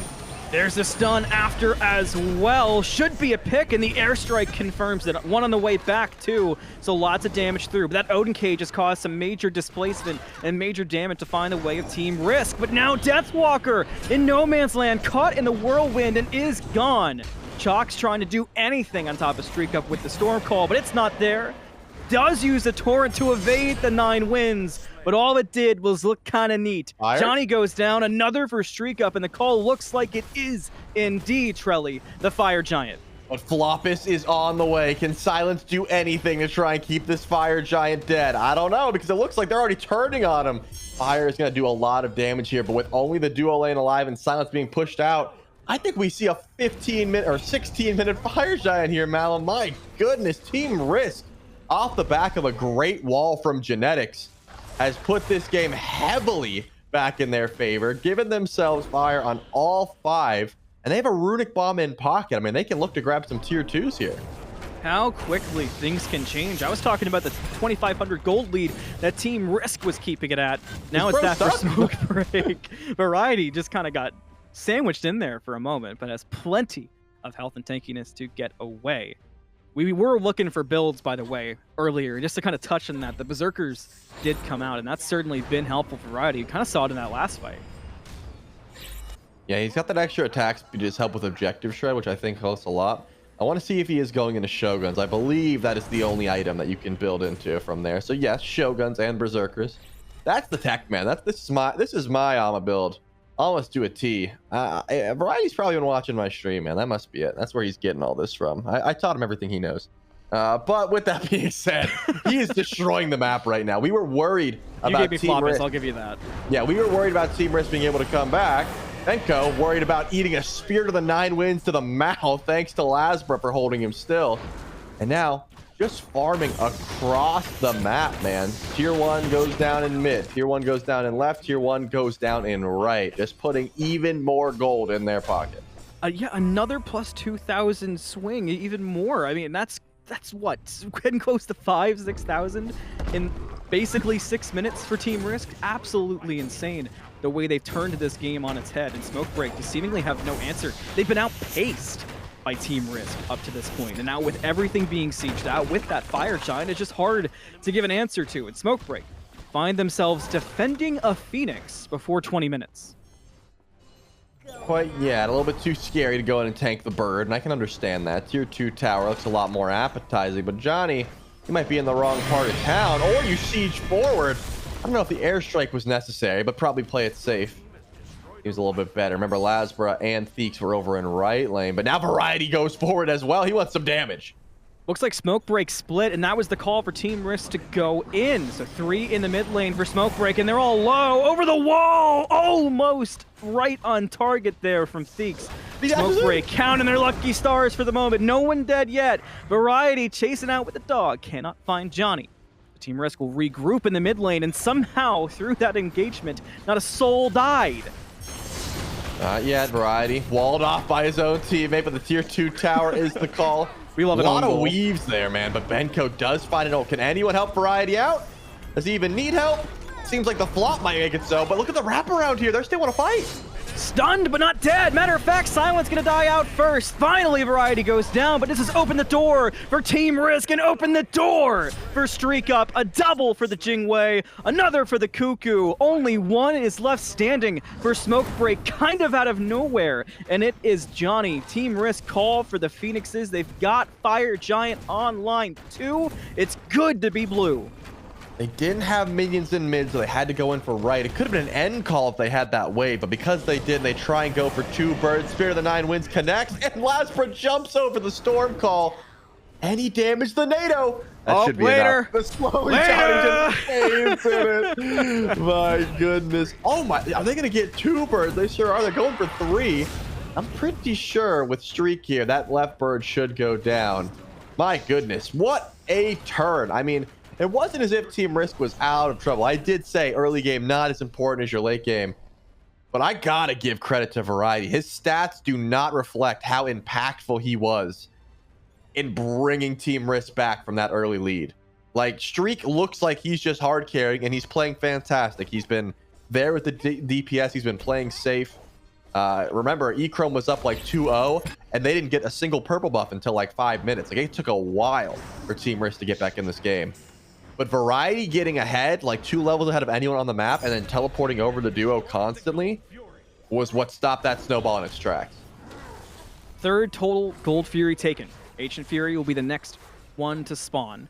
Another Pyro Bomb will be in pocket for Team Risk. Pyromancer, the newest addition to the objectives to be tortured by the gods on the battleground. For Smite 2 and Smoke Break, they're kind of feeling similar at the moment. It feels like they've got, you know, it's coming from every angle now. You went from feeling in control to all your Phoenixes down. Fire Giant's close, but it's only 20 minutes. Is this worth a Hail Mary attempt? I mean, they're trying to go for an ambush, but there is a ward in the grass. That is something Smokebreak is unaware of, and Lasbra might be able to start the fight, but they go in anyways. Lasbra gets a big ult here already. The back line was very separated from the front line. That engaged, and they're going to pay for it already. Streak Up finds themselves unstoppable. E-Chrome in a real bad spot, and it won't even matter so far. Everyone got frozen out, and finally, the bodies are hitting the floor too instantly on top of the 3rd. The Dragon not going to find it, but there's the engage, there's the death. Another 4 Streak Up, 8 for the Jing Wei. Team Risk stands strong as 5. Benko is the last one there, and it looks like it might not matter. Smoke Break are completely outmatched. Yeah, I mean, that was the first Fire Giant at 15, 16 minutes or so really did start. I believe it was something like an 8,000 gold lead at that point, but it just continued, man. It didn't seem like that lead was ever going to stop from Team Risk. Streak was unstoppable, just about. So many kills in his pocket. And of course, the front line played phenomenally. I think Lasbra was playing as like a pseudo tanky style jungler more so than just damage. Yeah. And sure, he built a lot of damage, but he had that spirit rope, and then he was just getting Ragnaroks and just holding still. Like, you gotta give shouts out to how Variety was playing that though, man. I'm telling you, he stayed in lane. He knew that Benko was rotating early, and he's like, guys, I'm just not gonna show up for a bit. Like, you can handle yourself, but when I get there, I'm gonna be fed, and like that's gonna be the difference maker because no one can stop me once I get there. Well, we've seen game 1 of the grand finals. Let's take a peek in at the 3rd place match. See how things are heading over there after a crazy end to that one where Team Risk just kind of came out of nowhere and started running through stuff, really, as we mentioned. But with the 3rd place match, it looks like we're going to get in around 20 minutes, 23 to 14 currently. Giovanni Giorgio is in the lead. Mockingbird just trying to hang on. And looking at scores, looking at slash lines, it's pretty easy to look at the King, currently 10-1 on the Sasano. 10-1 for adapting. Fire Giant on 4. 2 Gold Furies have been dropped, 1 for each squad. But yeah, I think the topping point does seem to be the fact that, you know, Nika sitting 305 and adapting 10-1 and 7. Not bad at all. But still 3 tier 2 towers to look through here. It's not as if Mockingbird doesn't have ways to defend themselves, try and get back into the game. I mean, if we're taking like 1v1 potential, at the moment Adaptings is infinite, right? He can find anyone and just go for the 1v1, and that's what he's going to do here. That looks like a dead Loki to me. I don't think he even needs the Susanoo ult. Yeah, wow. The default was still coming, but it could have been blocked, I suppose. That's a greedy ult, but it happens anyways. I was going to say, if Herox is able to sit around and farm, like, you can win that 1v1 versus Susanoo at level 20. But you need the damage to do so. My goodness, man. That was just 2-1 auto attack. And Ares almost falls down. So Calvin's going to have to go back to base for sure. Yeah, we're getting closer to October. Scary things, Halloween. Running into a Fed adapting on Sasano in the jungle when you're not even level 18, you're level 17. I mean, I feel your pain there, Herox. That is nightmare fuel, to say the least. And For the rest of Mockingbird, it feels like there are some ways in. I mean, Spud does have a lot going on the Jingwei. Damage online, just finished a Titan's Bane, so there are some things to look at. But it seems like one thing we're seeing throughout Smite 2 teamfights, Drelly, is target selection, as it always has, takes priority. But if you can actually call out those targets, if you got a bit of a comms diff, you're really a step ahead right now. Yeah, absolutely. That's something that we talked about during Smite Too Long Didn't Watch, which is a show that we recap all the matches that you may not have been able to see over the weekend if you only tuned in for a bit. And I really locked into the teams, specifically in NA, that just had comm stiffs, right? They were able to farm the map quicker. I could zone in on what they were saying in particular. I was rewatching a lot of their VODs. And because of that, that's how you start to build up your lead, right? It doesn't necessarily, you don't have to take every single fight you see, but you do have to understand when you can step forward, when you can find your jungle invades, and when you can get those gold camps on the side of the map. Something that Giovanni Giorgio is going to have to figure out is when they can dive a tier 2 tower with the current lead that they have. And I'm looking at the power spikes. Remember, Vaporish Coast is on Zeus ADC.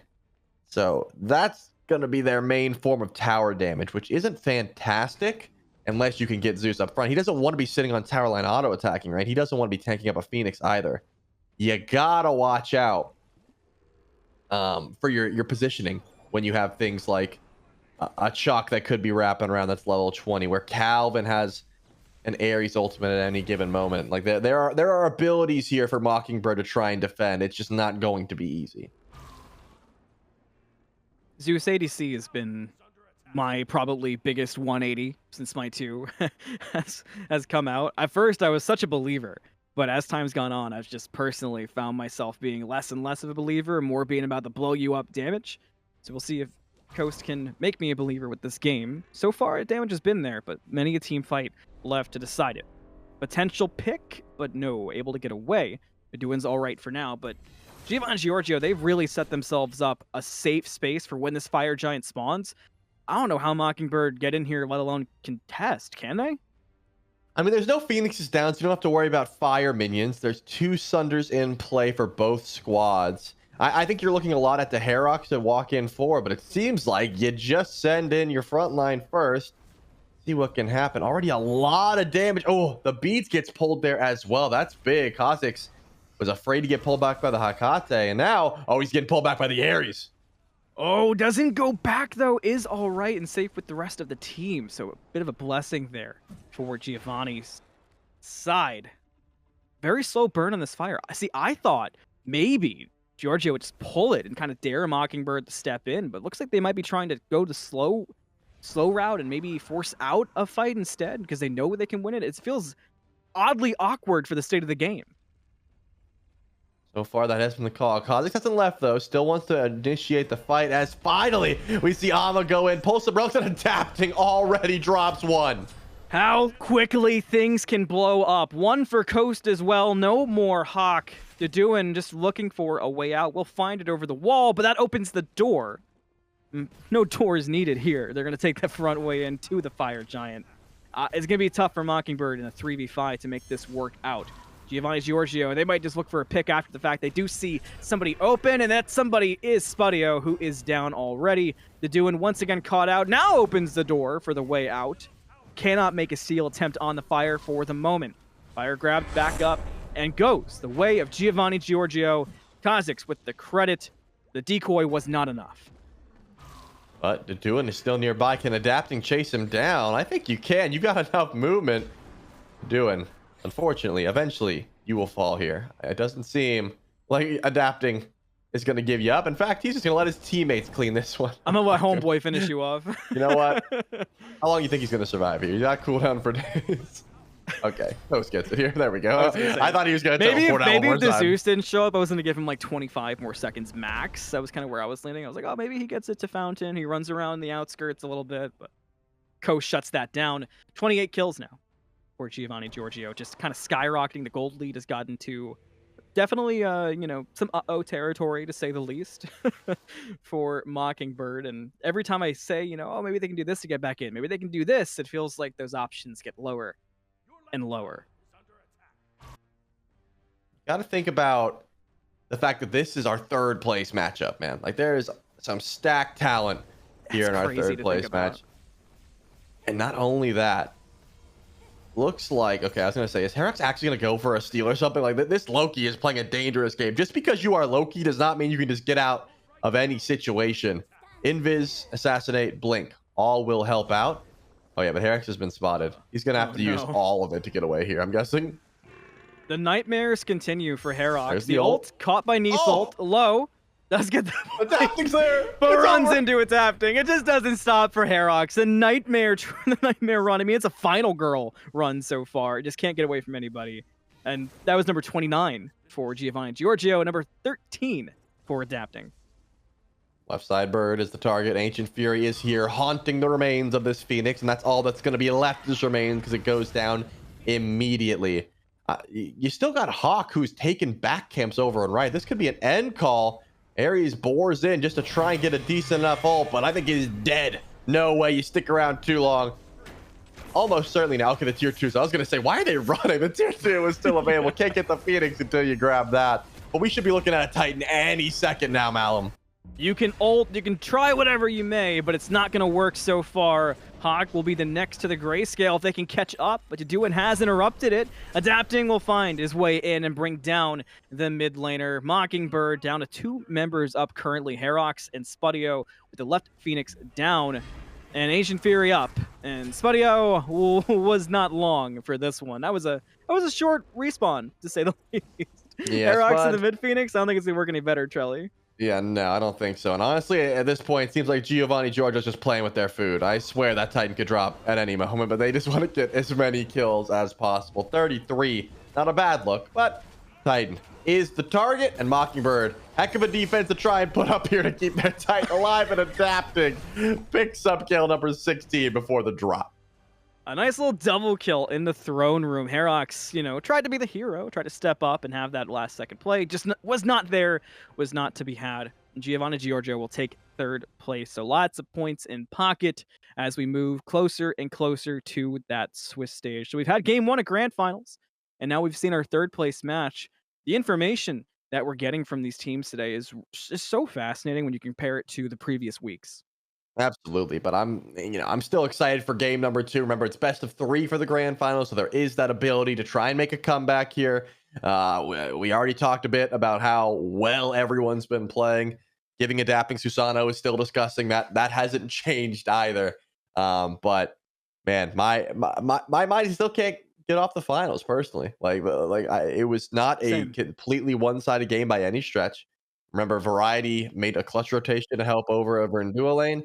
If you're Benko, I think maybe it's not a matchup diff in particular, but if you played the rotations a bit better, you could have been, staunting that. So I want to see how they try and play game number 2 for sure. Lots left to be seen. Lots of EMEA to be played in the last bit of stage 1 for the Founder Series. So don't go anywhere. We'll be right back with game number 2 on SMITE Game.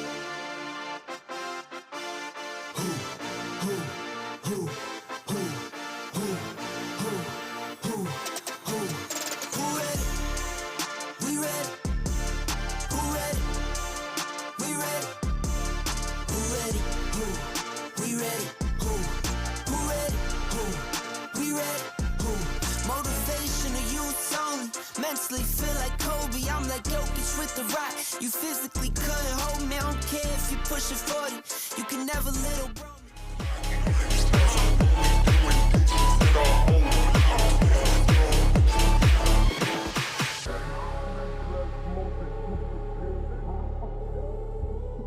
Hello, welcome on back. More grand finals action on tap between Team Risk and oh no, don't leave me team name. Team Risk and Smoke Break. I got it. I did it on my own. I didn't even need the life preserver. Look at me go, dude. I'm still thinking about the magic beans comment. I'm sorry. It's really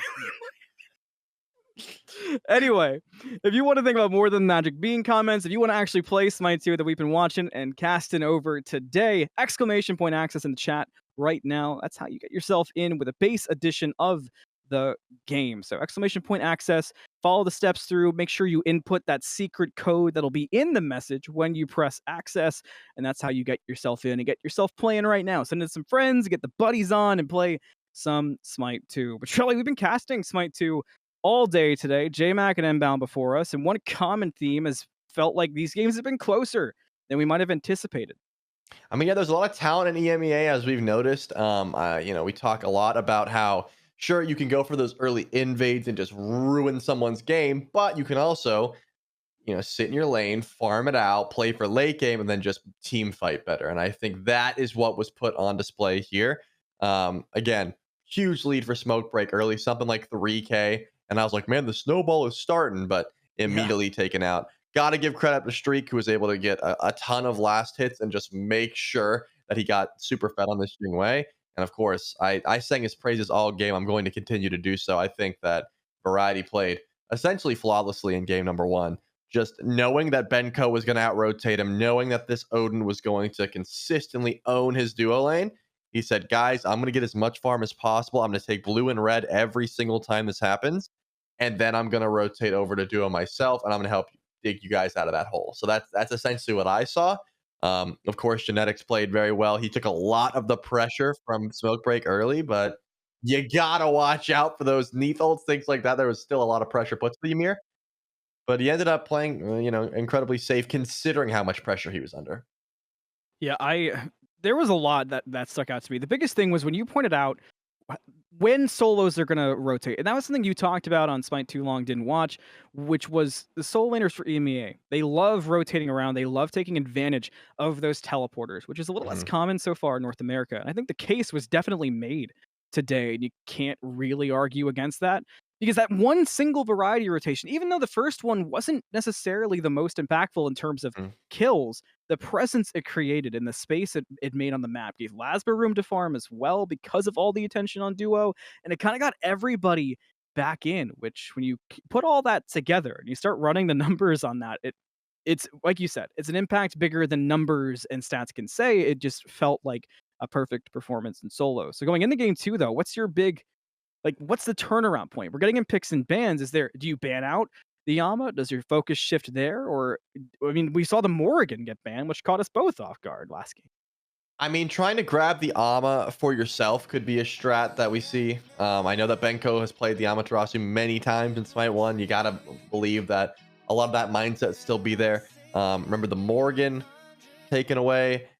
Getting Fenrir for Lasbra, that was something that I thought was important as well. So we'll have to see if any of that changes up. But of course, Hakate is going to be the option here for Smoke Break.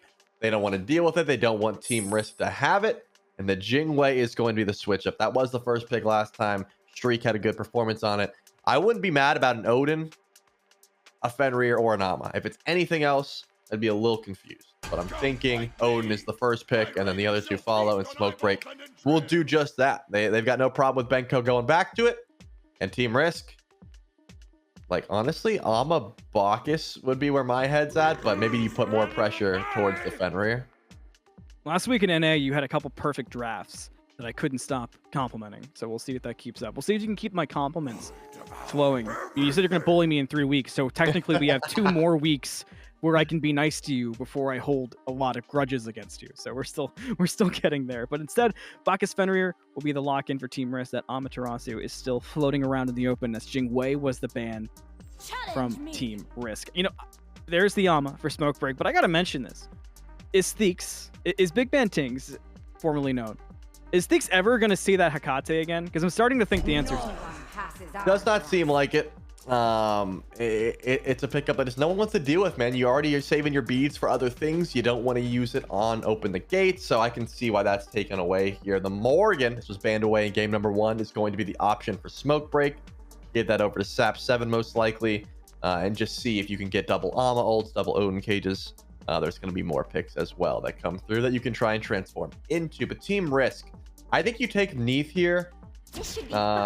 And that's what they do On cue. as far as Bologna. I'm guessing, like, at this point you have to think, are we putting Fenrir over into the solo lane, or are we taking the Bacchus over to solo lane, or the Ymir over to solo lane? Now you've got some options you've opened up for yourself, because Odin and Amma have already been taken, right? So you're either taking a Guardian or you're taking something like the Bologna or the Chalk. And considering Johnny has just been like jungling Chalk, that is still an option as well. But you got to think one of these picks that Smoke Break has is going into the jungle, right? That's at least where my brain's at. I think Athena is still a viable option, especially with the Morgan, man. Then you have double rotations. It's just difficult to see where the Amma and the Odin are going respectively, because I've seen a bit of support from both of these characters. I've seen a bit of jungle from both of these characters. And of course, majority of the time, they're over in solo lane.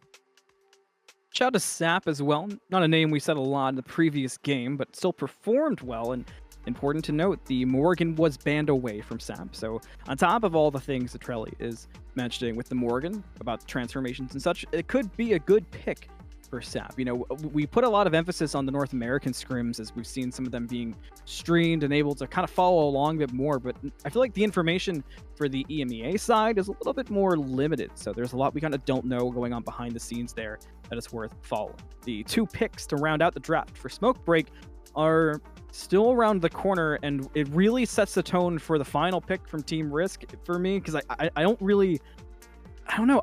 I'm staring at it and I'm wondering if we're going to see another Soul Neath situation as we've seen a few times. Maybe that Kern we keep talking about that we haven't seen in a bit. Considering that there's already Bacchus and Ymir, I think that the Stern would be the obvious choice. But I mean, you have your options here. Smoke Break's draft is the one that is still puzzling me, because again, Odin and Amma have that flexibility on their hands, and you want the Morgan to have some decent transformations.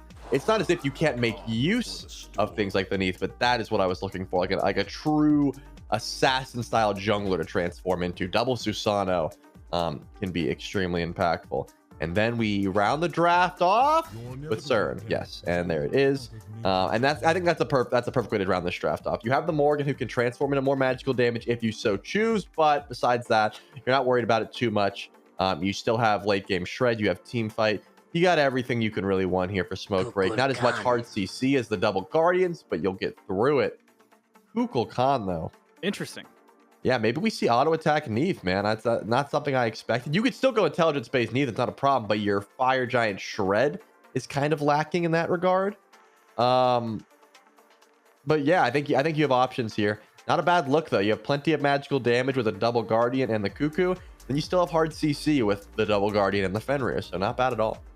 I noticed that last night, actually. I was watching some Smite Prime, some community tournaments, and I was really caught off guard by the amount of players who seemingly, I don't want to say forget, because I'm not assuming they forgot, but just sort of overlook that going that intelligence route with Neath. Once you walk up to a tower, you're just not the same Neath you're accustomed to. You're certainly not doing 0 damage, but I think expecting to do numbers similar in Smite 1, where if you had gone an ability Neath, you're still going to hit a tower hard because you've got physical damage and pen online. In Smite 2, it's just not that same feeling. So I agree with you. Team Risk could be very, very limited in that regard.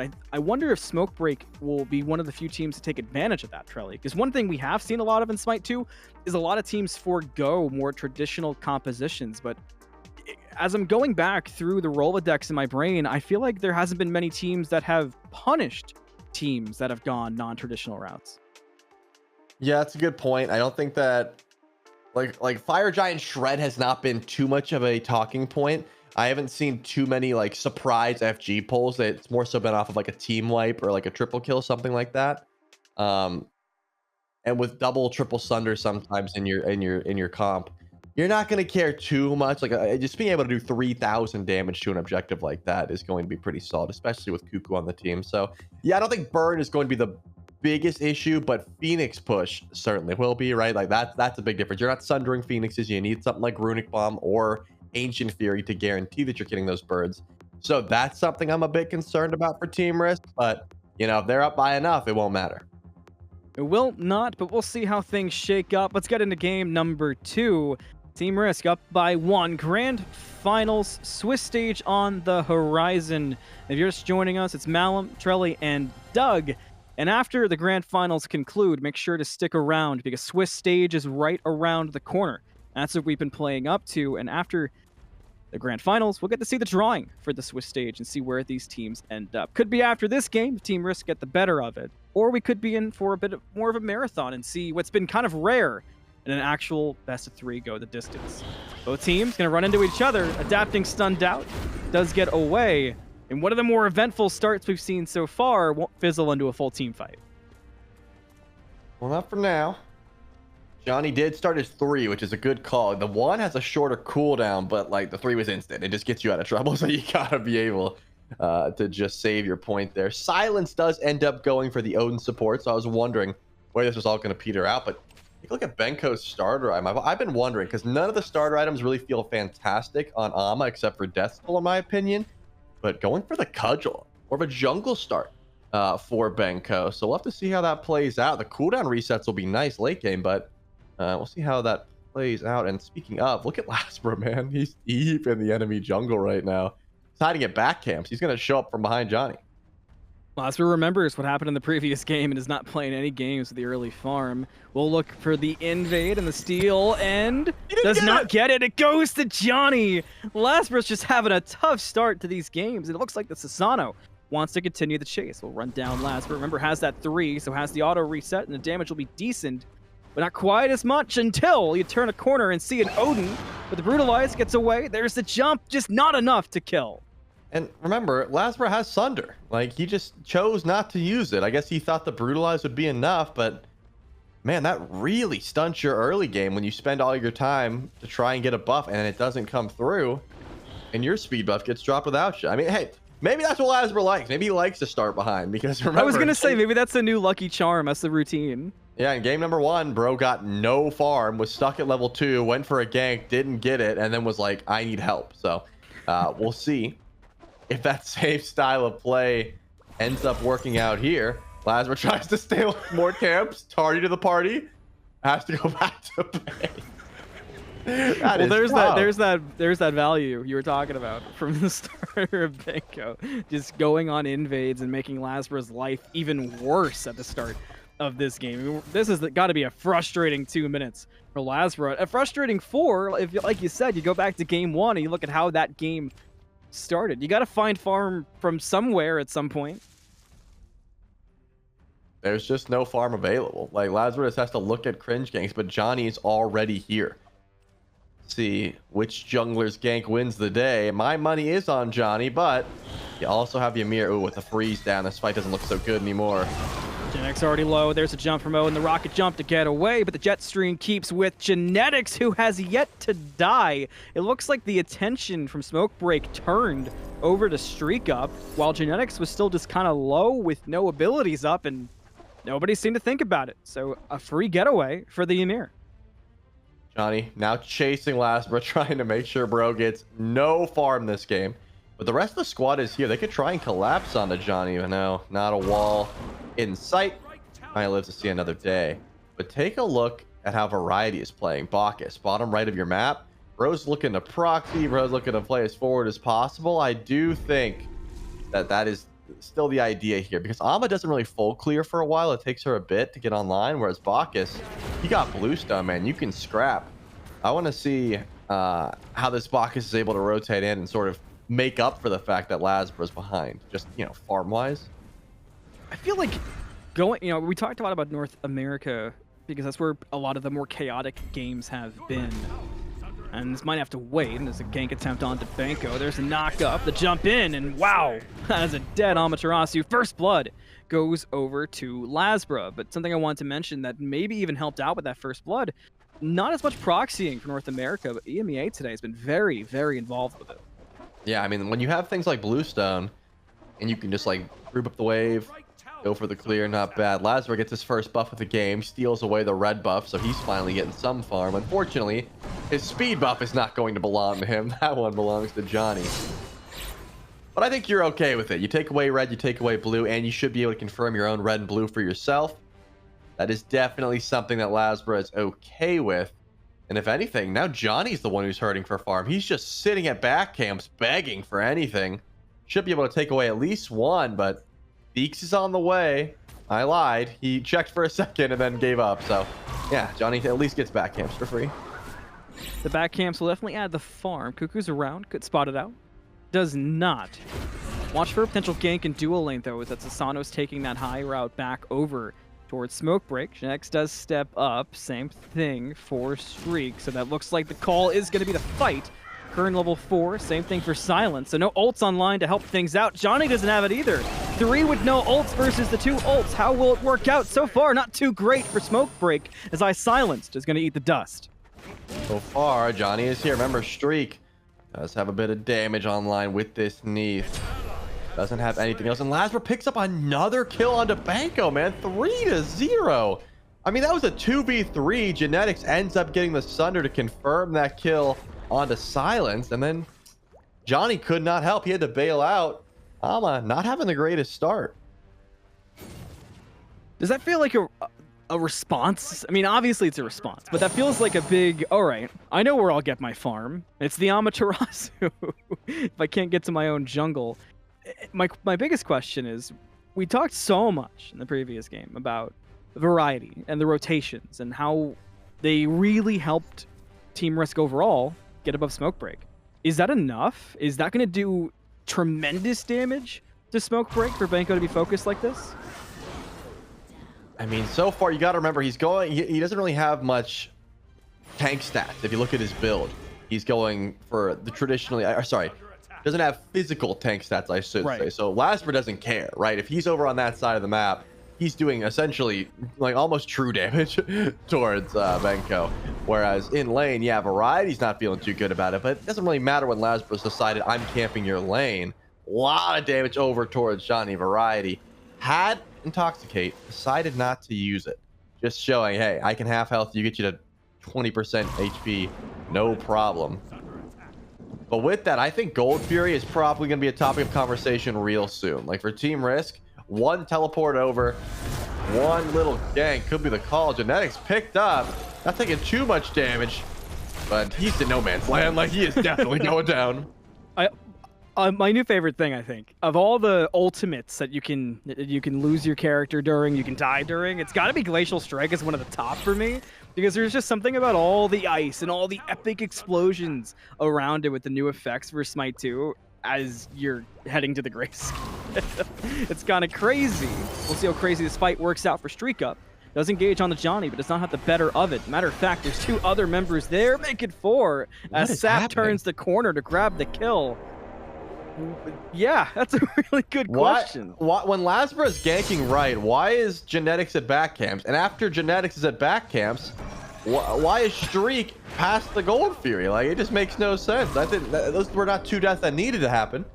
Maybe just overconfidence. It's not as if Team Risk can't take a death or 2. Not the end of the world, but just seemed kind of useless, right? The best case scenario, you steal away the back camp. Worst case scenario, you give Smoke Break their first 2 kills and you close up your lead. I don't know. This wouldn't have been my choice.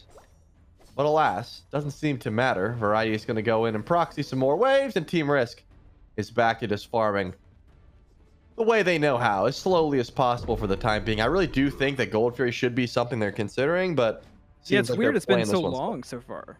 I guess it's because Streak is like ability intelligence based, right? I mean, he's going Transcendent in a Book of Thoth, I would assume. So you're not having as much auto damage towards Gold Fury, and since it's not instant, they just don't want to waste their time on it, I guess. And it's not like guaranteed or confirmed. But with Lasbra heading over, he's 2-0. He's got Sunder. He's got Tekko Kagi. I think they have the DPS to burn through it.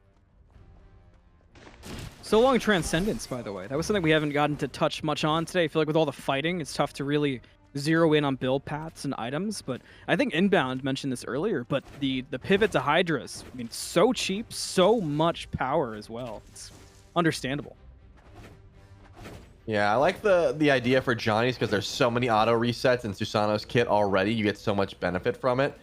On a character like Fenrir, it's like, hey, I'm going to be stuck in Brutalize for the majority of this fight. Genetics might be stuck as well. The rest of the team's on the way, though. If Genetics can stall, he can get bailed out.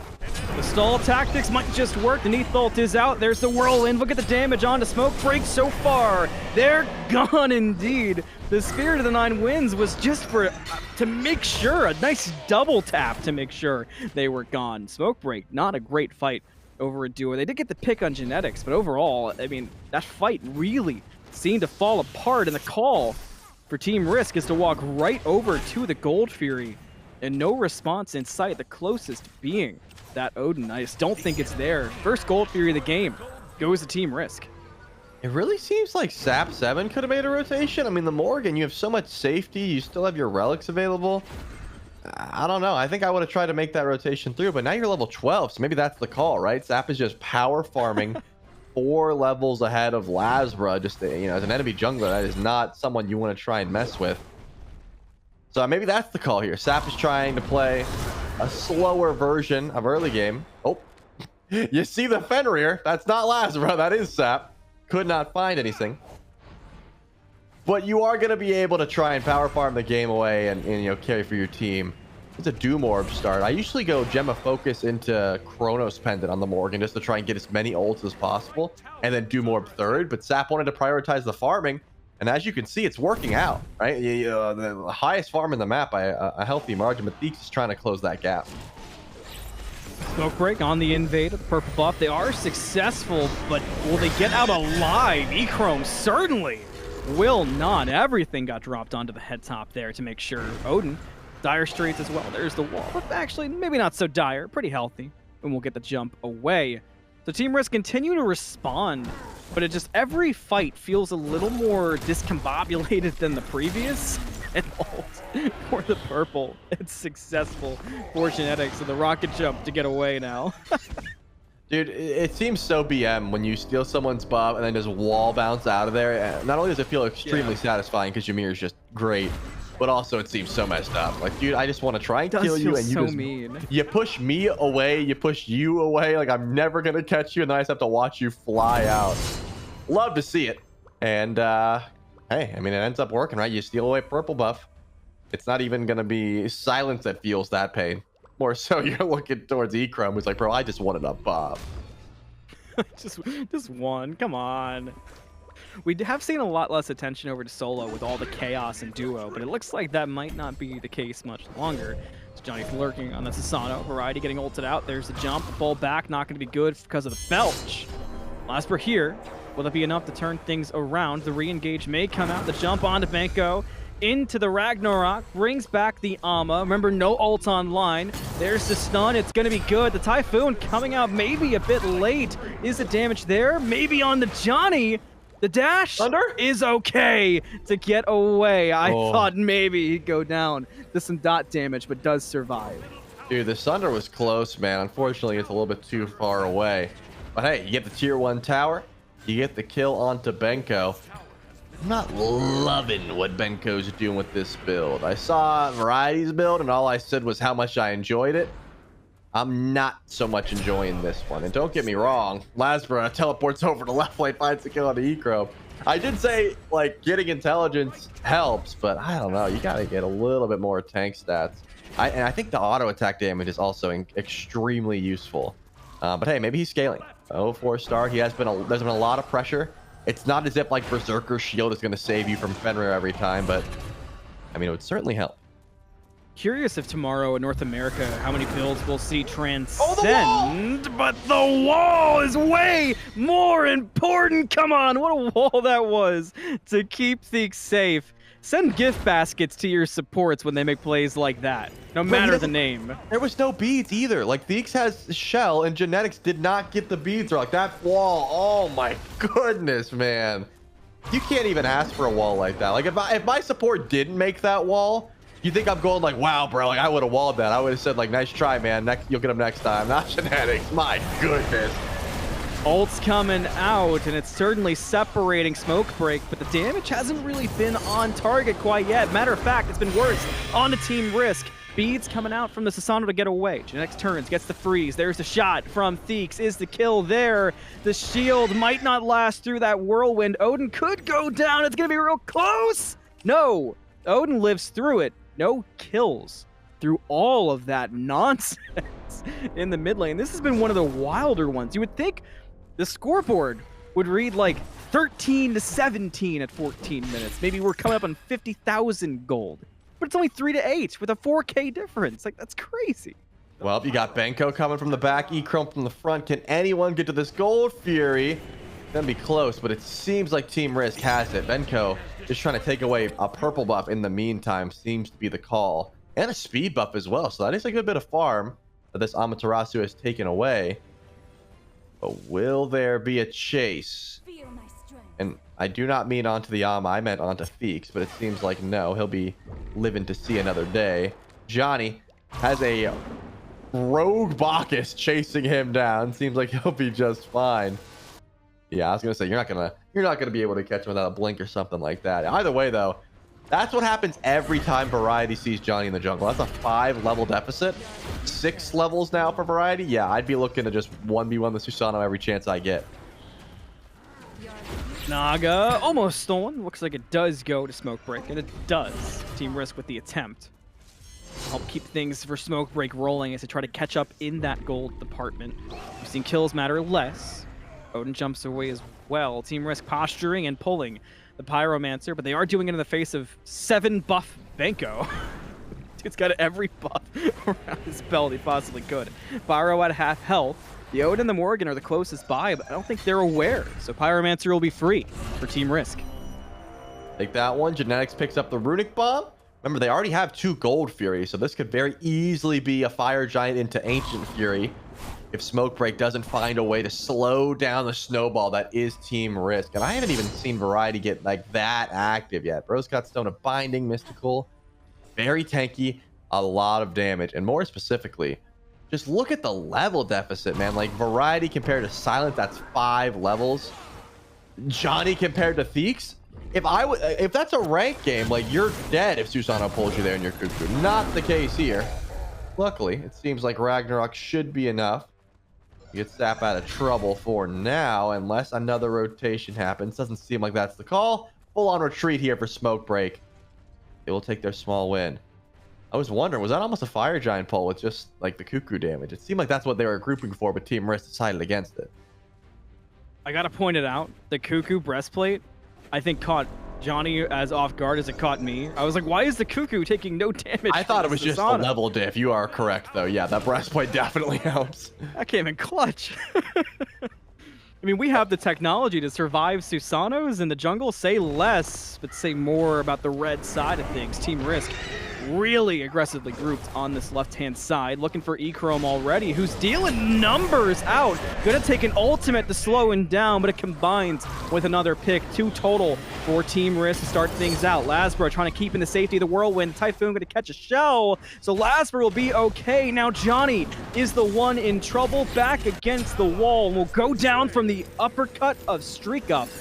Team Risk grab 3. Backfire. That's got to be the call, right? I mean, you have time. You have to watch out for Sap 7 and Benko. They have some farm. They have some damage. But I'm thinking it's backfire. Look at the positioning, though. I mean, Lasbro's going left. Streak was charging ult for a second. If they do go for it, it's going to be without the majority of their damage. So, yeah, I don't think they made the call for Fire Giant. They just want to keep pushing that gold in their favor. Definitely not a terrible look, but I don't know, man. With the lead they have, I don't think it would be that contested. Variety is going to surge forward, see if he can find someone to own, just drop some damage on. And that's not a bad look either. It feels like Team Risk almost respect Smoke Break in areas we don't expect and disrespect them in areas that we don't expect. You know, like they're taking fights that are like, oh, okay, I mean, ambitious, but go for it. But then they're allowing things to sort of build up, and they're taking patience as the #1 priority in other spots. It's very interesting, but it has worked You can't deny the numbers, 11-3, 52,000 gold coming up on 53 compared to the 46 of Smoke Break. Might be more for Team Risk, or it might be more for Smoke Break, as Streak Up is pulled back and sent to the grayscale. Sap 7 with the credit. Genex here, same thing as the Bacchus, but can they do enough damage through it with Banco lurking as well? Lasper goes in trouble, gets caught in the cage, but fully healthy. Cuckoo here now as well. Trelly, it's looking rough for Smoke Break if they can't get away. I mean, Team Risk, they've got a 4v4 at the moment because you can see left side of the map, Echrom's just split pushing, but can you do anything in the meantime? It seems like just sending Lasbra over is the call. Streak doesn't spawn in for 15 seconds, so a Neathult is not the worry. And actually, Echrom's going to teleport to the other side of the map, so he will be safe for the time being. Netix tries to take away the speed, can't find it, but can you kill Johnny? That's slow. Should confirm the kill. There's the Intoxicate. The stun's going to miss. Right, he's got it. My goodness. That was a lot. Let's not zoom in on that last play, you know? Hey, listen. Everything else has been so good. We can roast genetics or we can praise Johnny's jukes. You know that when you, as a caster, you always have the choice. Was it a bad freeze? I was gonna say, I think you're actually rubbing off on me the bad way because I was ready to go for the roast angle 2 months ago. I'm saying, man, Johnny with the jukes of a lifetime. Right now, I'm like, man, that freeze really missed, huh? What have you done to me? Like I said, you have a choice when you're a caster. You have a choice what you want to highlight, and I think the freeze missed, but. Oh no! Oh, they stole that too. Becca takes he got it with the shield. Yep. Well, hey, bad confirmation on the objective too, man. Team Risk stinking it up. No, I'm just kidding. They do lose the runic bomb, but they still have quite the lead on their hand.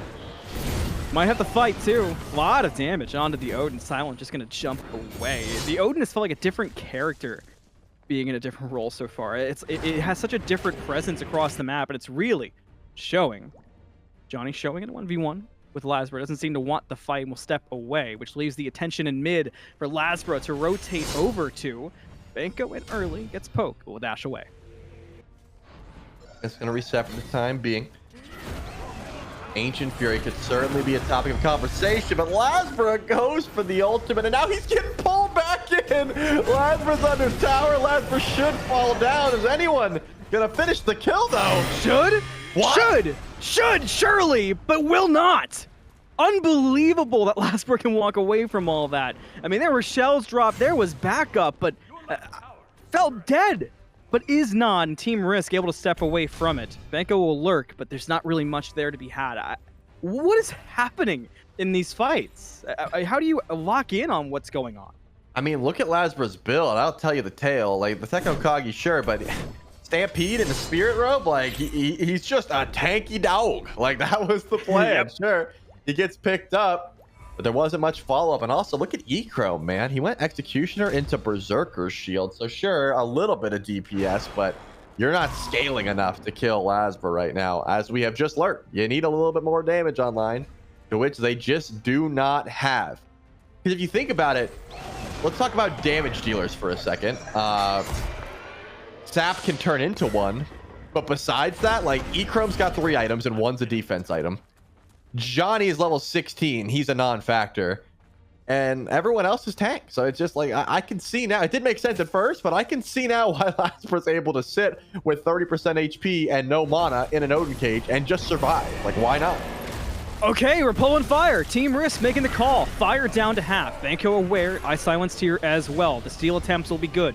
Cage is out. Fire down to 1,000. Sunder fight gonna go to Team Risk. Lasbra with the credit now. Time for kills. Variety gets the first bit of blood from Banco, and it continues to go from there. The big dog looking for a bite, but can't find Silence. It went wide right. There's got to be a new intro now for Team Risk if they want to keep forcing this out and looking for more picks, looking for Silence. They will get the stun, the damage, and the kill on the backflip from Streak Up. Now it's time to push tier 2. Run it down mid. You got all the time in the world. Johnny left. Echrome right. Sap sitting in base waiting for the team to try and help. But do you have a minion wave? The answer to that is an astounding no. So probably grab the Queen buff, grab the Ancient Fury, and then we can talk about actually breaking the base towards the Phoenix. If you're Smoke Break, you're looking for table scraps, man. As much farm as possible, steal it away, because the real siege is coming any second now. And unfortunately, like, there has been some power spikes hit. Don't get me wrong. I think SAP 7 is a absolute threat. Polynomicon, Cosmic Core, Gemma Focus, Doom, like, there's a lot of damage online. Johnny is not a factor. That was the Susano ult. And he said, I need to get out of here. I have 3 items. Everybody was back and everybody had store open, and everyone was like, whoa, whoa, whoa. I mean, if they even said that, man, like, again, just not enough damage to make them even sweat, especially as you pointed out. Theeks took a breastplate and said, who's that guy? Like, the dude with the sword, I'm not worried about Susano right now. On top of the Phantom Shell certainly will help things out. You know, I wanted to go back. I wanted to just mention it lightly because it's, you know, an item we haven't seen a lot of. But the Stampede, basically, if you're familiar with Smite 1, it fills that role of sprint. You and your allies are going to move a lot quicker. And we've seen a lot of Hussar's Wings, which is a more selfish speed item.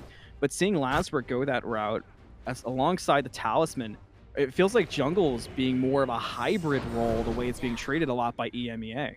Yeah, when you see that Stampede item, just think of like that scene from The Lion King with Mufasa, and like that's it. Like you're getting the squad together and just rolling out, you know? Yeah. I didn't mean I didn't mean to bring it up and just ruin everyone's day, but like that is what I think of at the very least. Yeah, that hurts. I'm replaying it in my head now. You're gonna mention Bambi next? Yeah, too soon, man. The left side bird is the target. Benko trying to duke it out with variety, but here comes Lasbra, another Ragnarok in. Another grab. Seems like it was an insta pop there. And retreat for the time being, but SAP 7's where'd he go? SAP 7 absolutely popped in their own base. E-Chrome to follow a double kill for Variety. Team Risk just said, all right, let's get out of here. What are we doing? And the push begins into the throne room. They go. Smokebreaker gonna have 3 alive for the defense, but they gotta get in. Bede's already out, and Benko already dead. The streak up. The Titan's still tanky through it. No minion wave to help things out for the time being. Titan at half health. Purification out once again. Everybody save Variety. Another kill. Despite the lack of a minion wave, that Titan could not stand and throw, and Team Risk are gonna take it. Grand Finals and all those points in pocket. Wow, I mean, again, a terrible start for Lasbra. 5-0-9. Variety looked unstoppable once again. 6-0-9. Theeks, beautiful ultimates. I mean, the tanks played so flawlessly. The carries did their job. This has been an absolute joy to watch Team Risk. It feels like we're back watching prime Variety again, man. The solo lane, he just feels so at home in these metas, and I was loving this Bacchus gameplay as well. I just picked up a Bluestone, was proxying waves, understood that the Amaterasu was not in his hand, so he didn't have that same like rotation pressure, but he was able to use the pressure in lane to help out his team as well. And it's like such a different style of gameplay that I'm used to, like the EMEA games in particular. Like I've been playing a lot of like NA games, of course, and our games look like different. Even the games we're casting totally different. NA Yeah, don't look this way. We're not seeing as much tank stats build through carries, right? It's like there's some tanky junglers, but for the majority, it's like full damage junglers. I do think that's starting to seep over, but man, EMEA is such an interesting meta, and it seems like Team Risk have it down to a science. With Regions being back for Smite 2 and for the Founders Series, we're going to get to see more and more like that. But Team Risk do take the grand finals here over Smokebreak, who was a team to watch for sure, and they showed why, but just ultimately could not get the better of the names on Team Risk. But that does conclude the EMEA side of stage number 1. As I mentioned earlier, stick around because we're going to have the Swiss polls here in a bit to see what teams will be going against who. But let's take a look at the bracket for today and see how we got to this point, especially going forward. With the bracket today that we're going to see, Trelly, I think the big things for me, all the teams that we kind of expected to do well, sure, they did well, but there were a lot of names, and we said this for North America last week too. There are teams with names you maybe go, oh, you know, who's that? I think of players like Herox, where, you know, maybe not the greatest performances, maybe a bit of a, you know, who's that Omega lol, but give him a few weeks. What the heck, man? What? It's okay. I know him enough. Give him a few weeks type of thing. That? Not a great performance. You can just talk about the winners. We don't have to cook them right now. You're turning me into. You make me feel like a villain. But No. I do agree with what you said. Give them some time. You know, this is a very stacked bracket in because what they showed is so strong. I mean, yeah, like a team like Scorps getting first rounded, or not first rounded, second rounded. You know, there's a lot of talent here in this bracket. You're 100% right. But as you said as well, they're playing for Swiss. That's the idea. That's what you want to play for. Make your position and get as many points as possible from your placements, so that then we can work on getting out of Swiss. Build your way up to the end goal that we're all looking forward to, Founders Series in Vegas in January. So there's a lot of time. There's a lot of SMITE to learn, to adapt, to figure out how your team wants to play. So yeah, teams that are getting first, second, third rounded right now, I think there is still a lot of room for them to grow as it goes later on. And it's just going to get even more exciting to watch, man. Well, after all the play that you've seen, the past 2 weekends of open bracket play for stage number 1, we do have our top 16 teams. Those teams we're going to see the draw for later to see who they go up against. And there you go. You've got your rankings. As you mentioned before, you know, my accidental villain arc.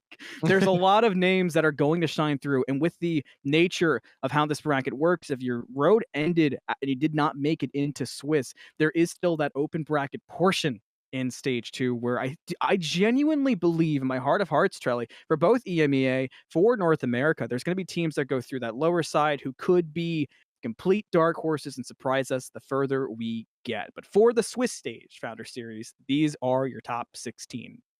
There you go. I mean, it's going to be interesting to see exactly what teams from here are able to make. 'Cause again, we haven't seen all these guys perform at the top of their level just yet. I think that's what a growing esport like this is about, is, you know, we took some L's, we took some lumps on the chin early on in our run here for the Founders Series, but we quickly realized the meta that was forming. We quickly realized the picks that have been so impactful.